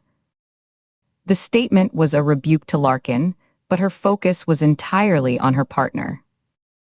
A long, heavy silence stretched between them, filled with the hum of the lights and the muffled, incomprehensible sound of precinct activity beyond the corridor. A phone ringing, a distant shout, the clang of a cell door. Nina was weighing more than the request.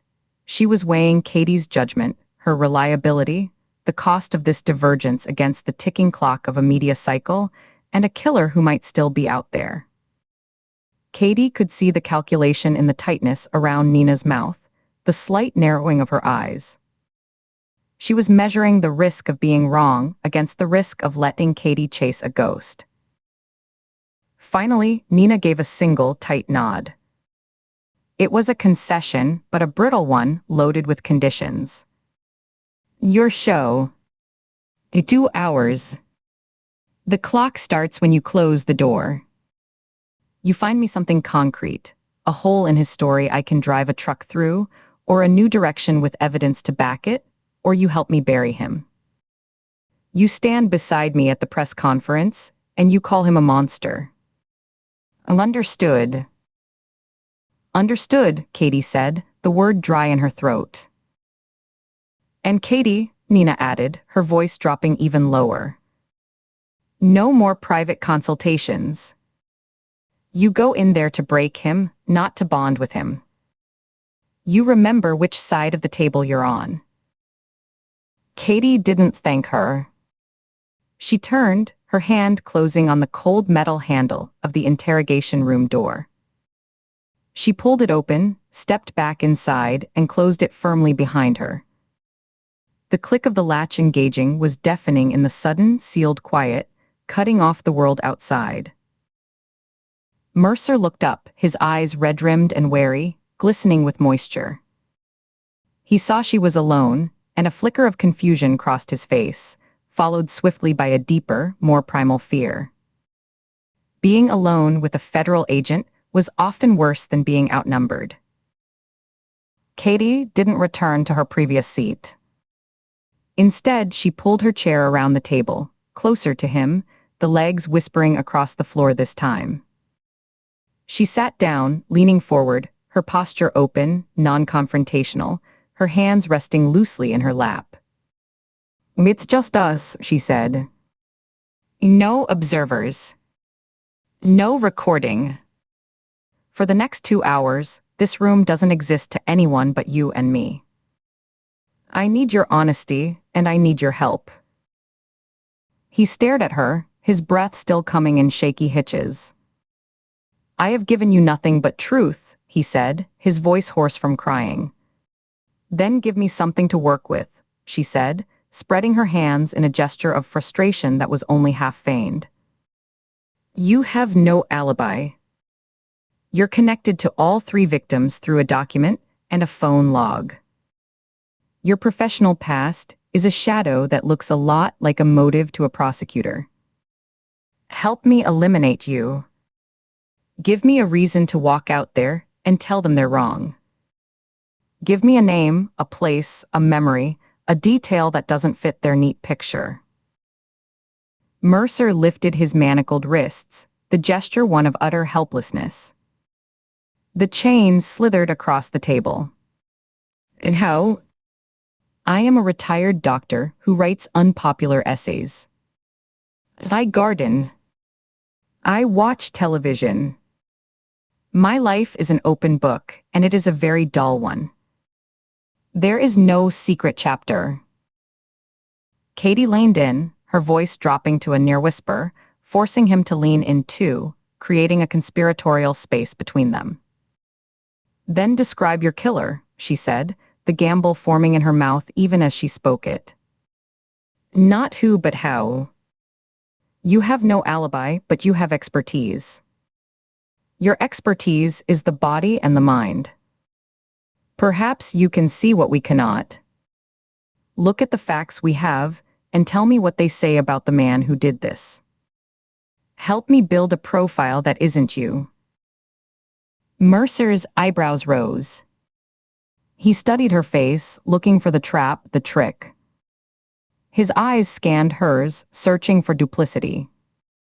You would share details of an active investigation with a suspect. That is highly irregular. You're not a suspect to me right now, Katie said, and she meant it. The conviction solidified as she said it aloud. You're a consultant. For the next 115 minutes. This is the line I can't cross with my partner watching. It's a violation of protocol. But it's the only tool I have left. So are you in? Can you set aside your own fear and look at this with a clinician's eye?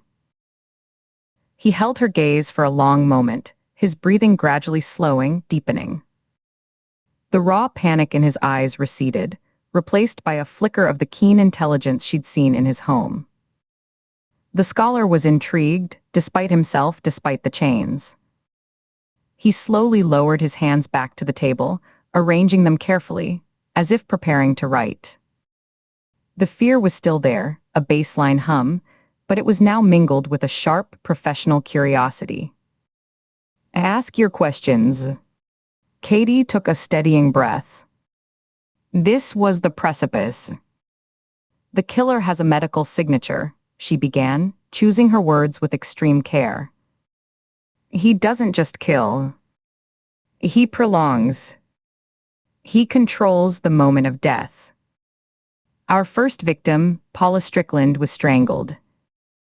But before that, she was injected with a specific cocktail of drugs. Drugs meant to revive her after initial trauma, to bring her back to consciousness so he could do it again. He repeated the process. He wanted her to experience it multiple times. Mercer's posture shifted subtly, the scholar overtaking the prisoner. He leaned in, his eyes narrowing. Which drugs? And specifically, the exact agents. Morphine, epinephrine, a concentrated saline and glucose solution. Administered intravenously. We found the puncture marks, the residue. Mercer's eyes widened, not with fear this time, but with dawning, horrified comprehension.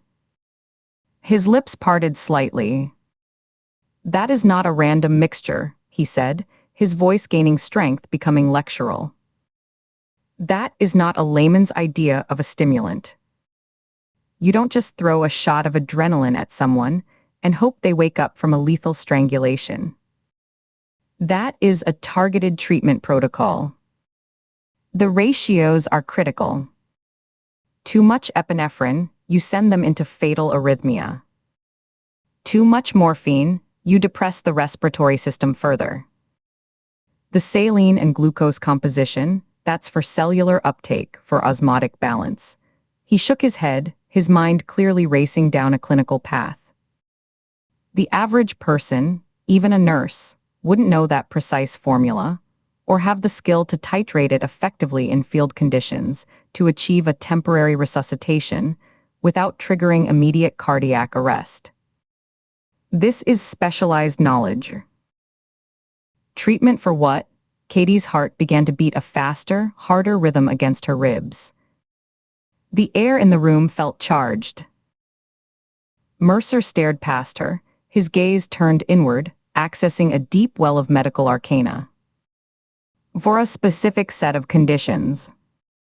Extremely painful, progressive ossification disorders. Fibrous dysplasia. Progressive osseous heteroplasia. Stoneman syndrome, he said, the names dropping into the room like stones into a still pond.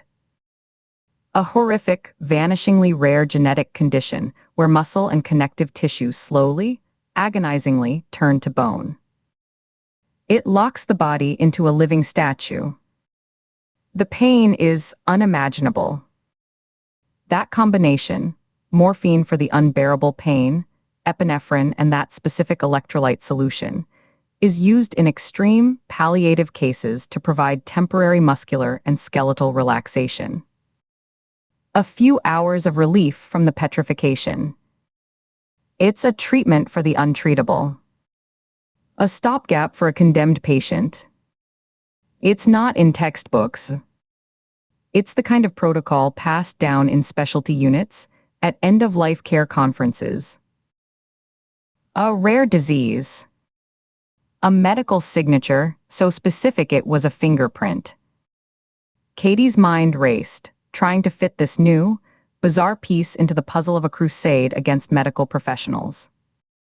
You know of cases here. In this region.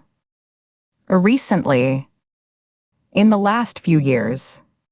Mercer closed his eyes, his forehead wrinkling in deep concentration. The room was so quiet Katie could hear the faint, persistent buzz of the light and the sound of her own blood rushing in her ears. She could smell his fierce sweat, mixed with the lemon cleaner and the dusty, dry heat. "I've never treated one myself," he said slowly, his eyes still shut. "As I said, it's vanishingly rare. Perhaps a few hundred documented cases worldwide. The community is small.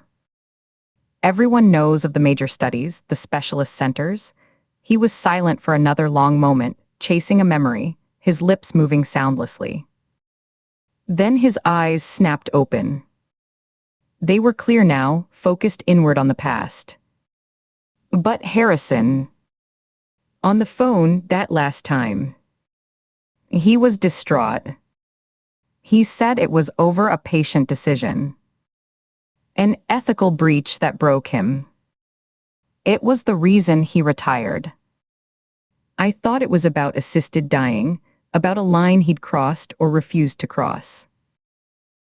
"What did he say?" Katie urged, her voice barely above a whisper. She leaned forward until the edge of the table pressed into her stomach. "Exactly. Try to remember the exact words." Mercer's eyes were fixed on a point on the grimy wall, seeing a different time, a different conversation.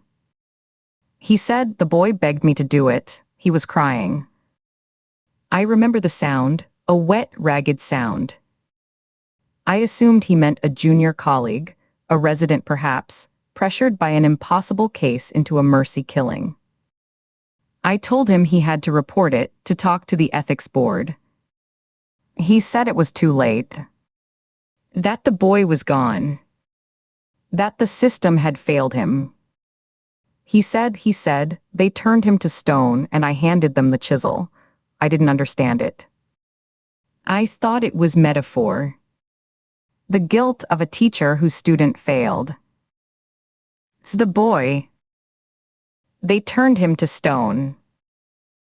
It wasn't much. It was a fragment, a whisper from a grief-stricken man. But it was a thread. A thread that led away from the broken man in front of her, out of this airless room, and into the dark, toward a suffering child and a medical atrocity. The cocktail had a purpose.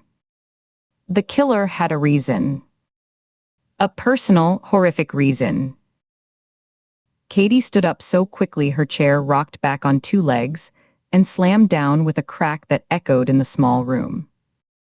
"Stay here," she said, the words coming out in a rush. "Don't say a word to anyone. Don't ask for a lawyer, don't make a deal, don't even look at the door. I'm going to get you out of these cuffs." She didn't wait for his response, for the dazed confusion that flooded his face. She turned, yanked open the door with enough force to make it shudder on its hinges, and left the room at a run. The 2-hour clock was a deafening tick in her mind, but it no longer mattered. The countdown was for a different outcome. She had a direction. A real one. She burst into the observation corridor, where Nina and Larkin stood waiting, their postures identical in their impatience. Nina's eyes were hard, already expecting failure.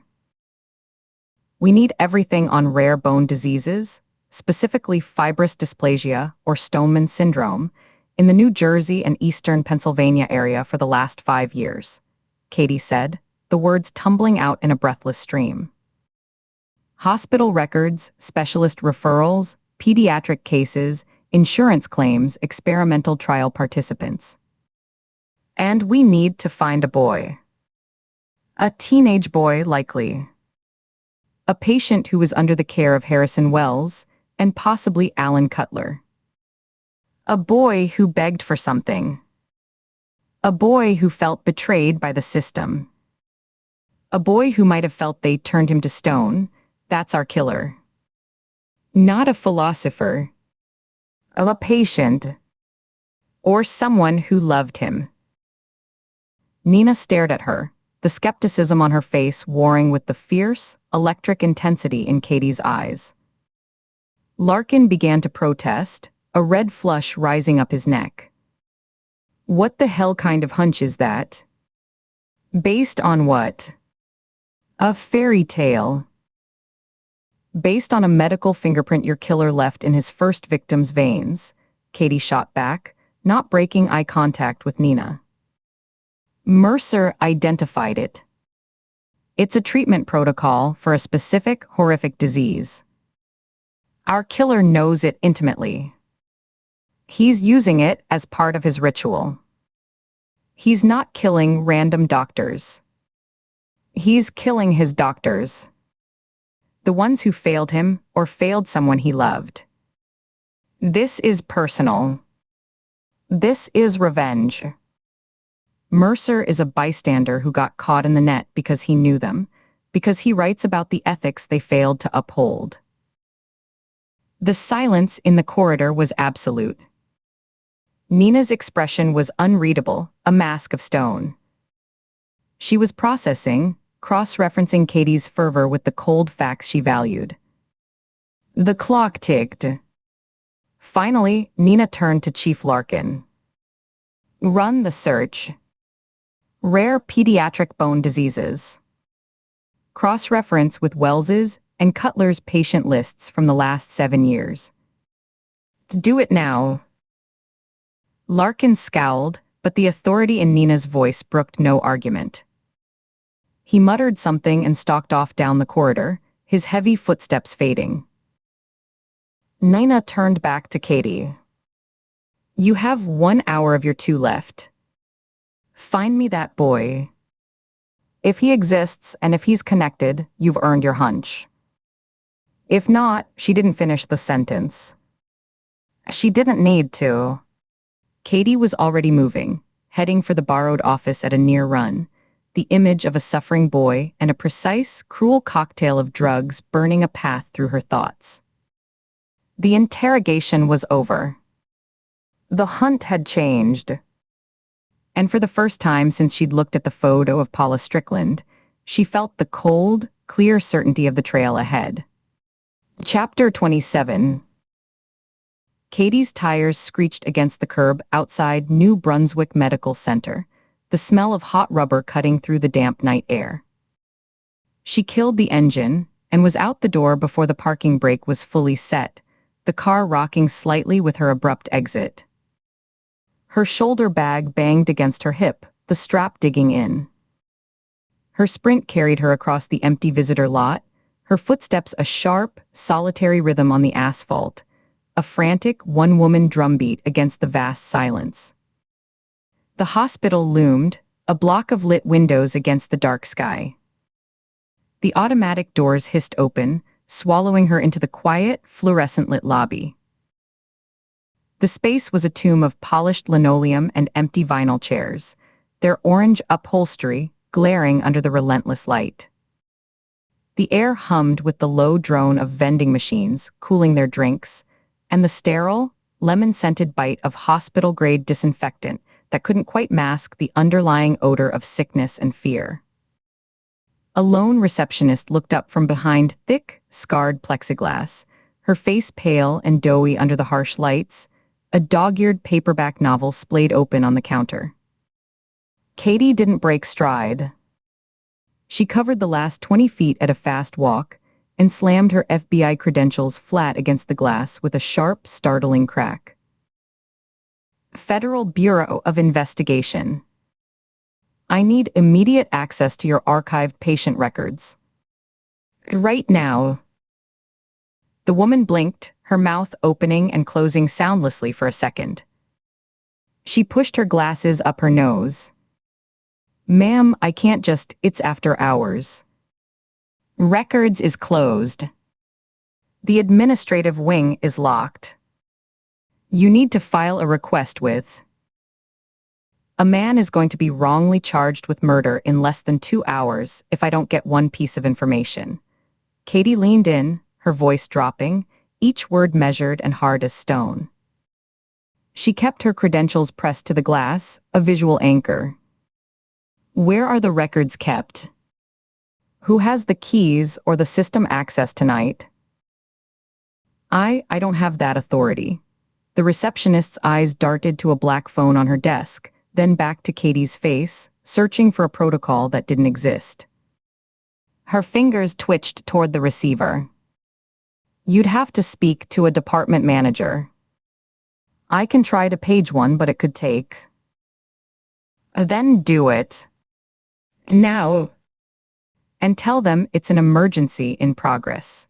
Katie's knuckles were white where she held the leather credential holder. She forced herself to take a breath, to unclench her jaw. Scaring this woman into paralysis wouldn't help. The flustered woman picked up the phone, her movements jerky. She punched in an extension, her back partially turned, speaking in a low, hurried mumble. Katie scanned the lobby, her eyes ticking over the empty chairs, the darkened entrance to the gift shop, the elevator banks with their softly chiming arrows. Every second felt like a grain of sand dropping through an hourglass, the bottom filling with Nathaniel Shaw's life. The receptionist hung up and turned back, not meeting Katie's eyes. She's coming. Just wait here, please." Katie didn't move from the glass. She stood, a statue of impatience, listening to the hum of the lights, the faint, tinny echo of a television from a distant waiting area. After 2 minutes that felt like 20, the soft swish of a door opening behind the reception desk sounded. An older woman in a navy blazer and sensible tan slacks emerged, her expression one of weary curiosity. She had a laminated ID clipped to her collar that read B. EMERSON, manager. She took in the scene, Katie's pressed credentials still against the glass, the receptionist's pale, anxious face, and stepped forward, placing a calming hand on the younger woman's shoulder. "It's all right, Janice. I'll handle this." Her voice was calm, practiced, the voice of someone who managed crises for a living. But her eyes were sharp, assessing Katie from her wind-tousled hair to the determined, almost wild set of her jaw. "I'm Blair Emerson, Department Manager for Patient Services. What seems to be the problem?" Katie lowered her creds, holding them up for Emerson to see clearly. "Agent Katie Ford, FBI. I need to search your system for a specific patient condition. Tonight. It's not a request. It's a matter of life and deaths." Emerson studied her for a long, silent moment, her gaze lingering on the genuine, stark urgency in Katie's eyes, the slight tremor in her hand that wasn't from cold. The manager's own face was a mask of professional reserve, but a tiny muscle flickered in her cheek. She gave a single, curt nod. "Come with me." She used a keycard on a panel beside the secure door, which buzzed loudly. Katie followed her through, the door sighing shut behind them, cutting off the lobby's sterile hum. They moved down a wide, empty hallway lit by intermittent fluorescent tubes, their footsteps echoing off the linoleum. Emerson's low heels clicked a steady, unhurried rhythm. Katie fought the urge to run ahead. They passed closed doors with plaques, billing, human resources, compliance. Finally, Emerson stopped at an unmarked door, used another key, and ushered Katie into a small, windowless office. It was neat to the point of austerity. A gray metal desk, a worn rolling chair, a large flat panel monitor, and shelves of identical 3-ring binders with years printed on their spines in black marker. The air was still and cool, smelling of dust and ozone from the electronics. The only personal touch was a framed photo of two smiling golden retrievers on the corner of the desk. Emerson closed the door behind them, the click of the latch sounding final in the small, enclosed space. She did not sit down, nor did she offer Katie a chair. She folded her arms, a defensive barrier. "You were here earlier this week asking about Dr. Cutler," Emerson stated. It wasn't a question. Her tone was flat. "This is about that. The murder." "It is," Katie confirmed, her own arms hanging tense at her sides, her fingers curling into loose fists. She could feel the grit of the parking lot on her palms. "I need you to search your system. I'm not asking for a patient name. I don't need an address. Just a diagnostic code. A condition. Nothing that violates HIPAA on its own." Emerson finally moved, settling slowly into the chair behind the desk. It squeaked under her weight. She woke the monitor with a tap, casting a pale blue glow on her face that hollowed her cheeks and deepened the lines around her eyes. Her fingers hovered over the keyboard. "What am I looking for?" Katie forced herself to breathe, to articulate the term Mercer had slurred in his wine-soaked panic. She leaned forward, bracing her hands on the cool metal edge of the desk. "Any patient diagnosed with Stoneman syndrome. Within the last, say, 18 months. Emerson's fingers danced across the keys, her nails tapping a staccato rhythm. The search was quick. She shook her head, a tight, minimal movement. "No hits." That's a layman's term, a nickname from old medical texts. It wouldn't be in the diagnostic codes. It's not a medically recognized diagnosis. A fist of frustration clenched in Katie's chest, so tight it hurt. She closed her eyes for a second, digging through the memory of Mercer's frantic, guilt-loosened confession in the interrogation room. The disgraced doctor's words were a jumble of self-pity and obscure jargon. Fibrous something. Fibrous displacement. Something with bone. A bone disorder. Dysplasia, Emerson offered, her tone turning clinical detached. Fibrous dysplasia. That's a real condition. Rare. Causes bone to develop like scar tissue. Yes, Katie's eyes snapped open. That's it. Fibrous dysplasia. Search for that. Any patient with that as a primary or secondary diagnosis. The color drained from the manager's face, a visible blanching that started at her lips and spread outward, leaving her skin the shade of old paper.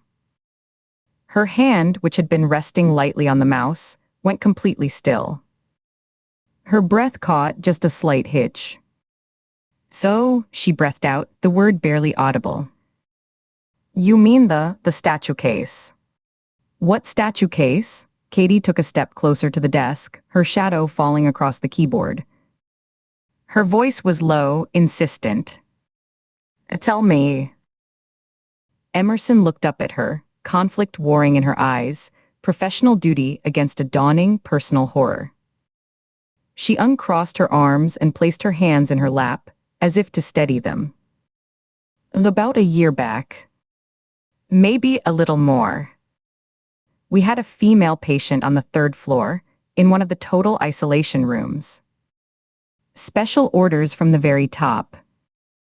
Hospital administration, legal, the works. Rumor among the staff was her condition had advanced. Progressed in a terrible way. Ossified her connective tissues. She was frozen in place, they said. Couldn't move. Couldn't be moved. In constant, unimaginable pain. The staff called her the statue woman. Only her designated, vetted treatment team and one family member, her son, were permitted in. No other visitors. Ever. It was the talk of the floor for weeks, then it became a ghost story. Something we didn't mention. Katie's pulse hammered in her ears, a dull, rushing sound that muted the faint hum of the computer tower. Her mouth went dry. The pieces, the protest signs about defying nature's law, the killer's surgical fixation on medical cruelty, the specific, brutal revenge against a team, began to tremble on the edge of a terrible, cohesive whole. Search it. Now. Please. I need that patient file. Emerson's fingers returned to the keyboard, but they moved slowly, with clear, weighty reluctance. She navigated through several screens, her password clicks deliberate and heavy. This file, she said quietly, not looking up, is flagged. High confidentiality. Legal holds. I have a master access, but it's logged. Audited. I could lose my job. My license.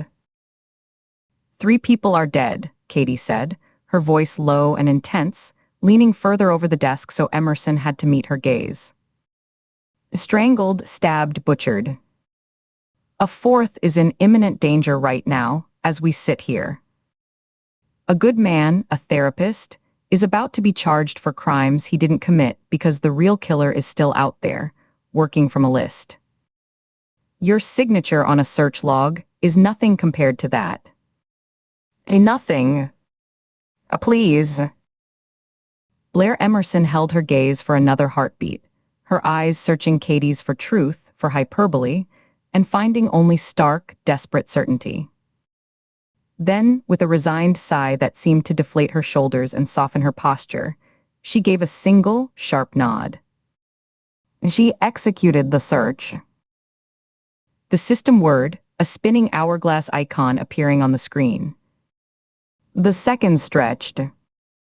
A single result appeared, listed by a medical record number, no name visible. Emerson double-clicked it. A patient file opened, dense with blocks of blacked-out text and strings of indecipherable medical abbreviations. Without a word, Emerson moved the cursor and sent it to the small, laser printer in the corner. The machine hummed to life, a green light flashing, and began to spit out pages with a rhythmic, mechanical whisper. Katie was there in 2 strides. She stood over the printer, her body a taut wire of anticipation, watching each page emerge face down into the tray. The paper was warm to the touch, carrying the faint, acrid smell of toner. She snatched the sheets as they came, not waiting for the job to finish, her fingers leaving damp prints on the edges. She flipped past the front page advisories and warnings, past the dense paragraphs of clinical notes, her eyes scanning for the administrative summary, the treatment log, the list of names. She found it on the penultimate page, a standardized form titled Primary Care Team Authorization and Visitation Log. 4 names were listed in a neat column, typed beside checkboxes and signature lines. Dr. Alan Cutler. Paula Strickland. Harrison Wells. Dr. Evan Pratt. A line was drawn through each of the first 3 names in ink, the same sequence as the dead.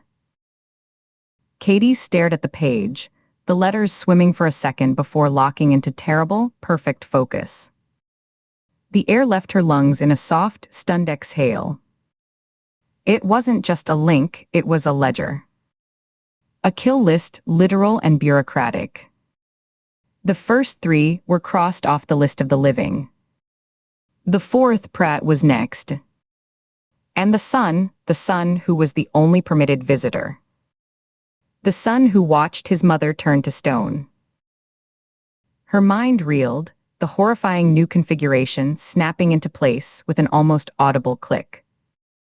The killer wasn't targeting the medical system at random. He was executing the specific, named team that had cared for, and in his tormented eyes, tortured his mother. The statue woman, Eleanor Barrett. This was the core. This was the why. The red tubes weren't just signatures, they were grotesque medical lines inserted post-mortem.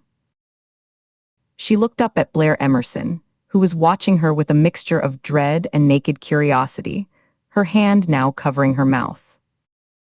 "Thank you," Katie said, her voice rough with the force of the revelation. She gathered the pages, folding them hastily, cramming them into her shoulder bag. "You may have just saved a life." She was out of the office, the door swinging shut behind her with a soft thump, and back into the bright, empty hallway before the manager could form another question. Her footsteps echoed, a frantic slap slap slap on the linoleum as she ran for the lobby, for the doors, for her car, the folded file a burning, conclusive weight against her side. In the subdued, lamplit glow of the home office, the man relaxed into the high-backed leather chair that belonged to Nathaniel Shaw. He let his weight settle, appreciating the firm support, the smooth, cool grain of the leather under his fingertips. It was a comfortable chair. Well-worn but not shabby. A chair of authority, of contemplation, where a therapist would sit to observe, to guide, to judge. It suited him. On the therapeutic couch opposite, Nathaniel Shaw writhed against the plastic zip ties, securing his wrists behind his back and his ankles together. The ties had bitten deep into the soft flesh of his wrists, leaving angry red welts that were already beginning to purple. A dark, wet stain was spreading across the light gray fabric of his shirt from a precise, shallow wound low in his left side. It wasn't meant to kill quickly. It was a painter's first stroke, meant to hurt, to bleed, to weaken, to announce the beginning of the work. His breathing was shallow and ragged, each inhale a hissed gasp through clenched teeth, each exhale a shudder that made the couch's leather creak. A fine sheen of sweat coated his forehead, matting his thinning hair. "You don't have to do this," Shaw managed, the words splintering with pain. He tried to lift his head, his glasses askew, one lens webbed with cracks. His eyes, wide and bloodshot, rolled toward the man in his chair. "Whatever you think I did, we can talk. Please. We can talk it through. That's what I do." "But I do have to," the man said calmly. He held up the scalpel he'd taken from Shaw's own leather medical bag, turning it so the light from the brass desk lamp glinted along its sterile, cruel edge. "The bill has come due. For her. Payment is non-negotiable. Final. For who? I don't know you. I've never seen you before in my life." Shaw's voice rose, edged with a desperate, animal confusion. He strained again, the muscles in his neck cording, but the plastic held fast, digging deeper. "You knew of her. My mother." "Eleanor Barrett," he said the name softly, like a prayer or a curse. "The woman your colleagues turned into a laboratory specimen. A medical curiosity. A case study in suffering." He ticked them off on his fingers, his movements languid, almost bored, as if reciting a grocery list. The nurse who inserted the lines that fed her and poisoned her for months, who charted her decline without ever seeing the person. Paula Strickland. The doctor who managed her pain, or rather, failed to, prescribing cocktails that fogged her mind but did nothing for the agony in her petrifying joints. Dr. Alan Cutler. The neurologist who refused to sign the DNR, who insisted on every intervention, every scan, because her progressive ossification was a fascinating, rare puzzle. Harrison Wells. He leaned forward, the old leather chair creaking softly under his shift in weight. His voice dropped to a low, venomous monotone that filled the quiet, book-lined room. And they confessed their discomfort to you, didn't they?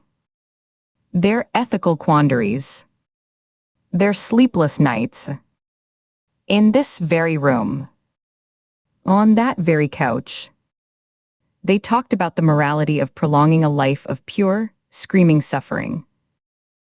And you listened, and you nodded, and you made thoughtful noises, and you took their money for the hour, and you did nothing. You absolved them. You helped them live with it. You were the grease in the machine. That's not true, Shaw cried, a strangled, wet sound. He tried to shake his head, a pathetic, limited motion. Therapy is confidential. It's a sacred trust. I couldn't intervene. My role is to provide a space for processing, not to.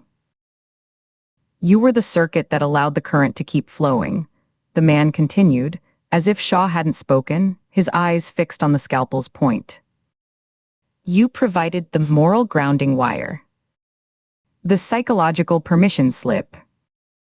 Without you, the machine might have shorted out. Her suffering might have been acknowledged for what it was and stopped. Sooner, he stood up, pacing slowly around the edge of the worn Persian rug. His eyes scanned the bookshelves, the thick volumes on grief counseling, cognitive behavioral therapy, trauma recovery. A bitter, contemptuous smile touched his lips. And then there was the final insult. The last professional touch. The nurse who held my hand when they finally turned the machines off for good. Who offered empty, scripted comfort after years of sanctioned torture. Who called it a release, your wife. Clarissa. At the mention of his wife's name, Shaw strained against his bonds with a sudden, violent surge of strength that seemed to come from somewhere beyond pain. The couch legs screeched against the hardwood floor. A raw, guttural sound, part sob, part roar, escaped his throat. Leave her out of this. She's a hospice nurse. She gives people comfort at the end. She's kind. She gave me platitudes, the man corrected, his calm fracturing for a microsecond, a flicker of raw, untempered fury passing through his eyes like lightning. His grip tightened on the scalpel. She was the final part of the system that failed her. The smiling face on the torture device. She's the last one on the list. The final signature on the document of my mother's suffering. He took a slow, deliberate breath, the mask of calm resettling. But she's not here tonight. So you'll have to stand in. The proxy. He walked to the window, carefully nudging aside a single slat of the wooden blind with one finger. The street outside was quiet, bathed in the sickly orange glow of sodium vapor lights. The lawns were neat rectangles of shadow. A car turned onto the street 2 houses down, its headlights sweeping across the manicured hedges and painted mailboxes. The man watched, motionless, as the sedan, a sensible beige Toyota Camry, slowed, its right turn signal blinking a steady, yellow rhythm. It turned into the driveway of 455 Hamilton Place. The headlight beams washed across the front of the house, painting 2 bright, moving arcs that slid over the wall of the office, illuminating the bookshelves and Shaw's terrified, tear-streaked face for an instant before disappearing. The engine cut off, leaving a sudden, profound silence broken only by Shaw's ragged breathing. A slow, satisfied smile spread across his face. It was a cold thing, devoid of warmth or humor, reaching only his mouth and tightening the skin around it.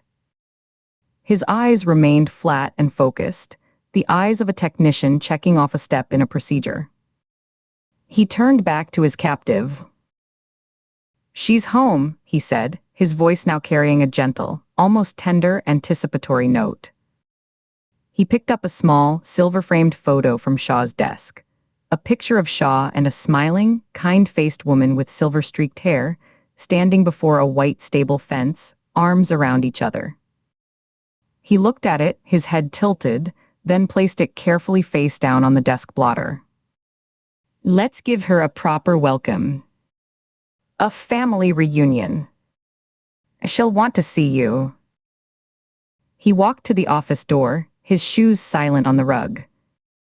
He flipped the small plastic placard hanging on the outside knob so that it read "Session in progress. Do not disturb" to anyone in the hallway. A thin, black cord tethered it to the knob. Then he closed the door softly, ensuring it didn't latch loudly. There was a definitive, heavy click as he turned the old-fashioned brass lock with his thumb and forefinger. Nathaniel Shaw began to weep, not with sobs, but with silent, relentless tears that cut tracks through the sweat and salt on his face. He squeezed his eyes shut, his body trembling in a continuous, fine vibration. The man, Liam Barrett, returned to the comfortable chair. He sat, settling back, laying the scalpel on the armrest within easy reach. He listened, his head slightly cocked. He heard the distant, metallic scratch and thunk of a key in the front door lock. A pause. The heavier, muffled thud of the door, swinging open against the entryway rug. The sound of it closing, followed by the solid chunk of the deadbolt being engaged from the inside. Then, footsteps in the foyer. Light, familiar footsteps, carrying the subtle weight of a long day. A woman's footsteps. They moved past the office door toward the kitchen. There was the rustle of a paper grocery bag being set on a granite countertop, the soft tap of a leather purse being placed on a stool. A faint sigh, barely audible through the wall. Barrett's smile didn't waver. He picked up the scalpel again, feeling its balanced weight. He watched the door, his body perfectly still, a predator in absolute patience. He could wait. He had all the time in the world now. The final act was about to begin, and he would make sure it was performed exactly as written. Chapter 28. Katie's knuckles were white on the steering wheel, the vinyl creaking under her grip. The phone pressed to her ear rang for the 10th time, each electronic bleat a hammer blow against her temple. No answer from Nathaniel Shaw. She ended the call, the screen glaring in the dim car interior, and immediately stabbed Nina's contact. The blue light of the dashboard clock read 7:18 p.m. The twilight outside was a deep, bruised purple, leaching the color from the world. Pick up, she hissed, swerving around a slow-moving truck that filled her windshield. The suburban streets blurred past her windows, a smear of manicured lawns and darkened colonials. Her own breath sounded loud in the quiet car, a ragged counterpoint to the hum of the engine. She could smell the stale coffee from her travel mug and the faint, acrid scent of her own adrenaline. On the 5th ring, Nina's voice crackled through the car speakers, tinny and sharp. Ford. What's happening? There was a background rustle, like Nina was already moving, gathering things. Shaw, listen. I know who he is. I've got him, the words tumbled out, too fast, tripping over each other. She took a corner too sharply, the tires chirping in protest. Start talking. And slow down, I can hear you driving like a maniac. Nina's voice was a controlled blade, but beneath the steel Katie heard the strain of being pulled from deep concentration, a faint edge of breathlessness. Katie ignored the admonition, her focus split between the road signs for Hamilton Place and the file folder splayed open on the passenger seat, pages threatening to slide onto the floor mat with every turn. Mercer gave me a name. A patient. Eleanor Barrett. She had Stoneman syndrome. Mercer is a suspect, Katie. His word is worthless. Nina's dismissal was automatic, the reflexive skepticism of a dozen dead ends. Katie could picture her pinching the bridge of her nose. It's not just his word. Katie braked hard for a stop sign, the seatbelt locking and biting into her collarbone. She grabbed the top sheet from the folder, the paper cool and smooth under her fingers. Her eyes scanned the dense medical text even as she accelerated again, the streetlights beginning to strobe past. I pulled the records from New Brunswick Medical Center. The proof is right here. Alina Barrett had a dedicated care team. Paula Strickland was her primary nurse. Dr. Alan Cutler was her attending physician. Harrison Wells was her consulting neurologist. Katie took a sharp turn onto a wider avenue, the centrifugal force pressing her against the driver's side door. The streetlights became a steady rhythm, flashing across her face, across the pages. And the fourth name on the care plan. Clarissa Shaw. Nathaniel's wife. The link he mentioned, the recurrent anticipatory grief, it wasn't about his son. It was about his wife's patient. It's the fucking core. A beat of silence from Nina, filled only by the rush of road noise and the faint static of the connection. Katie could picture her, standing still in whatever borrowed office or motel room she was in, the phone held tight to her ear, her free hand going still on whatever she was holding. Her mind would be racing, connecting the dots, the schematic of the case shifting violently in her head. You're certain, the two words were clipped heavy. The chemical cocktail our killer used. The paralytic, the sedative, Katie's voice rose, urgent. She passed a minivan, her speedometer needle climbing. It's listed right here in Alina Barrett's treatment logs. Dates, dosages, administration schedules. He's using the very drugs that kept her alive. It's a fucking recipe. He didn't just steal from a hospital pharmacy. He took her specific regimen. Motive, Nina's tone was all business now, a door slamming shut on doubt. Katie heard a zipper, the clatter of something metallic, her service weapon being checked. Alina had a son. Liam Barrett, Katie swallowed, her throat dry as dust. She fumbled for the coffee mug, took a bitter, cold swallow. Her condition, it was a living death. Progressive ossification. She was a statue in a bed for years. Years of agony, sustained by machines and chemicals. Her son watched it all. The new right to die legislation passed this year, it's salt in the wound. He's punishing the people he holds responsible for her suffering. For keeping her here when she was already gone. She paused, her eyes finding a street sign. Hamilton Loop. Close. He's not killing doctors and nurses. He's executing a care team. Why isn't Shaw answering his phone? Nina's question was a cold dart, aimed at the most vulnerable point. That's why I'm 5 minutes from his house. Katie's eyes flicked to the dashboard clock. 7:22. I've called a dozen times. Nothing. Straight to voicemail.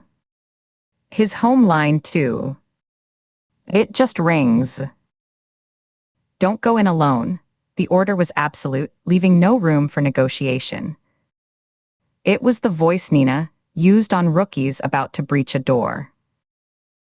So I'm not waiting.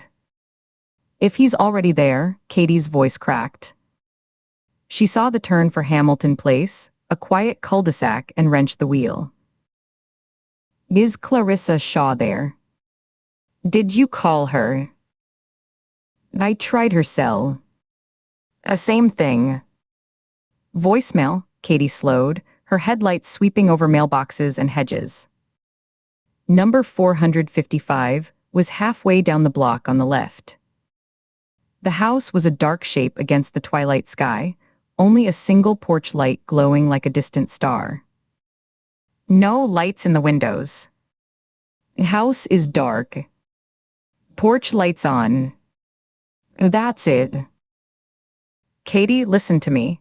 Nina's voice was low, intense, forcing calm. You park, you assess from the curb. You do not approach that door until I am there. Do you understand? This is not a hunch. This is the man. If he's inside with Shaw, you are walking into a planned kill scene. And if he's in the process of killing him right now. What's my assessment window, Nina? 30 seconds. A minute. Katie's voice was tight with frustration. She pulled the car to the curb 2 houses down, killing the engine and the headlights. The sudden silence was profound, broken only by the ticking of the cooling engine. The air in the car grew still, close. She could hear her own heartbeat in her ears. I'm on my way, Nina said, and the line went dead with a final, decisive click. Katie sat for a moment in the dark, the phone hot in her hand. She tossed it onto the passenger seat, where it landed with a soft thud on the papers. The silence that followed was heavier than the conversation, a vacuum filled with terrible possibilities. She unclipped her seatbelt, the retractor whirring in the quiet. Her hand went to the glove compartment, clicking it open. The interior light was a sudden, shocking glare. She pulled out her service weapon, a Glock 19, the weight familiar and comforting. She checked the magazine by feel, full, and racked the slide just enough to see the glint of brass in the chamber. Satisfied, she holstered it at her hip, the leather rig snug against her body. She rehearsed it in her head as she opened the car door, park at the curb, approach the door, ring the bell. If Shaw answered, get him out. If he didn't, she didn't let the thought finish. The cool evening air hit her face, smelling of damp grass and distant charcoal grills. Crickets chirped in the shadows. It was a peaceful, normal street. She closed the car door as quietly as she could, the latch engaging with a soft, solid thunk. She stood on the sidewalk, looking at the Shaw house. The porch light cast a yellow cone onto the empty front steps and the glossy black door. Every other window was a dark, blank eye. She started walking, her footsteps soft on the pavement. Her hand rested on the butt of her gun. Upstairs in the quiet study, the therapist's cell phone buzzed on the polished mahogany desk, skittering toward the edge with each vibration. Liam Barrett watched it from where he stood by the window, his head tilted, listening to the electronic purr as if it were an insect. The screen lit up the dim room with a cold, blue-white glow. Katie Ford. Oh, again! He moved with a predator's economy, crossing the Persian rug without a sound. The wool was thick and soft under his sneakers. He reached the desk and silenced the phone with a single, precise tap of his finger, then picked it up. The plastic was warm from the battery. He scrolled through the recent calls with his thumb. Ford. Ford. Ford. Then one from N's. Shaw. His wife, presumably. He placed the phone back down, screen to the wood, smothering the light. The room settled back into its deep, velvety gloom, lit only by the last gray remnants of dusk at the window. He turned to the man bound to the high-backed leather office chair. Nathaniel Shaw's face was pale as wax, a sheen of sweat on his forehead and upper lip catching the feeble light. His eyes were wide, but not with the frantic, darting panic of a trapped animal. It was a deeper, more terrible understanding, a terror that was almost philosophical, as if he were seeing the brutal, inevitable geometry of his own life finally snap into place. His gaze was fixed on Barrett, not pleading but absorbing. The eyes were red-rimmed from strain and lack of sleep, the lips pressed into a thin, bloodless line. A muscle in his jaw jumped rhythmically. Barrett leaned close, his own breath stirring the air between them. He could smell the man's fear, a sour, metallic tang beneath the scent of sandalwood soap and leather. He secured a final strip of cloth, torn from a pillowcase, over Shaw's mouth, tucking the ends neatly and firmly at the nape of his neck. "A sound," he whispered, the point of his knife appearing from his sleeve to rest against the man's throat, just below the jawline, where the carotid pulse hammered a wild, frantic rhythm against the cold steel. "And I make her death last for hours. I know the doses. I know the thresholds. I have nothing but time now. Nod if you understand." Shaw's eyes closed for a second, a slow, deliberate blink of utter defeat. His shoulders, which had been held rigid, slumped a fraction of an inch against the restraints. Then his eyes opened, the pupils huge and dark in the dim light, and he gave a stiff, jerky nod. A single tear broke free and tracked slowly through the gray stubble on his cheek, leaving a faint, shiny trail. Satisfied, Barrett moved through the room. He went to the window and drew the heavy linen blinds, one after the other, the cords whispering through their pulleys. The slats closed with a series of soft clicks, plunging the space into a dim, textured twilight. The only light now seeped from the hallway through the door's frosted glass panel, a diffuse, milky rectangle. He stepped into the hall, the hardwood floor cool and smooth underfoot. He closed the office door behind him, the mechanism engaging with a soft snick. He turned the old-fashioned brass key in the lock. The tumblers fell with a solid, final clunk. He flipped the small wooden placard on the door so it read "Session in progress" to anyone approaching from the stairs. It was a perfect seal. No interruptions from a concerned neighbor, a delivery person, a lost pet. He had time. He had all the time he needed to do this properly, to make Shaw understand, in his final moments, the precise nature of the consequence he had authored. He felt a strange lightness in his chest, an expansion, as if his ribs were no longer a cage but the struts of a cathedral. Capture meant nothing now. Prison, death, they were just different rooms, other forms of containment he had studied and accepted long ago. His purpose was nearly fulfilled. This was the last name on his private list, the one that mattered most. The architect of the protocol, the man who signed the care plans, who sat in his comfortable office and advocated for continued palliative engagement and managing expectations, while his mother turned to stone. After this, he could vanish. South America, perhaps. His particular skill set, patience, precision, a complete absence of squeamishness, a deep understanding of anatomy and pharmacology, had a market in dark places. The thought was neither exciting nor frightening. It was logistical, a problem to be solved later. From downstairs, a faint, metallic snick echoed through the still house. His pulse quickened, a single hard thump against his ribs like a fist on a door. Not fear but focus narrowing to a laser point, all extraneous thought burning away. He crossed to the window and eased a single slat of the blind aside. Two sedans sat askew at the curb, 2 houses down, doors already open. Federal plates. He recognized the shape of the taller woman even at this distance, a coiled, economical way of moving he'd studied in his mind 100 times. The fantasy of what he would do to Clarissa Shaw receded, replaced by a colder arithmetic. This was no longer a private reckoning, it was a siege.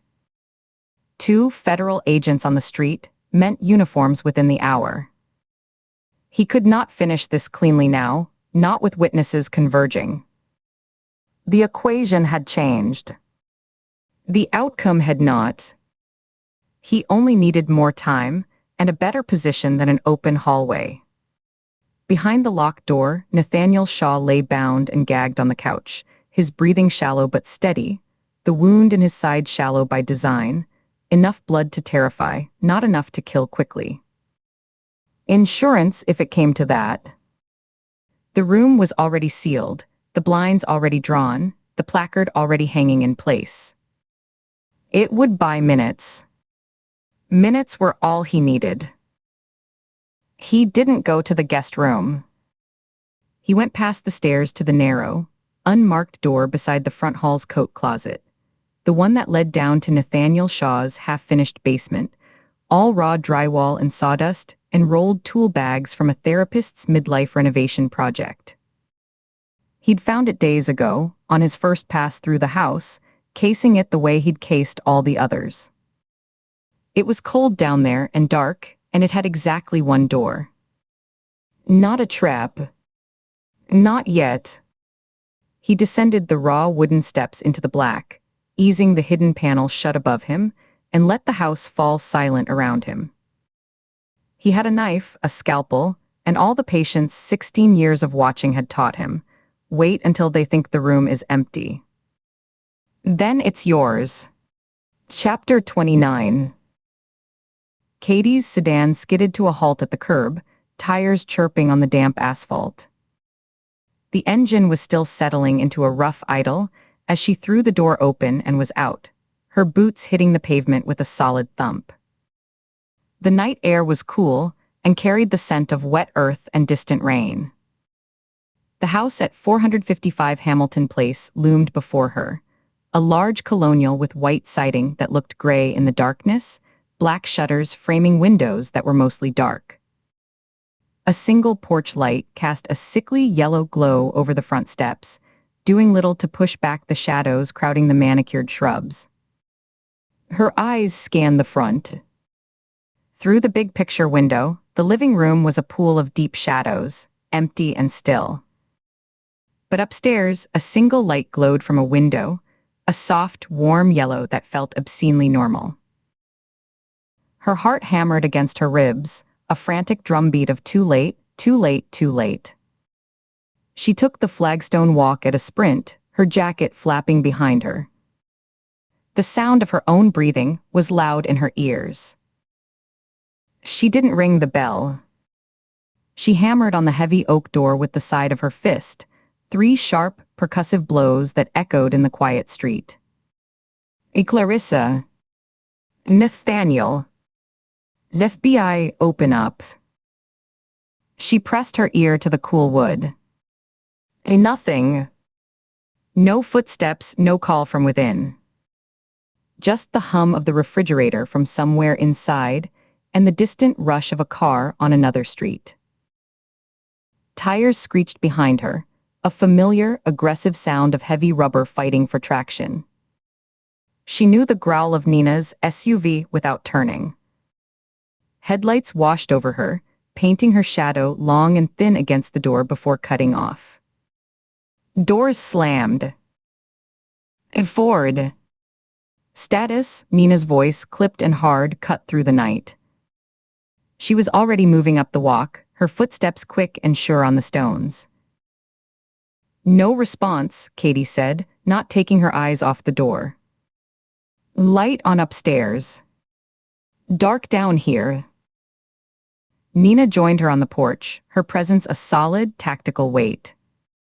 Katie caught the glint of her sidearm, already half-drawn from its holster. They didn't speak. Together, they pounded on the door, their fists a synchronized barrage. The FBI. Open the door. Now. The silence that followed was thicker, more ominous. It was the silence of a house holding its breath. Nina took a half step back, her eyes doing a quick, professional assessment of the doorframe, the deadbolt, the hinges, the strength of the wood. Feel like redecorating? She asked, her voice low. Katie was already shifting her weight onto her back foot, coiling her body, ready to drive her heel into the spot just beside the lock. Her muscles tensed. This was it. The moment of violation before the storm. The deadbolt clicked. The sound was absurdly loud. A smooth, metallic thunk of a well-oiled mechanism. Katie stumbled back a step, her balance thrown. The door swung inward. Clarissa Shaw stood in the opening, backlit by the soft glow of a hallway sconce. She was still in pale blue hospital scrubs, the fabric wrinkled from a long shift. Her blonde hair was pulled back in a messy ponytail, strands escaping to frame a face etched with deep exhaustion. Her expression wasn't fear. It was pure, unadulterated irritation. She blinked at them, her eyes adjusting to the porch light. "You two again," her voice was flat, drained. "My door's starting to feel personally victimized. Do you have any idea what a replacement for a solid core door like this costs?" A wave of dizzying, incongruous relief washed over Katie. They made it. The tight band around her chest loosened a fraction. She forced a steadying breath, her shoulders dropping half an inch from their defensive hike. "Clarissa, you need to come outside. Right now." Clarissa's brow furrowed, the irritation giving way to confusion. She didn't move from the threshold. "What? Why? It's freezing. I just got home. I haven't even seen Nathaniel yet." "Your life is in danger," Katie said, keeping her voice low but layering each word with urgent weight. She took a step forward, intentionally invading the woman's personal space to compel her out. "We believe the killer has you on his list." Nina didn't wait. She had her Glock fully in hand now, held in a low-ready position as she moved past Clarissa into the foyer, her body a controlled pivot of alertness. "I'm clearing the house." Ford, stay with her. Her eyes were already scanning the shadowy hall, the archway to the living room, the staircase leading up.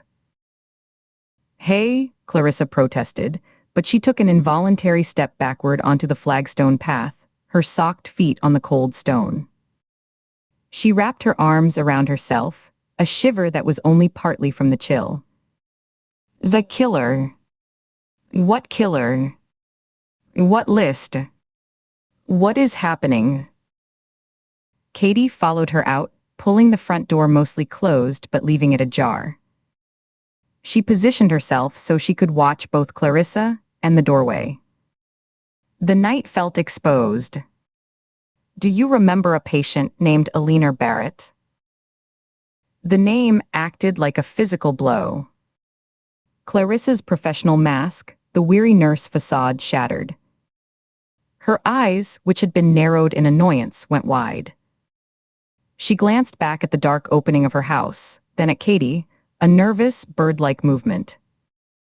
"Why are you asking about her?" Her voice dropped to a whisper.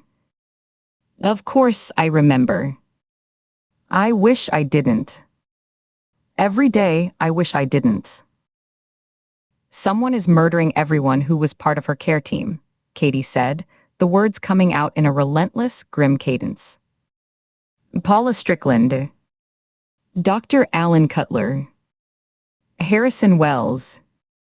You're next on that list." "Harrison too?" Clarissa's hand flew to her mouth, her fingers pressing white against her lips. Her eyes glistened in the porch light. "My God. Why? What did we do?" "We were just doing our jobs. He blames you for her suffering. He thinks you could have stopped it." A ragged, wounded sound escaped Clarissa's throat, half sob, half gasp. She swayed, and Katie reached out, catching her elbow, feeling the tremble running through the woman's arm. "We hated it," Clarissa choked out, the words tumbling free now that the dam was broken. "All of us. Every single day." The ethics board, they treated her like a specimen, a fascinating case study. "We had to keep her alive, keep studying her disease, long after any mercy, any shred of human decency, would have let her go." It was torture for her. It was torture for us to administer it. Alan Doctor. Cutler, he fought the board constantly. He filed appeals, he argued, he begged. They always said no. The knowledge is too valuable. Her consent was given prior to deterioration. She spat the last words like poison. The tragedy deepened, the real villains becoming faceless committee members in a sterile room. Katie pushed past it. The history mattered, but the present mattered more.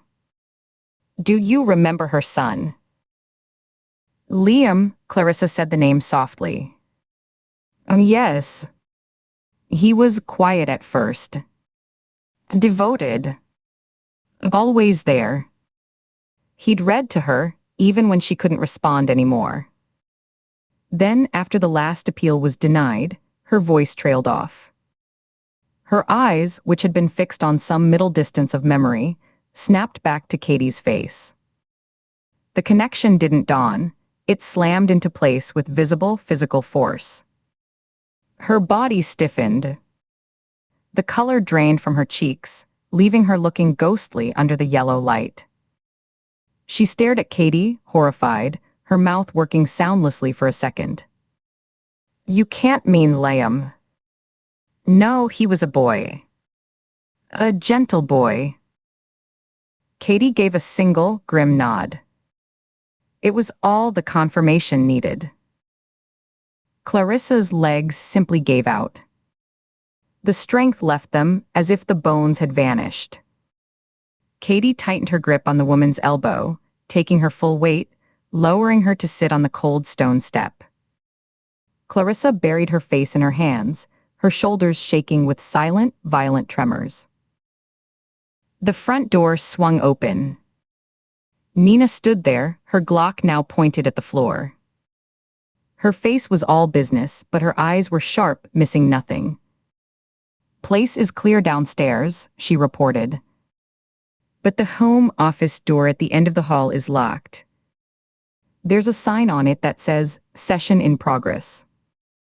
"Do not disturb," pounded on it. No answer. Wait, Clarissa said, her voice muffled by her hands. She looked up, her face streaked with tears. A new, more immediate terror eclipsed the horror. You haven't found Nathaniel. I just got home. I thought you had him. The fear spiked in her voice, turning it thin and sharp. She pushed herself up, shoving past Nina's outstretched arm with surprising strength. Nathaniel, her call echoed through the quiet house, desperate and raw. The agents exchanged a single look, shit, and followed her in. Katie's senses went on high alert the moment she crossed the threshold. The house was warm, smelling of lemon polish, and the faint, floral scent of Clarissa's perfume. It was the smell of normalcy, which made the dread coiling in her gut even tighter. They moved down a wide hallway, past tasteful landscape paintings and a console table with a vase of silk orchids. At the end, a solid oak door stood shut.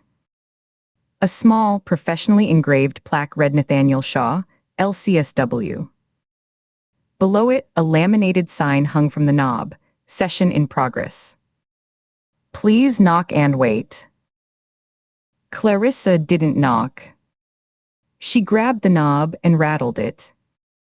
Nathaniel. Open the door, she pounded on the wood with the heel of her hand. Answer me. Silence from within. A thick, heavy silence. Do the honors, Ford, Nina said, her voice calm. She moved to the side, putting her body between Clarissa and the door, one hand coming up to gently but firmly guide the woman back. Katie didn't hesitate. She took 2 quick steps back, gauging the distance. She focused on a spot just beside the brass doorknob, where the lock would be. She shifted her weight, chambered her leg, and drove her heel forward with all the force of her momentum and fear. The impact was a thunderous crack that reverberated through the hall. Pain shot up her leg, but the wood around the lock splintered inward. A second kick, and the frame gave way with a sickening groan of tearing wood and metal. She reached through the jagged hole, her fingers finding the cold metal of the deadbolt. She twisted it, shoved the door open, and it swung inward, bouncing off the wall behind it. "Nathaniel!" Clarissa's scream was pure anguish. The scene in the office was a still life of violence. Nathaniel Shaw was sprawled on his brown leather therapy couch, his body at an awkward angle. His wrists were bound together in front of him with coarse, tan rope, his ankles similarly secured. A dark blue cloth gag was stuffed into his mouth, secured with another strip of cloth tied behind his head. His eyes were closed. His button-down shirt, once light blue, was soaked through in the center with a spreading, blackish-red stain that covered most of his abdomen. One of his hands rested limply on the cushion, palm up. Clarissa rushed past Katie, a cry tearing from her throat. She fell to her knees beside the couch, her fingers going first to his throat, searching for a pulse, then tearing frantically at the knotted rope around his wrists. "He's alive. I feel a pulse. It's weak, but he's alive, help me." Nina was already on her phone, her back to the wall as she kept her eyes on the shattered doorway and the hall beyond. "This is Federal Agent Nina Shaw, badge number 4471. I need an ambulance and backup to 455 Hamilton Place. Immediate response, code critical. Adult male, mid-40s, deep abdominal stab wound, unconscious but with pulse. Suspect may still be on premises. Expedite." She listened for a second, barked the confirmation, and ended the call. Katie's eyes were not on the victim or his wife. They were scanning the room, the bookshelves, the deep shadows behind the desk, the slightly ajar closet door. Her mind was racing, pieces clicking into place with cold, logical precision. "Shaw," she said sharply, her voice cutting through Clarissa's sobs. "The other scenes. Cutler in the parking lot, Wells in his foyer. Both were locked from the inside. No clear point of exit." "I swept the house," Nina insisted, her gaze darting to Katie. "Front door, back door, all windows secure." "He's here," Katie said, the certainty settling in her bones like ice. "He didn't leave. He's waiting." Nina's jaw tightened, a muscle flickering in her cheek. Her eyes, for just a fraction of a second, betrayed a flicker of doubt, not in Katie's assessment, but in her own sweep. She gave a sharp, almost imperceptible nod. "All right, you stay with them, I'll do a secondary." "No," Katie interrupted, stepping forward and placing a hand on Nina's forearm. The contact was brief, but it carried the weight of the argument. "You have advanced field medicine training. If I don't, you can keep pressure on that wound. You know what to do until EMS gets here. Let me find this bastard." Nina's eyes darted between the bleeding man on the couch and her partner's determined face. The unspoken thing hung in the air between them, thick and suffocating. "You're not armed," Nina said finally, the statement flat, factual, and heavy with consequence. Katie's suspension from active firearm duty was a physical weight, a lead vest she wore every day. The rules were clear, the paperwork filed, the psych eval pending. To take a weapon now was a career-ending offense, maybe worse. Katie didn't look away. She held Nina's gaze, her own eyes steady, stripped of all pretense. "You said you trusted me," she said, the words quiet. "In the car. After the motel. You said you trusted my judgment." A war played out on Nina's face. Protocol versus instinct, bureaucracy versus the bleeding man on the couch, and the monster hiding in his house. It lasted 3 seconds. With a sharp, decisive motion that was almost violent, she reversed her grip on her Glock 19 and slapped it, grip first, into Katie's waiting palm. The metal was warm from her hand. "Defensive use only," Nina said, her voice a low rasp. "You see him, you contain him. You do not pursue. You hold and call." Understood. Katie's fingers closed around the familiar texture of the grip. The weight was both a comfort and a condemnation. She gave a tight, single nod. "Watch the exits. Don't let Clarissa touch anything she shouldn't." She turned, the gun held in a low ready position, and moved back into the hall. The house felt different now.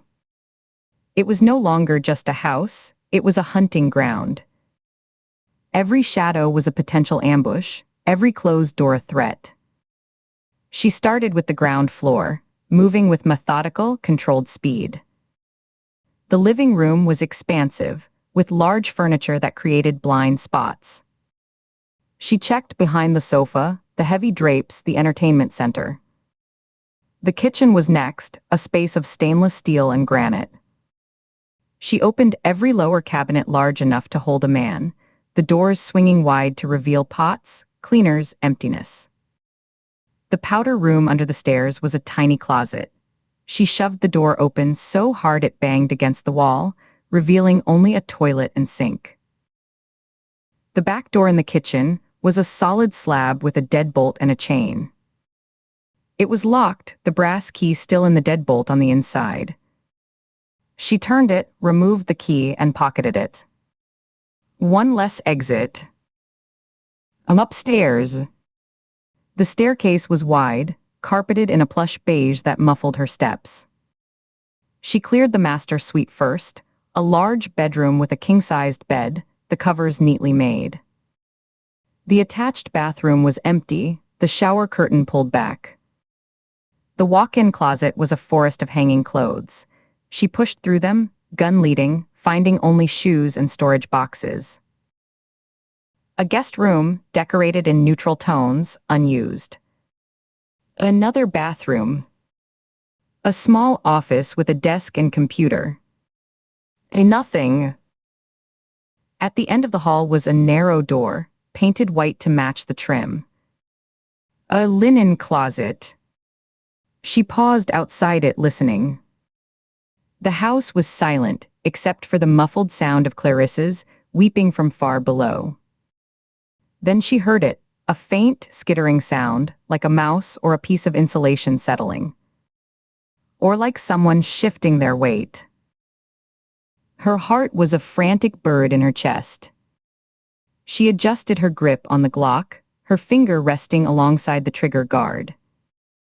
With her left hand, she slowly turned the knob. It was unlocked. She took a breath, pushed the door open in one swift motion, and raised the gun. The overhead light, activated by the door, revealed shelves stacked with neat rows of towels, bedsheets, and toiletries. The air smelled of lavender detergent.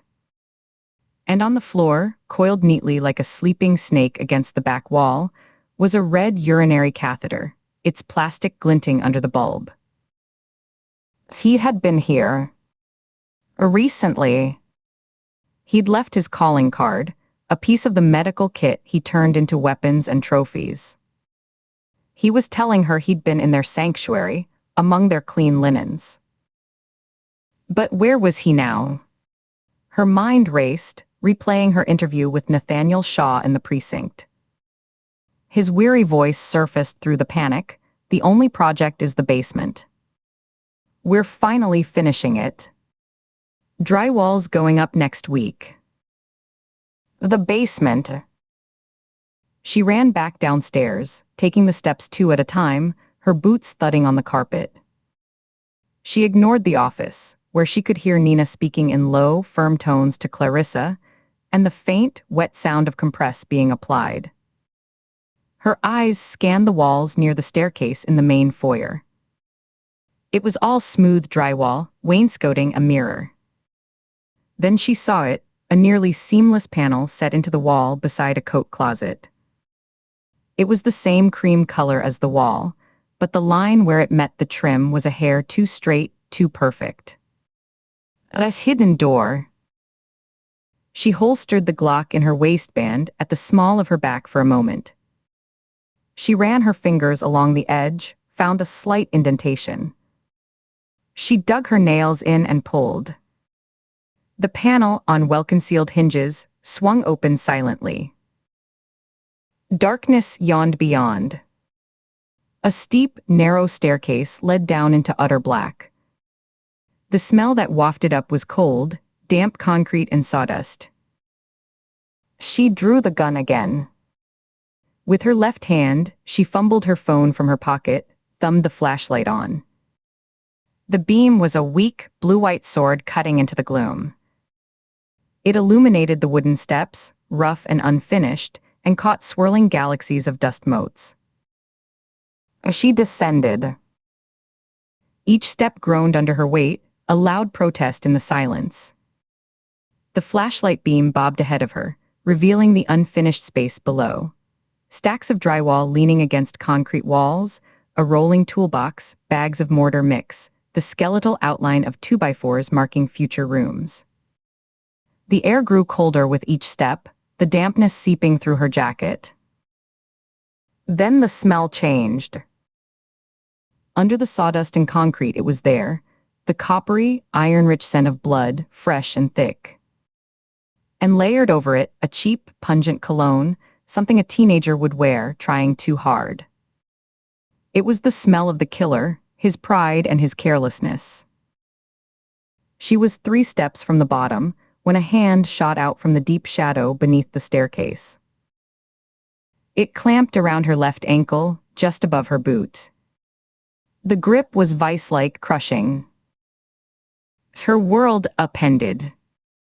A yank, brutal and strong, pulled her supporting leg out from under her. She cried out, a short, sharp sound of surprise and pain. The phone and the gun flew from her hands, the phone's light cartwheeling through the darkness before smashing against a concrete pillar and going black. The Glock hit the floor with a metallic clatter and skittered away into the void. She tumbled down the remaining stairs, a chaotic jumble of limbs. Her shoulder slammed into a step, her hip cracked against the edge of another.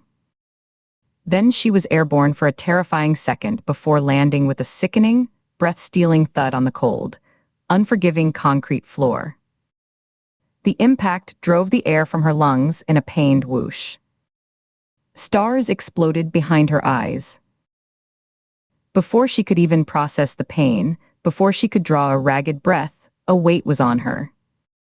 He moved with a predator's speed, pinning her legs with his knees. Strong, wiry hands, she could feel the calluses, closed around her throat, thumbs digging into her windpipe. Black spots danced at the edges of her vision. She gagged, the sound a wet, desperate rattle. Instinct took over. Her own hands flew up, not to his face, but to his wrists, her fingers clawing, trying to find purchase, to peel back just one finger. She bucked her hips, trying to throw him off, but he was too heavy, his position too secure.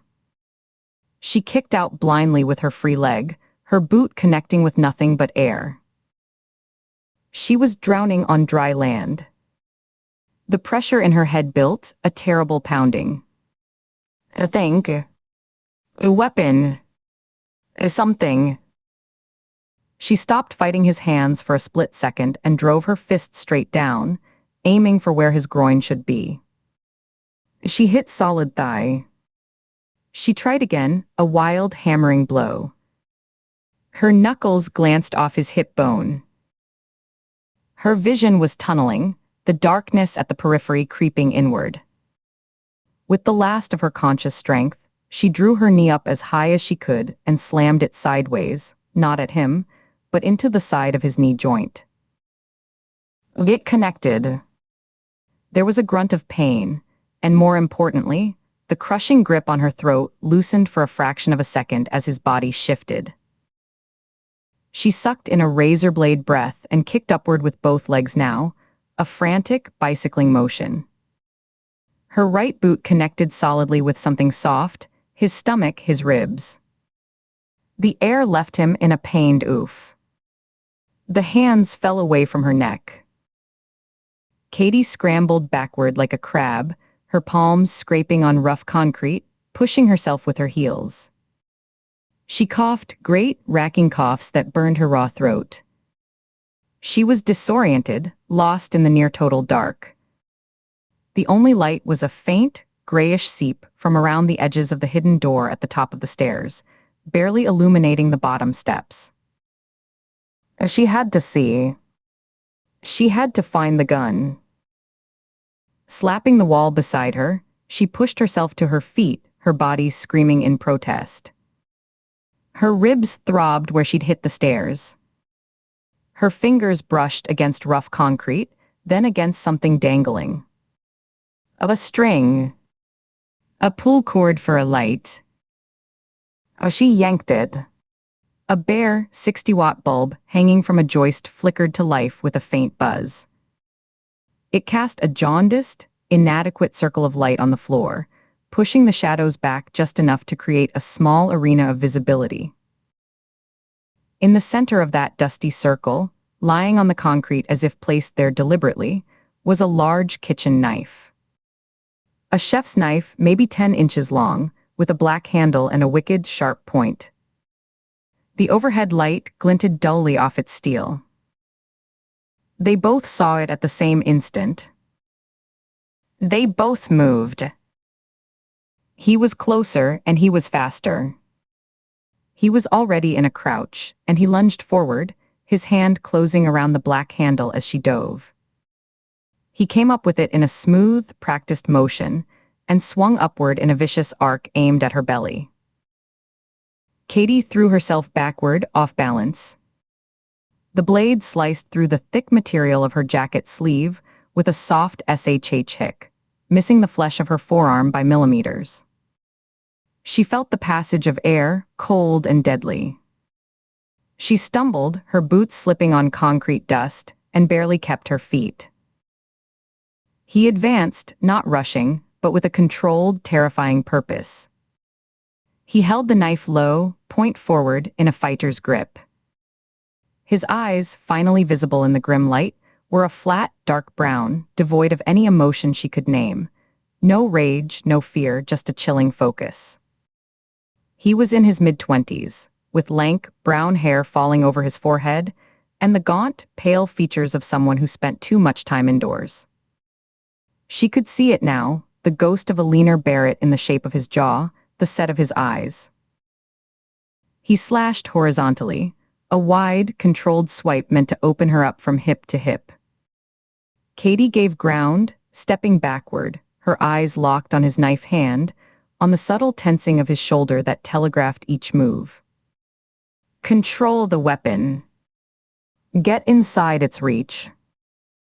He feinted a thrust at her face, she flinched, and he immediately dropped and swept the knife low at her legs. She jumped back, the tip catching the cuff of her jeans, snagging the fabric. He was hurting her, she realized. Back toward a stack of drywall sheets, leaning against the wall. A dead end. She couldn't keep giving ground. She waited for the next overcommitted swing. It came, a powerful, diagonal slash from high right to low left, meant to disembowel. As his arm extended, his body opened up for a split second. She ducked under the arc of the blade, feeling the wind of its passage over her head.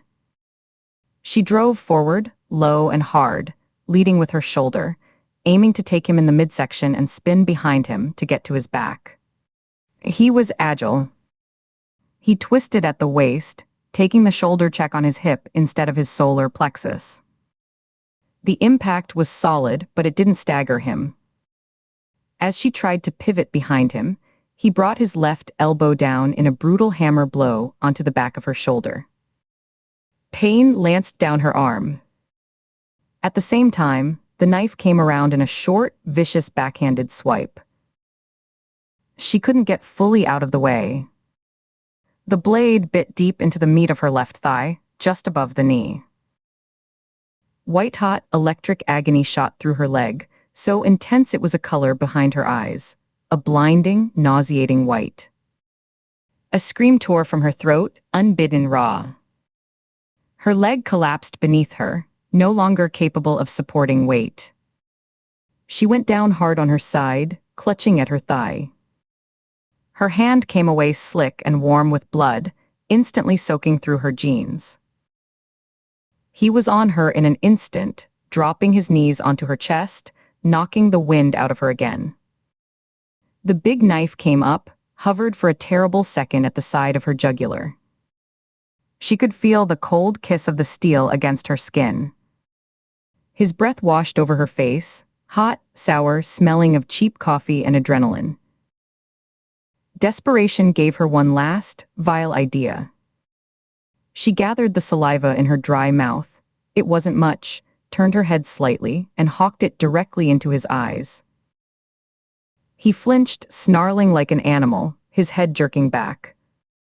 The knife wavered. In that split second of distraction, she drove her good knee up with every ounce of strength she had left, aiming true this time. It connected with crushing force. A guttural, pained sound exploded from him. He doubled over, the knife hand dropping away from her throat as his body instinctively curled around the agony. She didn't stop. As he started to topple to the side, she hooked her good leg around his and used all her body weight to roll, reversing their positions. Now she was on top, straddling him. She grabbed his knife wrist with both hands, slamming it down onto the concrete floor once, twice. On the third impact, she heard a distinct, sickening crack. He howled and his fingers sprang open. The big chef's knife clattered away, skittering out of the circle of light. But he didn't scream in surrender. His free hand, his left, dipped to his waistband. It came up holding a smaller weapon, a sharp, sturdy penknife with a bone handle, the kind used for whittling. Before she could react, he plunged it into her side, just below her ribs on the right. The pain was catastrophic. It was a nova of fire that exploded in her core, stealing her breath, her sight, her thought. It wasn't localized. It radiated out, numbing her entire right side in a wave of shocking, debilitating agony. A choked gasp was all she could manage. Her grip on his broken wrist went slack. She collapsed off him, landing on her back beside him on the cold concrete, staring up at the cobweb-draped joists and the bare, buzzing bulb. She couldn't move. She could barely breathe. Each shallow inhalation was a knife twist in her side. Warm wetness spread rapidly across her shirt and jacket, a second, growing stain to match the one on her leg. He rolled on top of her again, slower this time, favoring his injured wrist. He was breathing in ragged, pained gulps. The penknife was still in his left hand, its tip now pressing into the soft, vulnerable skin just below her jawline. "You shouldn't have come down here," he whispered. His voice was surprisingly soft, almost conversational, but it trembled with pain and something else, a profound, weary bitterness. "This wasn't for you." Liam Barrett, Eliner's son. In the grim, jaundiced light, she could see it clearly now. The high cheekbones, the shape of the lips, the deep-set eyes that had once, perhaps, held kindness before they were hollowed out by years of watching his mother turn to stone. He looked young and old at the same time. She tried to speak, but only a wet gurgle came out. She swallowed, tasted blood at the back of her throat. "You look like her," she finally choked out, every word a searing effort. He froze. The pressure of the knife tip lessened, just a hair. "I have her file," Katie gasped, forcing the air past the pain. "And the photos. From before." You have her eyes. Don't, he whispered, but it was a plea, not a command. The doctors, they tried. She was lying, or maybe she was. Cutler had fought the board. They had all, in their way, been trapped in the same machine. They loved her. In their way. Liar, he spat, the tremor in his voice turning to fury. The knife pressed deeper, a pinpoint of intense pain. They made her suffer. They chose to. They could have stopped. They had the power. Feeling was trickling back into her deadened right arm, a pins and needles rush that was its own kind of torture. Her hand, lying limp at her side, brushed against the pocket of her jacket. She felt the hard, plastic coil of the red urinary catheter she'd found in the linen closet. She de-shoved it in her pocket without thinking, a piece of evidence. A final, desperate gambit formed in her haze of pain. She couldn't overpower him. She could barely move. But she could get inside his head. It was the only weapon she had left. How would she feel? Katie forced the words out, each one a mountain to climb. Knowing her son grew up. Knowing what? He demanded, his face hovering inches above hers. His breath was on her cheek. And say it. She gathered the last dregs of her strength, the last spark of defiant anger. She looked directly into his haunted eyes. Knowing her son grew up to be, she paused, let the silence hang for a beat. A pathetic loser. A coward who stabs bound men and hides in closets. A raw, animal scream of pure rage tore from his throat. It was the sound of every denied appeal, every day of helpless watching, every ounce of grief curdled into hatred. As he reared back, the knife pulling away from her throat as he prepared to drive it down into her face, she exploded upward. It wasn't strength, it was pure, survival-grade adrenaline, a chemical fire that burned through the pain. She threw him off with a convulsive surge, rolling as he fell sideways. She staggered to her feet, the world tilting and swimming. Blackness threatened at the edges of her vision. Her left leg was a column of fire, her side a weeping furnace. She saw the red catheter, half out of her pocket. She yanked it free. He was trying to rise, pushing himself up with his good hand, his broken wrist cradled against his chest, the penknife still clutched in his left fist. His back was to her. She fell onto him, not with grace but with dead weight. She looped the flexible plastic tube around his neck from behind, crossed her arms in an X behind his head, and pulled with every last ounce of her failing strength, using her own body as an anchor. The tube bit deep into the flesh of his neck. He gagged, a horrible wet sound. His hands flew up, fingers scrabbling frantically at the tightening noose, trying to get purchase on the slick plastic. He bucked, trying to throw her off, but she held on, her arms trembling with the strain, her vision graying out. She pulled tighter. His struggles grew weaker, more frantic. His face in her peripheral vision was darkening, his eyes bulging. In that moment, she wasn't in a cold, dusty basement. The concrete floor became smooth, featureless tile. The smell of blood and cologne was replaced by the sterile scent of industrial cleaner. The body beneath her hands was heavier, more muscular. The neck was thicker. She looked down and saw not Liam Barrett's lank hair, but the close-cropped, military cut of Tobias Campbell. He wasn't struggling. He was looking back over his shoulder at her, and he was smiling. A knowing, triumphant smile, as if this was exactly what he'd wanted, what he'd planned for all along.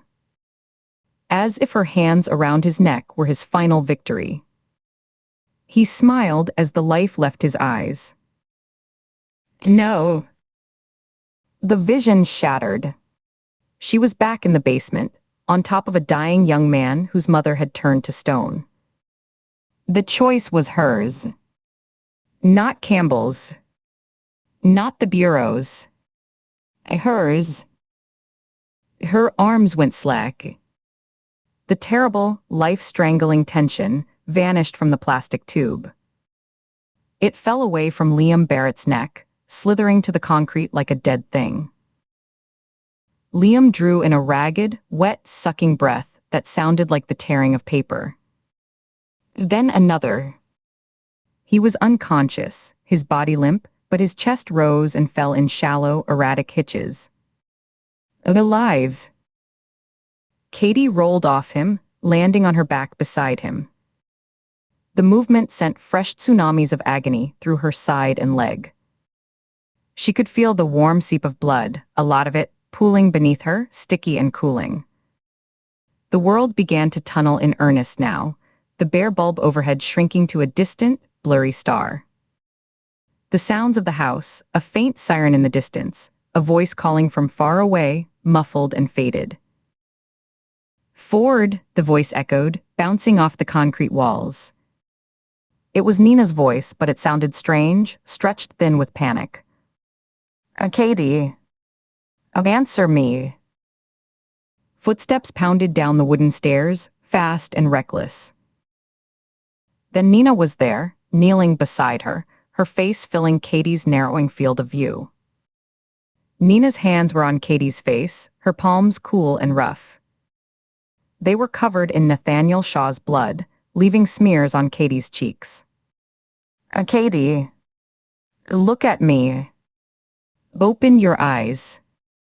Don't you dare quit, you hear me? Look at me. Katie tried. Her eyelids were so heavy. Nina's face, it was wrong. It was streaked with tears, clear tracks cutting through the dust and blood on her skin. Katie had never seen Nina cry. Not in a motel room after a nightmare, not in a director's office under threat, not ever. It was the wrongest thing in the world, more shocking than the pain. A weak, bloody smile touched Katie's lips. It felt like cracking clay. She managed to turn her head a fraction, her eyes drifting toward the unconscious form of Liam Barrett a few feet away. One down, she whispered, the words barely a breath, a rustle of leaves. One to go. Then she made a choice. A fierce, stubborn, clawing choice in the dark. To stay. She clung to the sight of Nina's tear-streaked face, an anchor in the swirling dark. She would not let Campbell have this. She would not let him have her, or Nina, or this broken boy on the floor. The choice was hers. Her hand, slick with her own blood, fumbled and found Nina's wrist. Her grip was feeble, but it was a tether. She held on. The distant siren wasn't distant anymore. It was a shriek splitting the air, right outside, followed by the thunder of doors and the stomp of boots on the floor above. It shouted commands. More footsteps on the stairs. Nina didn't look away from her. Medics. Now. She's down here. Her voice was a roar, raw and commanding, cutting through the chaos. The basement flooded with light and movement. Uniformed paramedics in dark jackets shouldered past a pale-faced patrol officer. Nina was pulled back, but only a step, her wrist still in Katie's failing grasp. Talk to me, Katie. Keep your eyes open. A medic knelt, his hands swift and sure, applying pressure to her side. Another assessed her leg. The pain, a constant roar, sharpened into specific, brutal points. She cried out, a short, guttural sound she couldn't contain. Easy, easy. We've got you. They were loading Liam Barrett onto a separate stretcher, an oxygen mask over his face, his neck already ringed with an ugly, darkening line. He looked like a child. Katie's stretcher lifted with a lurch. The bare bulb passed overhead, then the rough wood of the ceiling, then the cracked plaster of the hallway. The world became a blur of concerned faces, flashing lights, the cold night air a slap on her skin. She never let go of Nina's wrist. Nina climbed into the ambulance beside her, ignoring protocol, her bloody hand clasped over Katie's. "Want to go," Nina said, her voice low and fierce, echoing Katie's words back to her. Her tears were gone, wiped away, replaced by a ferocious, gleaming resolve. "We're not done." The ambulance doors slammed shut.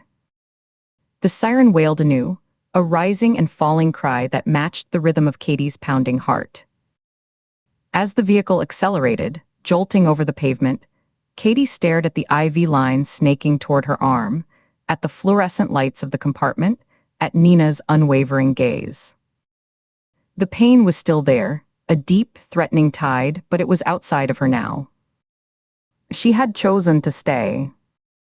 And in the echoing aftermath of that choice, as the city streaked past the small windows in a smear of light and dark, she knew with a cold, clear certainty that Tobias Campbell, wherever he was already waiting.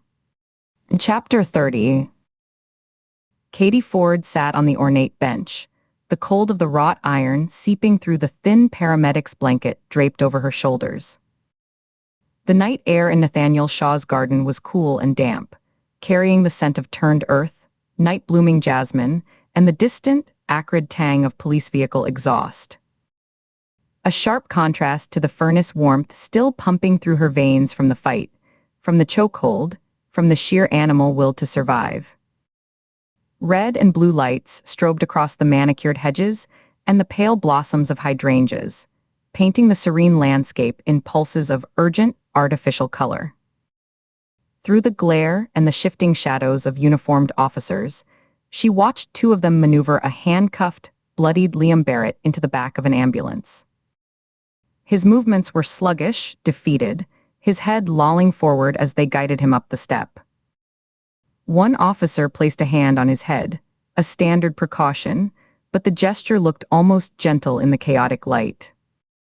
Just before the doors swung shut, his eyes, wide, dark, and utterly vacant of the fervor he'd shown in the basement, found hers through the window.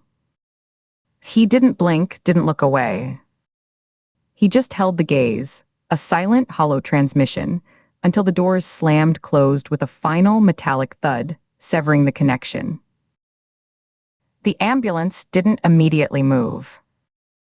The engine idled, a low rumble adding to the chorus of radios and murmured commands. Katie watched the red taillights, two bright dots in the dark, waiting. She flexed her hands, wincing at the raw ache in her knuckles and the deeper, throbbing pain in her palms from the pressure of the catheter.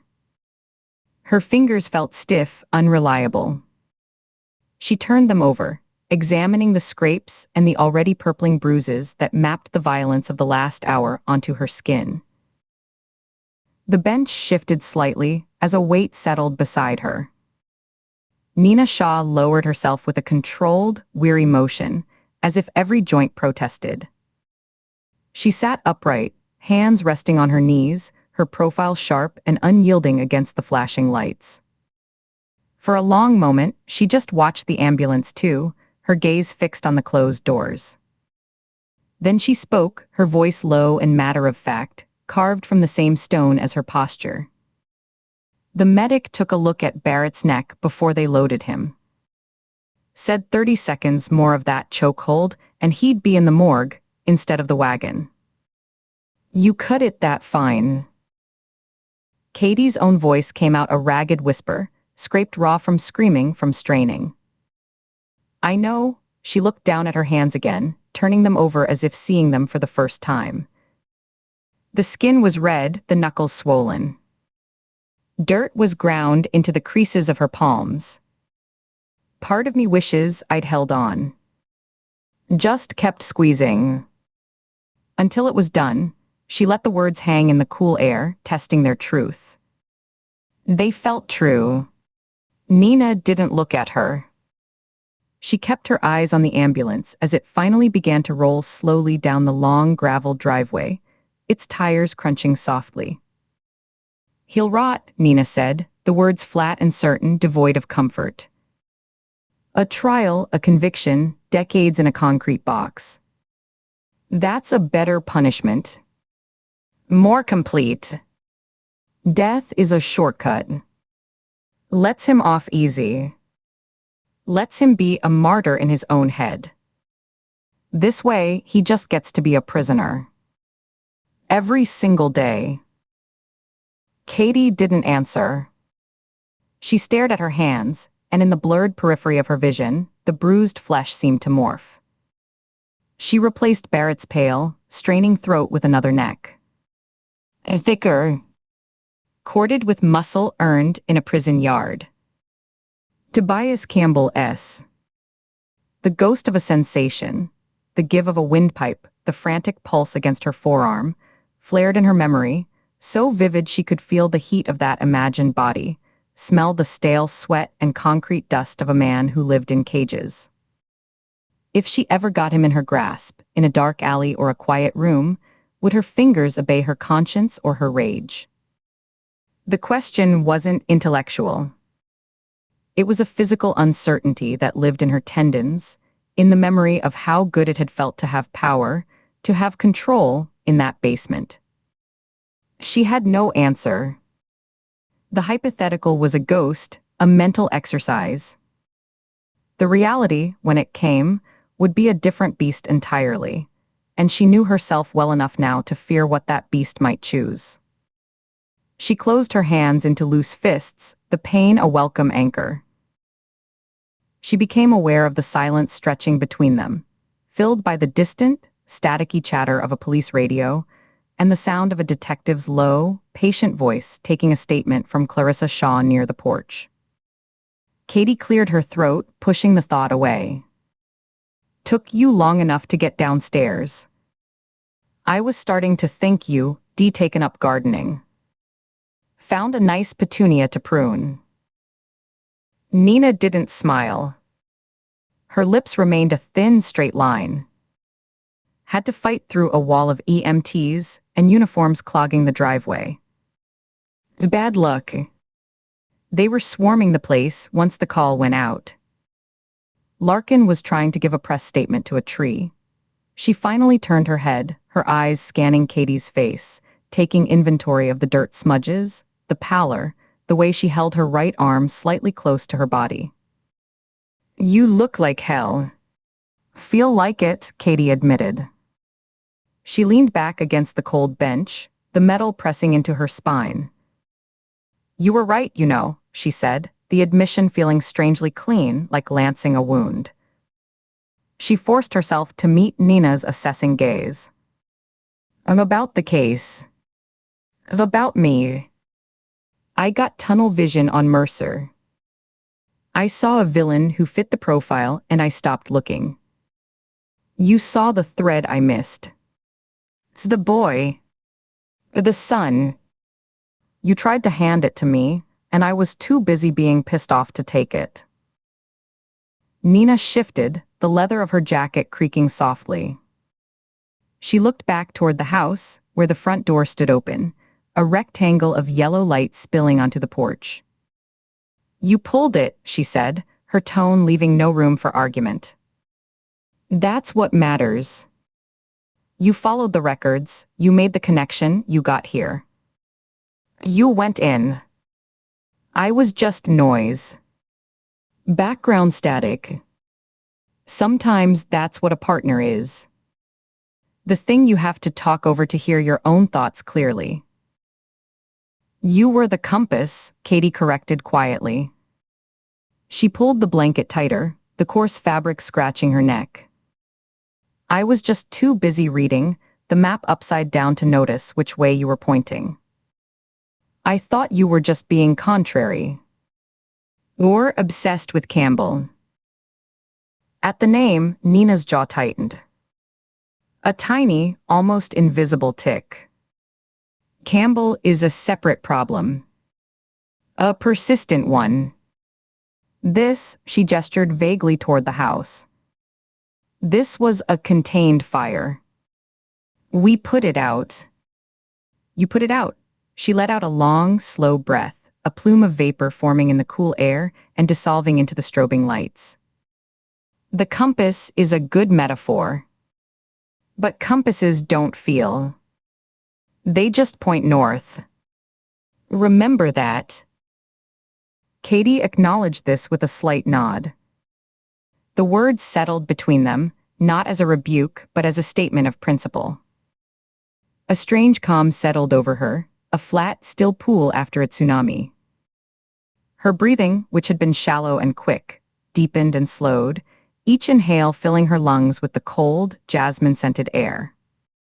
The chaotic roar of the last hour, the shattering door, the desperate fight in the dark, the primal struggle for breath, had deposited her here, on this cold bench, under a sky pricked with hard, distant stars, with her partner, a solid, silent presence beside her. It felt like a pivot point. The case was over. The killer was caught. And the other thing, the personal rot she'd been carrying, could no longer be ignored. It sat in her gut, a cold, heavy stone. She stared at the grass, at the way the police lights made the blades look alternately blood-red and corpse blue. "Mark has been hitting me," she said. The words didn't feel explosive. They felt heavy and true, like stones dropped into the quiet between them. They just lay there, simple and ugly. Nina's head turned slowly. Not with shock, but with a deliberate, focused attention. Her eyes, reflecting the flashing lights, were unreadable pools of dark blue. She didn't speak, didn't offer platitudes or questions. She didn't reach out a hand. She just waited, creating a vast, silent space for the words to exist, to echo. Katie filled it, her voice low but steady, as if she were dictating a report. The texts, the calls, showing up unannounced. He was at my gate tonight. Before I left for the airport. It's not just harassment anymore. It's a pattern. It's a thread. It has been for a while. She found herself looking at her hands again, at the bruises that were not from Mark. He's never done it where it would show. Not on the face. Shoulders. Arms. Once, he shoved me into a doorframe. I had a bruise on my back for 2 weeks. I told myself it was an accident. That he was just frustrated. That I'd provoked him. She could feel Nina's gaze on the side of her face, intense and unwavering. Still, Nina said nothing. I should have said something sooner. To someone. To you, Katie's voice hitched just once. She swallowed, forcing it level. I saw the shape of it in someone else a long time ago. Of a case. A victim statement. I knew the language. I didn't know how to open that door. To my own life. It felt like admitting I was weak. That I'd failed at something basic. That I, of all people, had let this happen. I'm supposed to see it in other people. Not in my own mirrors. Nina received it. She absorbed the statement, her gaze never leaving Katie's face. A beat of silence stretched, filled only with the distant, coded bursts of radio traffic and the hum of idling engines. The garden around them felt like a suspended world, a diorama of aftermath. Finally, Nina spoke, her voice devoid of judgment, almost clinical. You opened it now. The simplicity of it was a profound relief. No drama, no interrogation, no I told you so. Just a statement of fact. The decision, once spoken aloud in the cool night air, felt solid. Real. A line had been crossed, and there was no walking it back. Katie felt a weight lift from her shoulders, a weight she hadn't fully acknowledged she was carrying. Her posture, which had been hunched against the cold, and the pain, straightened a fraction. She took another deep breath, and this one felt clearer. "Thanks," Katie said, the word inadequate but necessary. "For having my back down there. In the basement. You didn't hesitate. You just came." Nina placed a firm, dry hand on Katie's shoulder, the pressure brief and grounding. It was there for a second, then gone. "Thanks for not waiting for permission to go in. And for skipping the arson this time.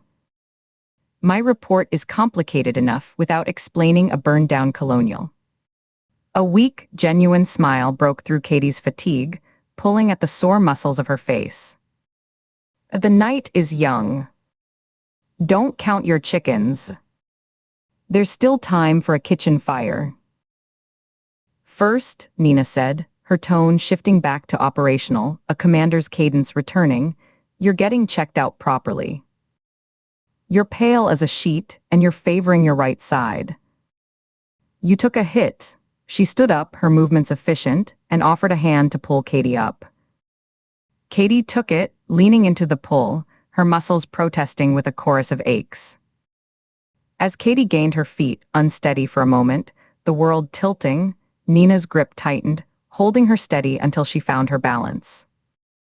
Nina leaned in close, her voice dropping to a whisper, meant only for Katie's ear, her breath a warm contrast to the night air.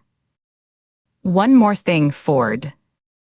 You breathe a word, a single, goddamn word, about those tears I saw on your face when I came down those stairs, and I'll personally reassign you to an evidence locker in Barrow, Alaska.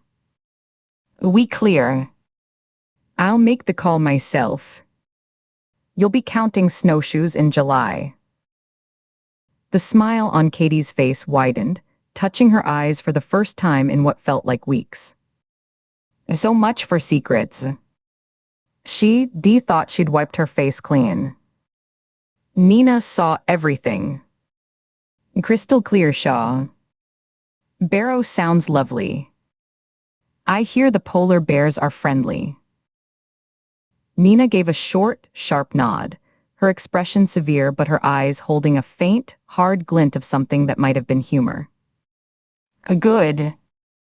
Ambulance is over there. The one without the prisoner. Go. I'll finish with Larkin and meet you at the hospital for the debrief. Try not to acquire any new injuries between here and the doors. Katie watched her partner stride back toward the hive of activity near the house, her posture straight, already re-engaging with the machinery of the investigation, her focus shifting to Chief Larkin, who was waving her over. Katie wrapped the blanket tighter around herself, the coarse fabric a poor shield against the deep, settling cold, and walked slowly toward the waiting EMTs who stood by a second ambulance, its back doors open like a waiting mouth. Each step was a conscious effort, a negotiation with her protesting body. The pivot point was behind her. The path ahead, for the first time in a long time, felt like her own. It was terrifying. And it was a relief. The taxi, a bland sedan that smelled of pine air freshener and old vinyl, dropped her at the curb outside her building in Arlington. The clock on the dashboard had read 4:17 a.m. Dawn was still a distant rumor, the sky a deep, velvety black tinged with the sickly orange glow of the city. The streets were empty, the traffic lights cycling through their colors for an absent audience. Every muscle in her body ached with a deep, dull symphony of pain that played beneath the fresh bandages on her hands and the persistent throb in her ribs where Barrett's knee had driven into her. The ER doctor had poked and prodded, shone a light in her eyes, taken x-rays. He'd found no fractures, just spectacular bruising. You'll feel it for a week, he'd said, an understatement that already felt cruel. He'd given her a plastic bag with sample packets of strong ibuprofen, and a look that said he'd seen federal agents in his ER before, and knew better than to ask too many questions. Director Vance had been notified. His orders, relayed through a tired-looking ASAC at the hospital, were unequivocal. 2 weeks of mandatory administrative leave. A psychological assessment was strongly recommended. It felt less like a reward and more like a sentence. A sentence to her own quiet apartment, to her own circling thoughts, with the ghost of Tobias Campbell for company and the very real problem of Mark Balzano waiting at her gate. The ASAC had handed her the paperwork with a sympathetic grimace. "Get some rest, Agent Ford." "You earned it," she just nodded, the words feeling hollow. She stood on the sidewalk for a long moment, the blanket from the hospital replaced by her own leather jacket, feeling the profound emptiness of the hour. The street was silent, the normal traffic hum reduced to a distant, lonely whisper. A newspaper thumped onto a porch down the block, the sound startlingly loud. Her building, a modern high-rise with a facade of glass and steel, looked monolithic and unwelcoming, only a few windows lit in the vast grid of darkness like scattered, watchful eyes. Her own window was dark. Chloe was still away. The thought of the empty apartment, with its silence and its memories, was suddenly oppressive. She fumbled in her bag for her keys, her fingers still clumsy and sore beneath the bandages. Finding the fob, she approached the wrought iron security gate that enclosed the small courtyard entrance. The metal was cold to the touch, beaded with condensation.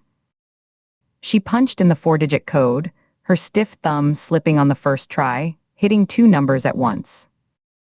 She took a breath, focused, tried again. The electronic lock gave a feeble click, but the gate didn't budge.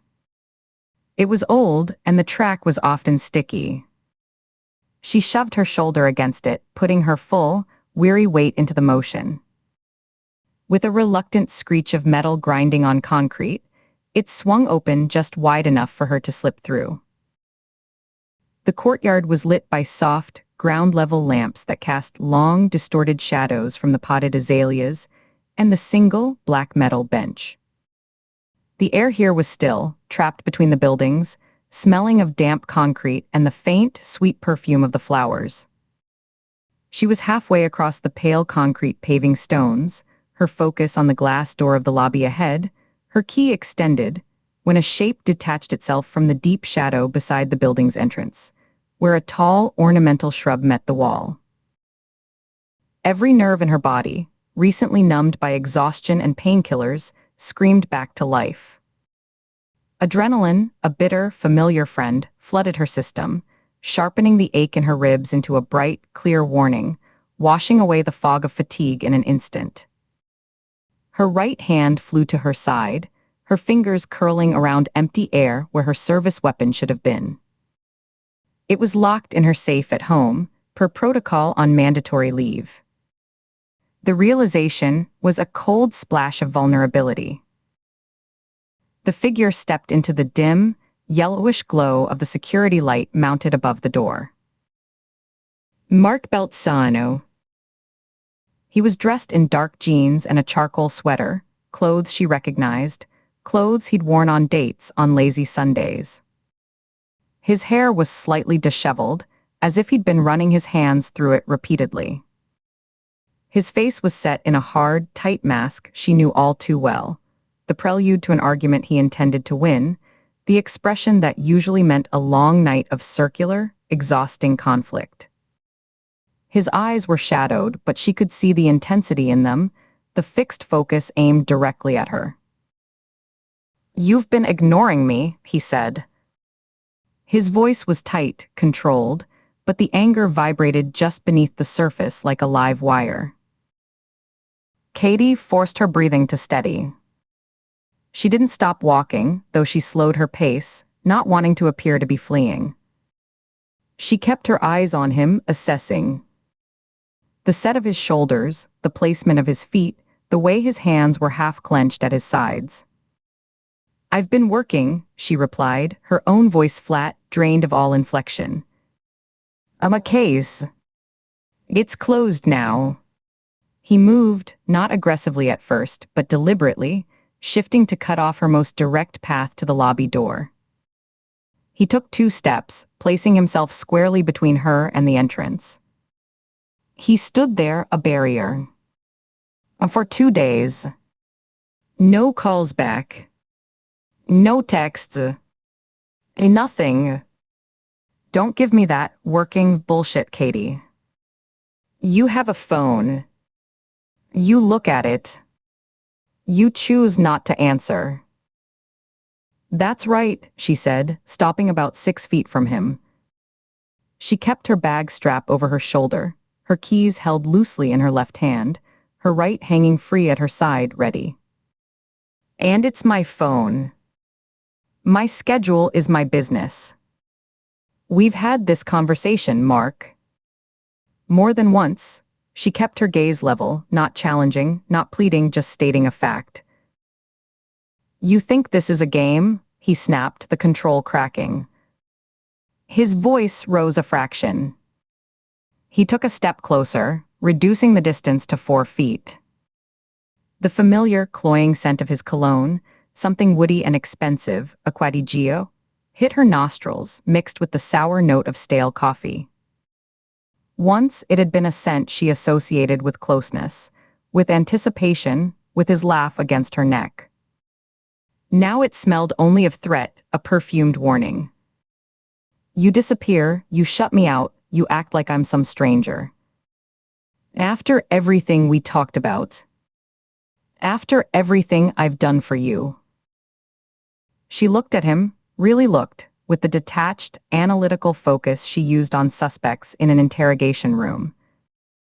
She saw the faint flush creeping up from his collar, the slight flare of his nostrils as his breathing quickened, the way his jaw was clenched so tight a muscle ticked rhythmically in his cheek.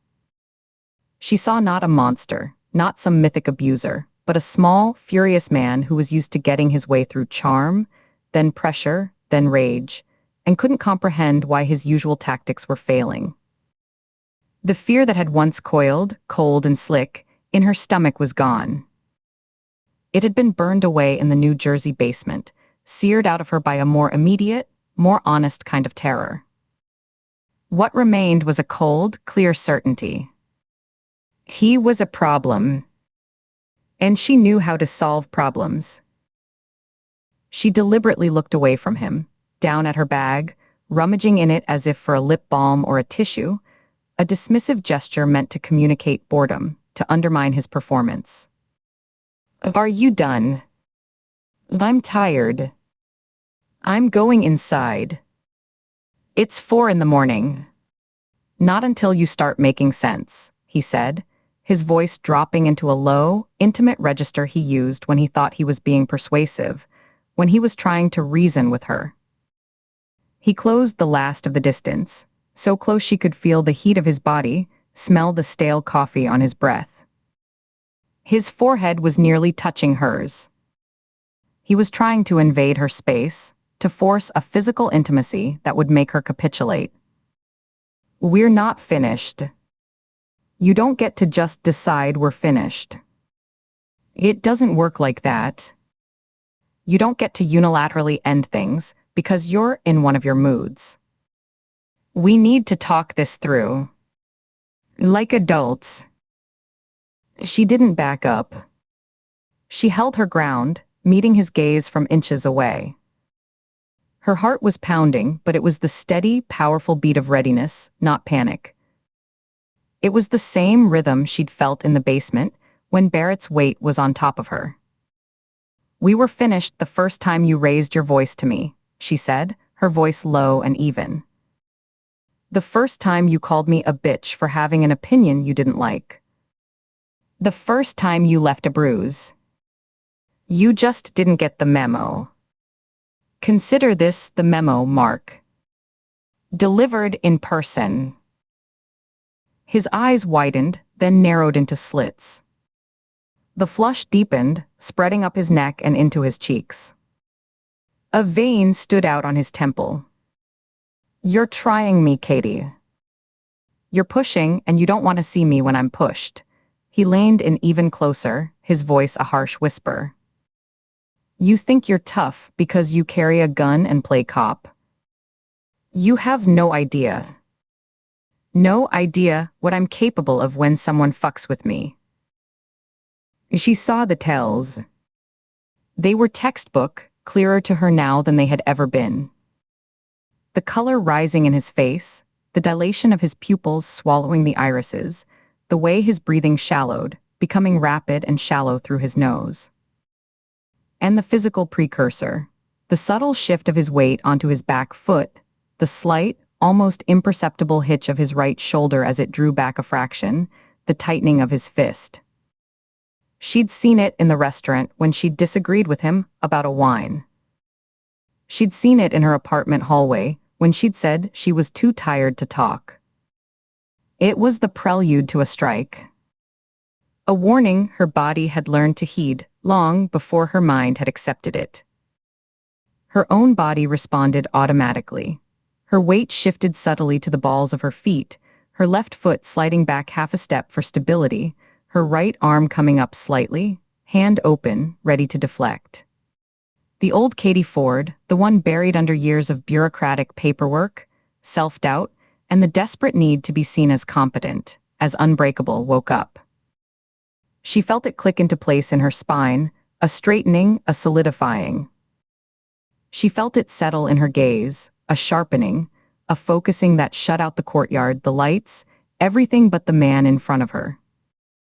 The one who had trained for this in Quantico Sims, who had studied the biomechanics of violence in textbooks and case studies, who had just hours ago used that knowledge to survive a killer intent on her death. That Katie Ford looked at Mark and saw a problem with a predictable, solvable outcome. The fear was gone. In its place was a cold, operational clarity.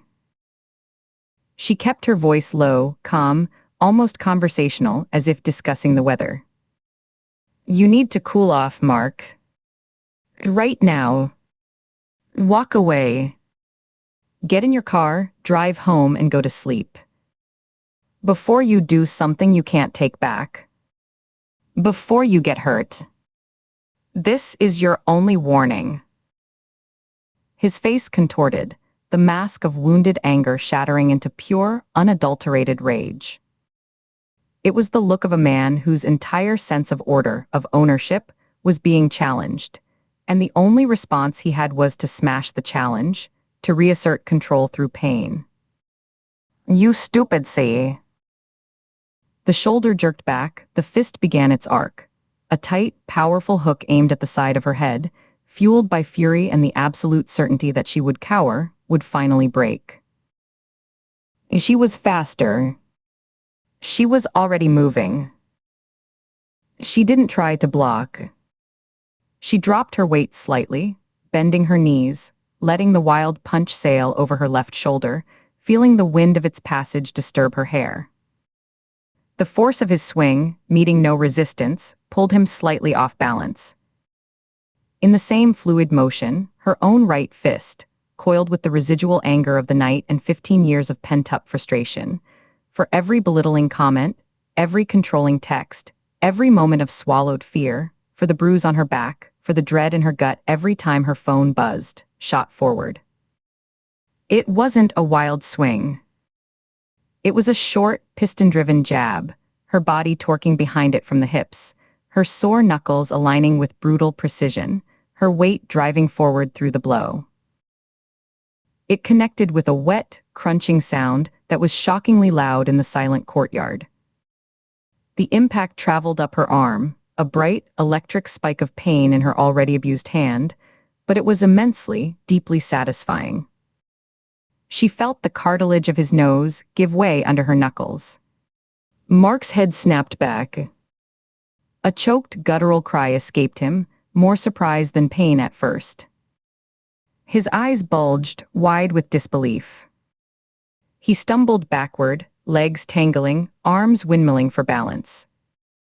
His heel caught on the low, manicured edge of the azalea bush, and he crashed down into it, branches snapping under his weight with dry, brittle pops, leaves, and dark earth flying. He landed in a heap on the mulch, one hand flying to his face, the other scrabbling at the ground for purchase.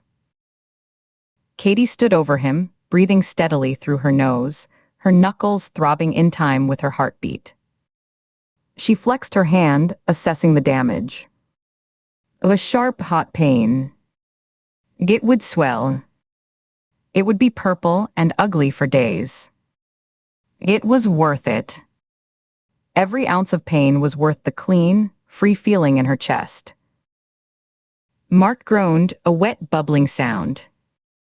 He tried to sit up, pushing himself up on one elbow, but the tangle of branches and his own disorientation defeated him. He slumped back, his hand still clamped over his nose and mouth. Blood, black in the poor yellow light, seeped steadily between his fingers, dripping onto his charcoal sweater and the dark mulch. He looked up at her, his eyes swimming with tears of pain and shock. Katie didn't feel triumph. She felt a cold, clean emptiness, as if she'd just excised a tumor. "I just spent the night subduing a serial killer, Mark," she said, her voice calm, devoid of heat. It was the flat, dispassionate tone she used to recite facts to a jury, to write an FD 302. A man who murdered 4 people and tried to make it 5.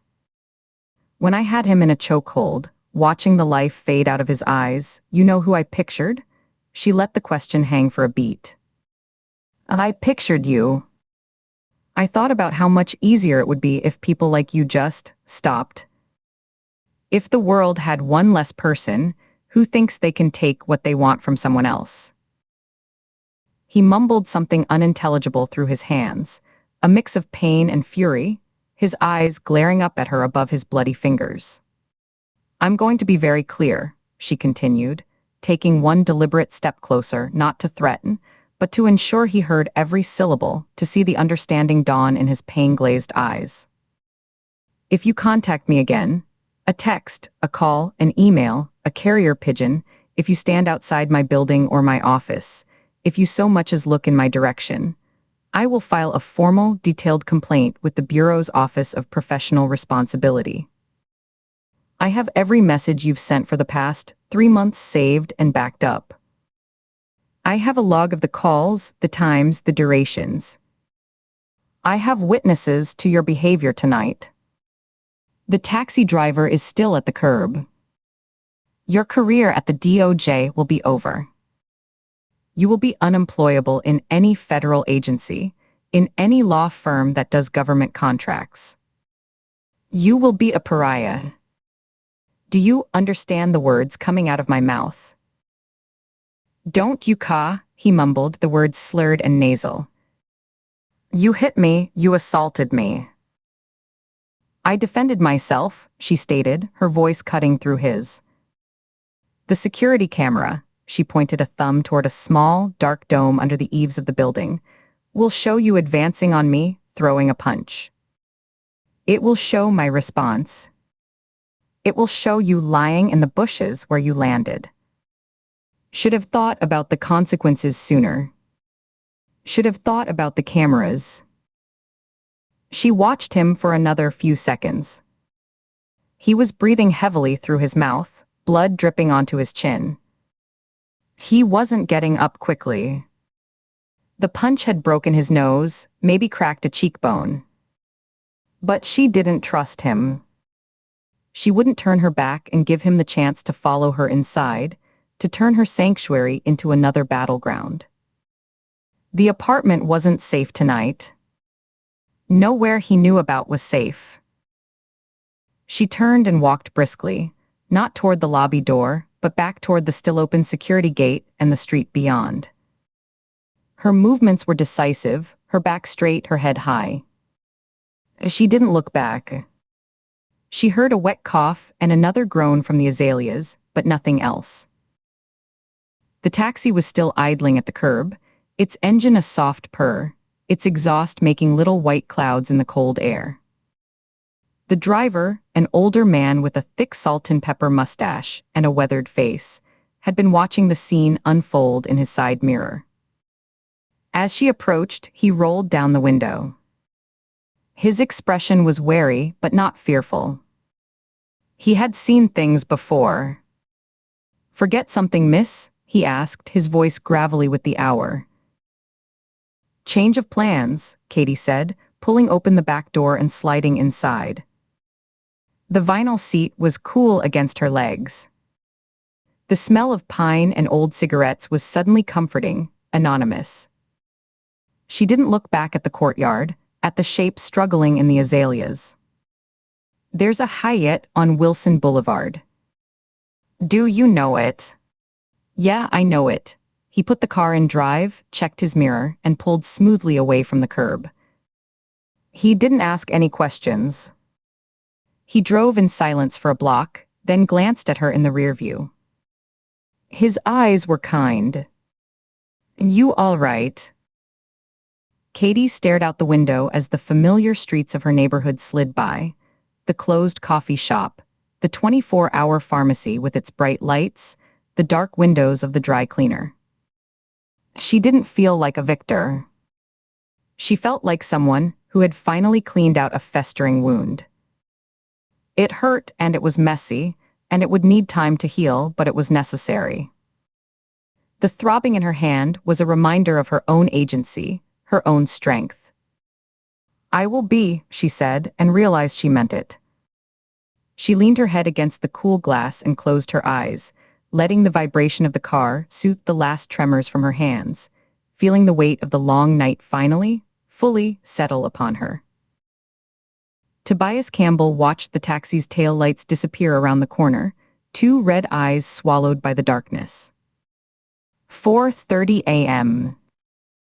was, in his considered opinion, the perfect hour for a house call. The world was at its softest, its most vulnerable. The late-night partiers had stumbled home, the early morning workers were still asleep, lost in dreams of productivity. The in-between time belonged to those who moved in the margins, like him. The time when doors were left unlocked, when alarms were disarmed, when people felt safest in their beds. Everyone was where they belonged, or where they were told to be. Predictable. He found a profound beauty in that predictability. It was the canvas upon which he could paint his most interesting surprises. He hadn't killed the mugger in the alley the other night. The thought had been there, a pleasant, flickering possibility as he'd felt the boy's collarbone bend and snap under his hands, but he'd dismissed it as undisciplined. Gratuitous. Violence was a tool, a precise instrument for communication and consequence, not a compulsion to be indulged. He'd applied just enough pain to be instructive, a dislocated shoulder, a lesson in the fragility of cartilage. Then, in a twist he found beautifully ironic, he'd pressed a $50 bill into the boy's good hand. Payment for the education. A transaction. Chaos, he believed, needed its ambassadors, its object lessons scattered throughout the herd to remind them of the thin veneer of civilization. The boy would remember him every time he tried to lift his arm.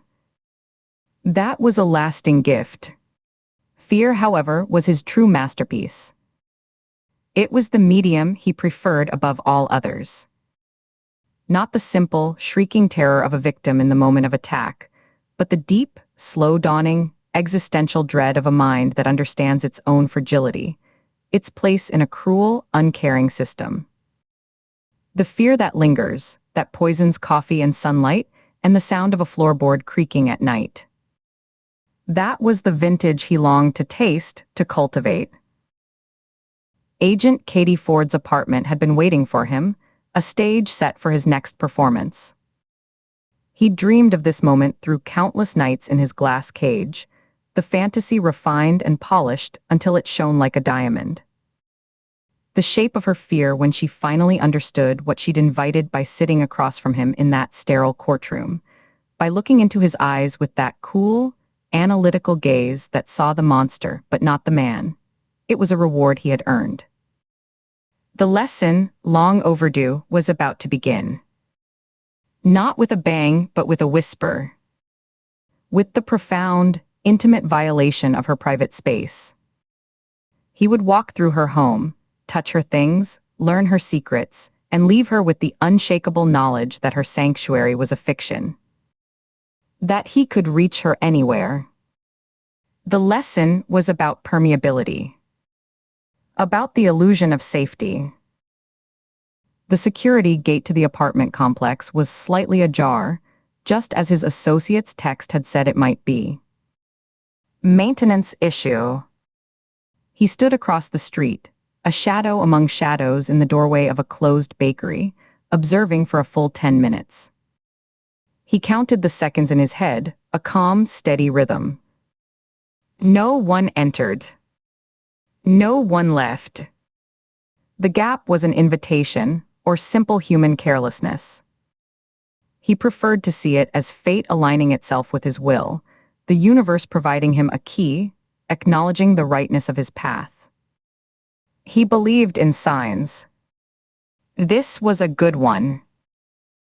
He crossed the street, his movements fluid and silent, a panther's grace in a man's body. He was dressed in dark, nondescript clothing, black jeans, a charcoal gray hooded sweatshirt, soft-soled black shoes that made no sound on the pavement. His face, beneath the hood, was the face of a dozen men, forgettable. A delivery guy, a night shift worker, a ghost. As he approached the gate, his eyes, missing nothing, spotted a series of dark, irregular droplets on the pale concrete path leading inward. He paused, crouched, his knees popping softly. He touched a fingertip to one. It's not oil. The blood. Fresh by the look and tacky feel of it.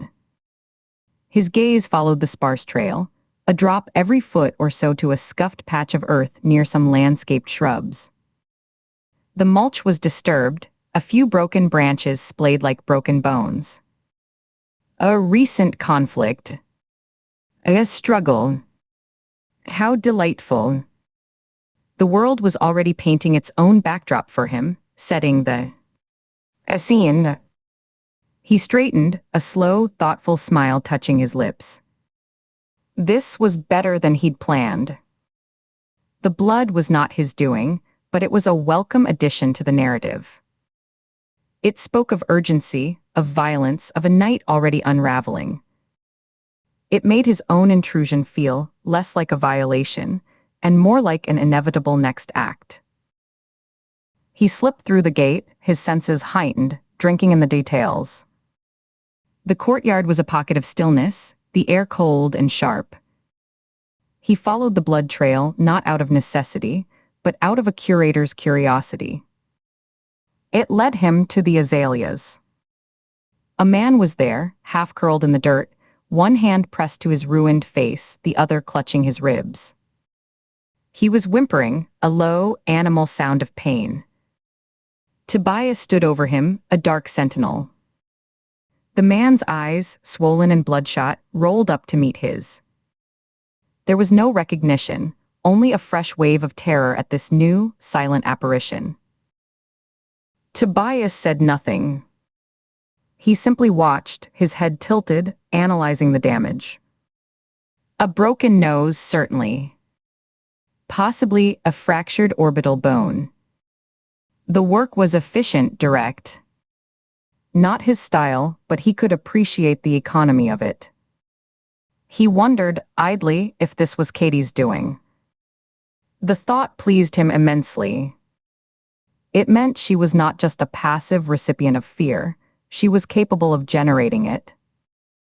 A worthy subject, then. His masterpiece would be all the richer for it. The man in the bushes tried to speak, a bubble of blood bursting on his lips. Help me. Tobias considered the request. Help was such a broad term. He could end the man's suffering permanently. That would be a form of help. Or he could leave him as he was, a living testament to the consequences of what? Underestimating a federal agent. A trespassing. The specifics didn't matter. The man was a prop, and props were best left where the director placed them. He turned away, his interest spent. The blood trail ended here. Katie's story had moved on. He found her building, her apartment number easy to recall from the court documents. Third floor walk-up. No elevator. He took the stairs, his steps silent, his breathing even. The building slept around him, a symphony of distant snores and humming appliances. Her door was just a door. A cheap, hollow-core thing with a single deadbolt. It took him less than 30 seconds with the tools in his pocket. The lock yielded with a soft, respectful click. He pushed the door open slowly, listening for the telltale beep of a security system. There was none. He stepped inside and closed the door behind him, enveloped by the scent of her life, lavender laundry detergent, faint coffee grounds, the unique, warm smell of a lived-in space. He didn't turn on the lights. The ambient glow from the streetlights outside was enough. He stood in the center of her living room, a conqueror in a silent kingdom. He took his time, letting the atmosphere settle into his bones. This was her sanctuary. Here she felt safe. Here she thought she was herself. He began his tour, a ghost in her home. He ran a finger along the spine of her books, mostly nonfiction, histories, forensic texts, a few well-worn novels.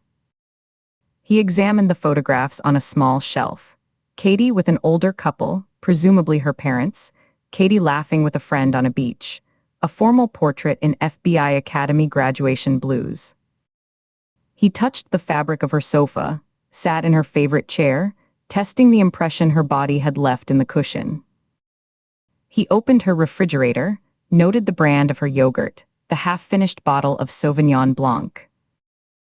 In the bathroom, he studied the array of products, sensible moisturizer, a single tube of mascara, aspirin. He opened the medicine cabinet. No prescriptions. Nothing revealing. It was in the bedroom that he found what he was looking for. The bed was neatly made, but one pillow still held the faint depression of her head. He sat on the edge of the mattress, the springs creaking softly under his weight. On the nightstand was a book, a glass of water, a digital alarm clock, and a small, framed picture of a younger Katie, maybe 10 years old, holding a trophy, beaming with uncomplicated pride. This was the heart of it. The private self unguarded. He didn't ransack. He didn't steal. He didn't defile. The violation was in the presence itself, in the absolute, uncontested proof that he had been here, in this most intimate space, and she had not known. He was a vapor, a thought, a nightmare made real. From his pocket he withdrew a single item, a small, smooth river stone, dark gray and shot through with a vein of white quartz. He had carried it from the yard of the institution, a piece of his own former cage. He placed it carefully, deliberately, in the center of her pillow. A paperweight for dreams. A token. A promise. He rose and made his way back through the apartment, erasing any trace of his passage but the stone and the subtle, psychic shift in the air. At the door he paused, looking back one last time. The apartment was exactly as he found it, and yet utterly transformed. It was no longer a sanctuary. It was a museum of her vulnerability, and he was its sole patron. He locked the door behind him, the mechanism sliding home with a sound like a final period. The lesson was placed. Now the waiting. The anticipation of her discovery was almost as sweet as the act itself. He imagined her returning, weary from her night of violence and taxis and hotel rooms. He imagined her sinking onto her bed, her hand finding the cold, foreign stone. The dawning horror. The shattered illusion. He descended the stairs and exited the building, merging back into the pre-dawn shadows. The sky was beginning to lighten in the east, a thin band of gray smudging the black. The in-between time was ending. The world was waking up, oblivious. Tobias Campbell walked away, a man fulfilled. The canvas was prepared. The first, delicate stroke had been applied. The masterpiece of Katie Ford's fear had begun. This concludes the audiobook recording of Replica by Sam Barron. Narrated by Virtual Voice Sky.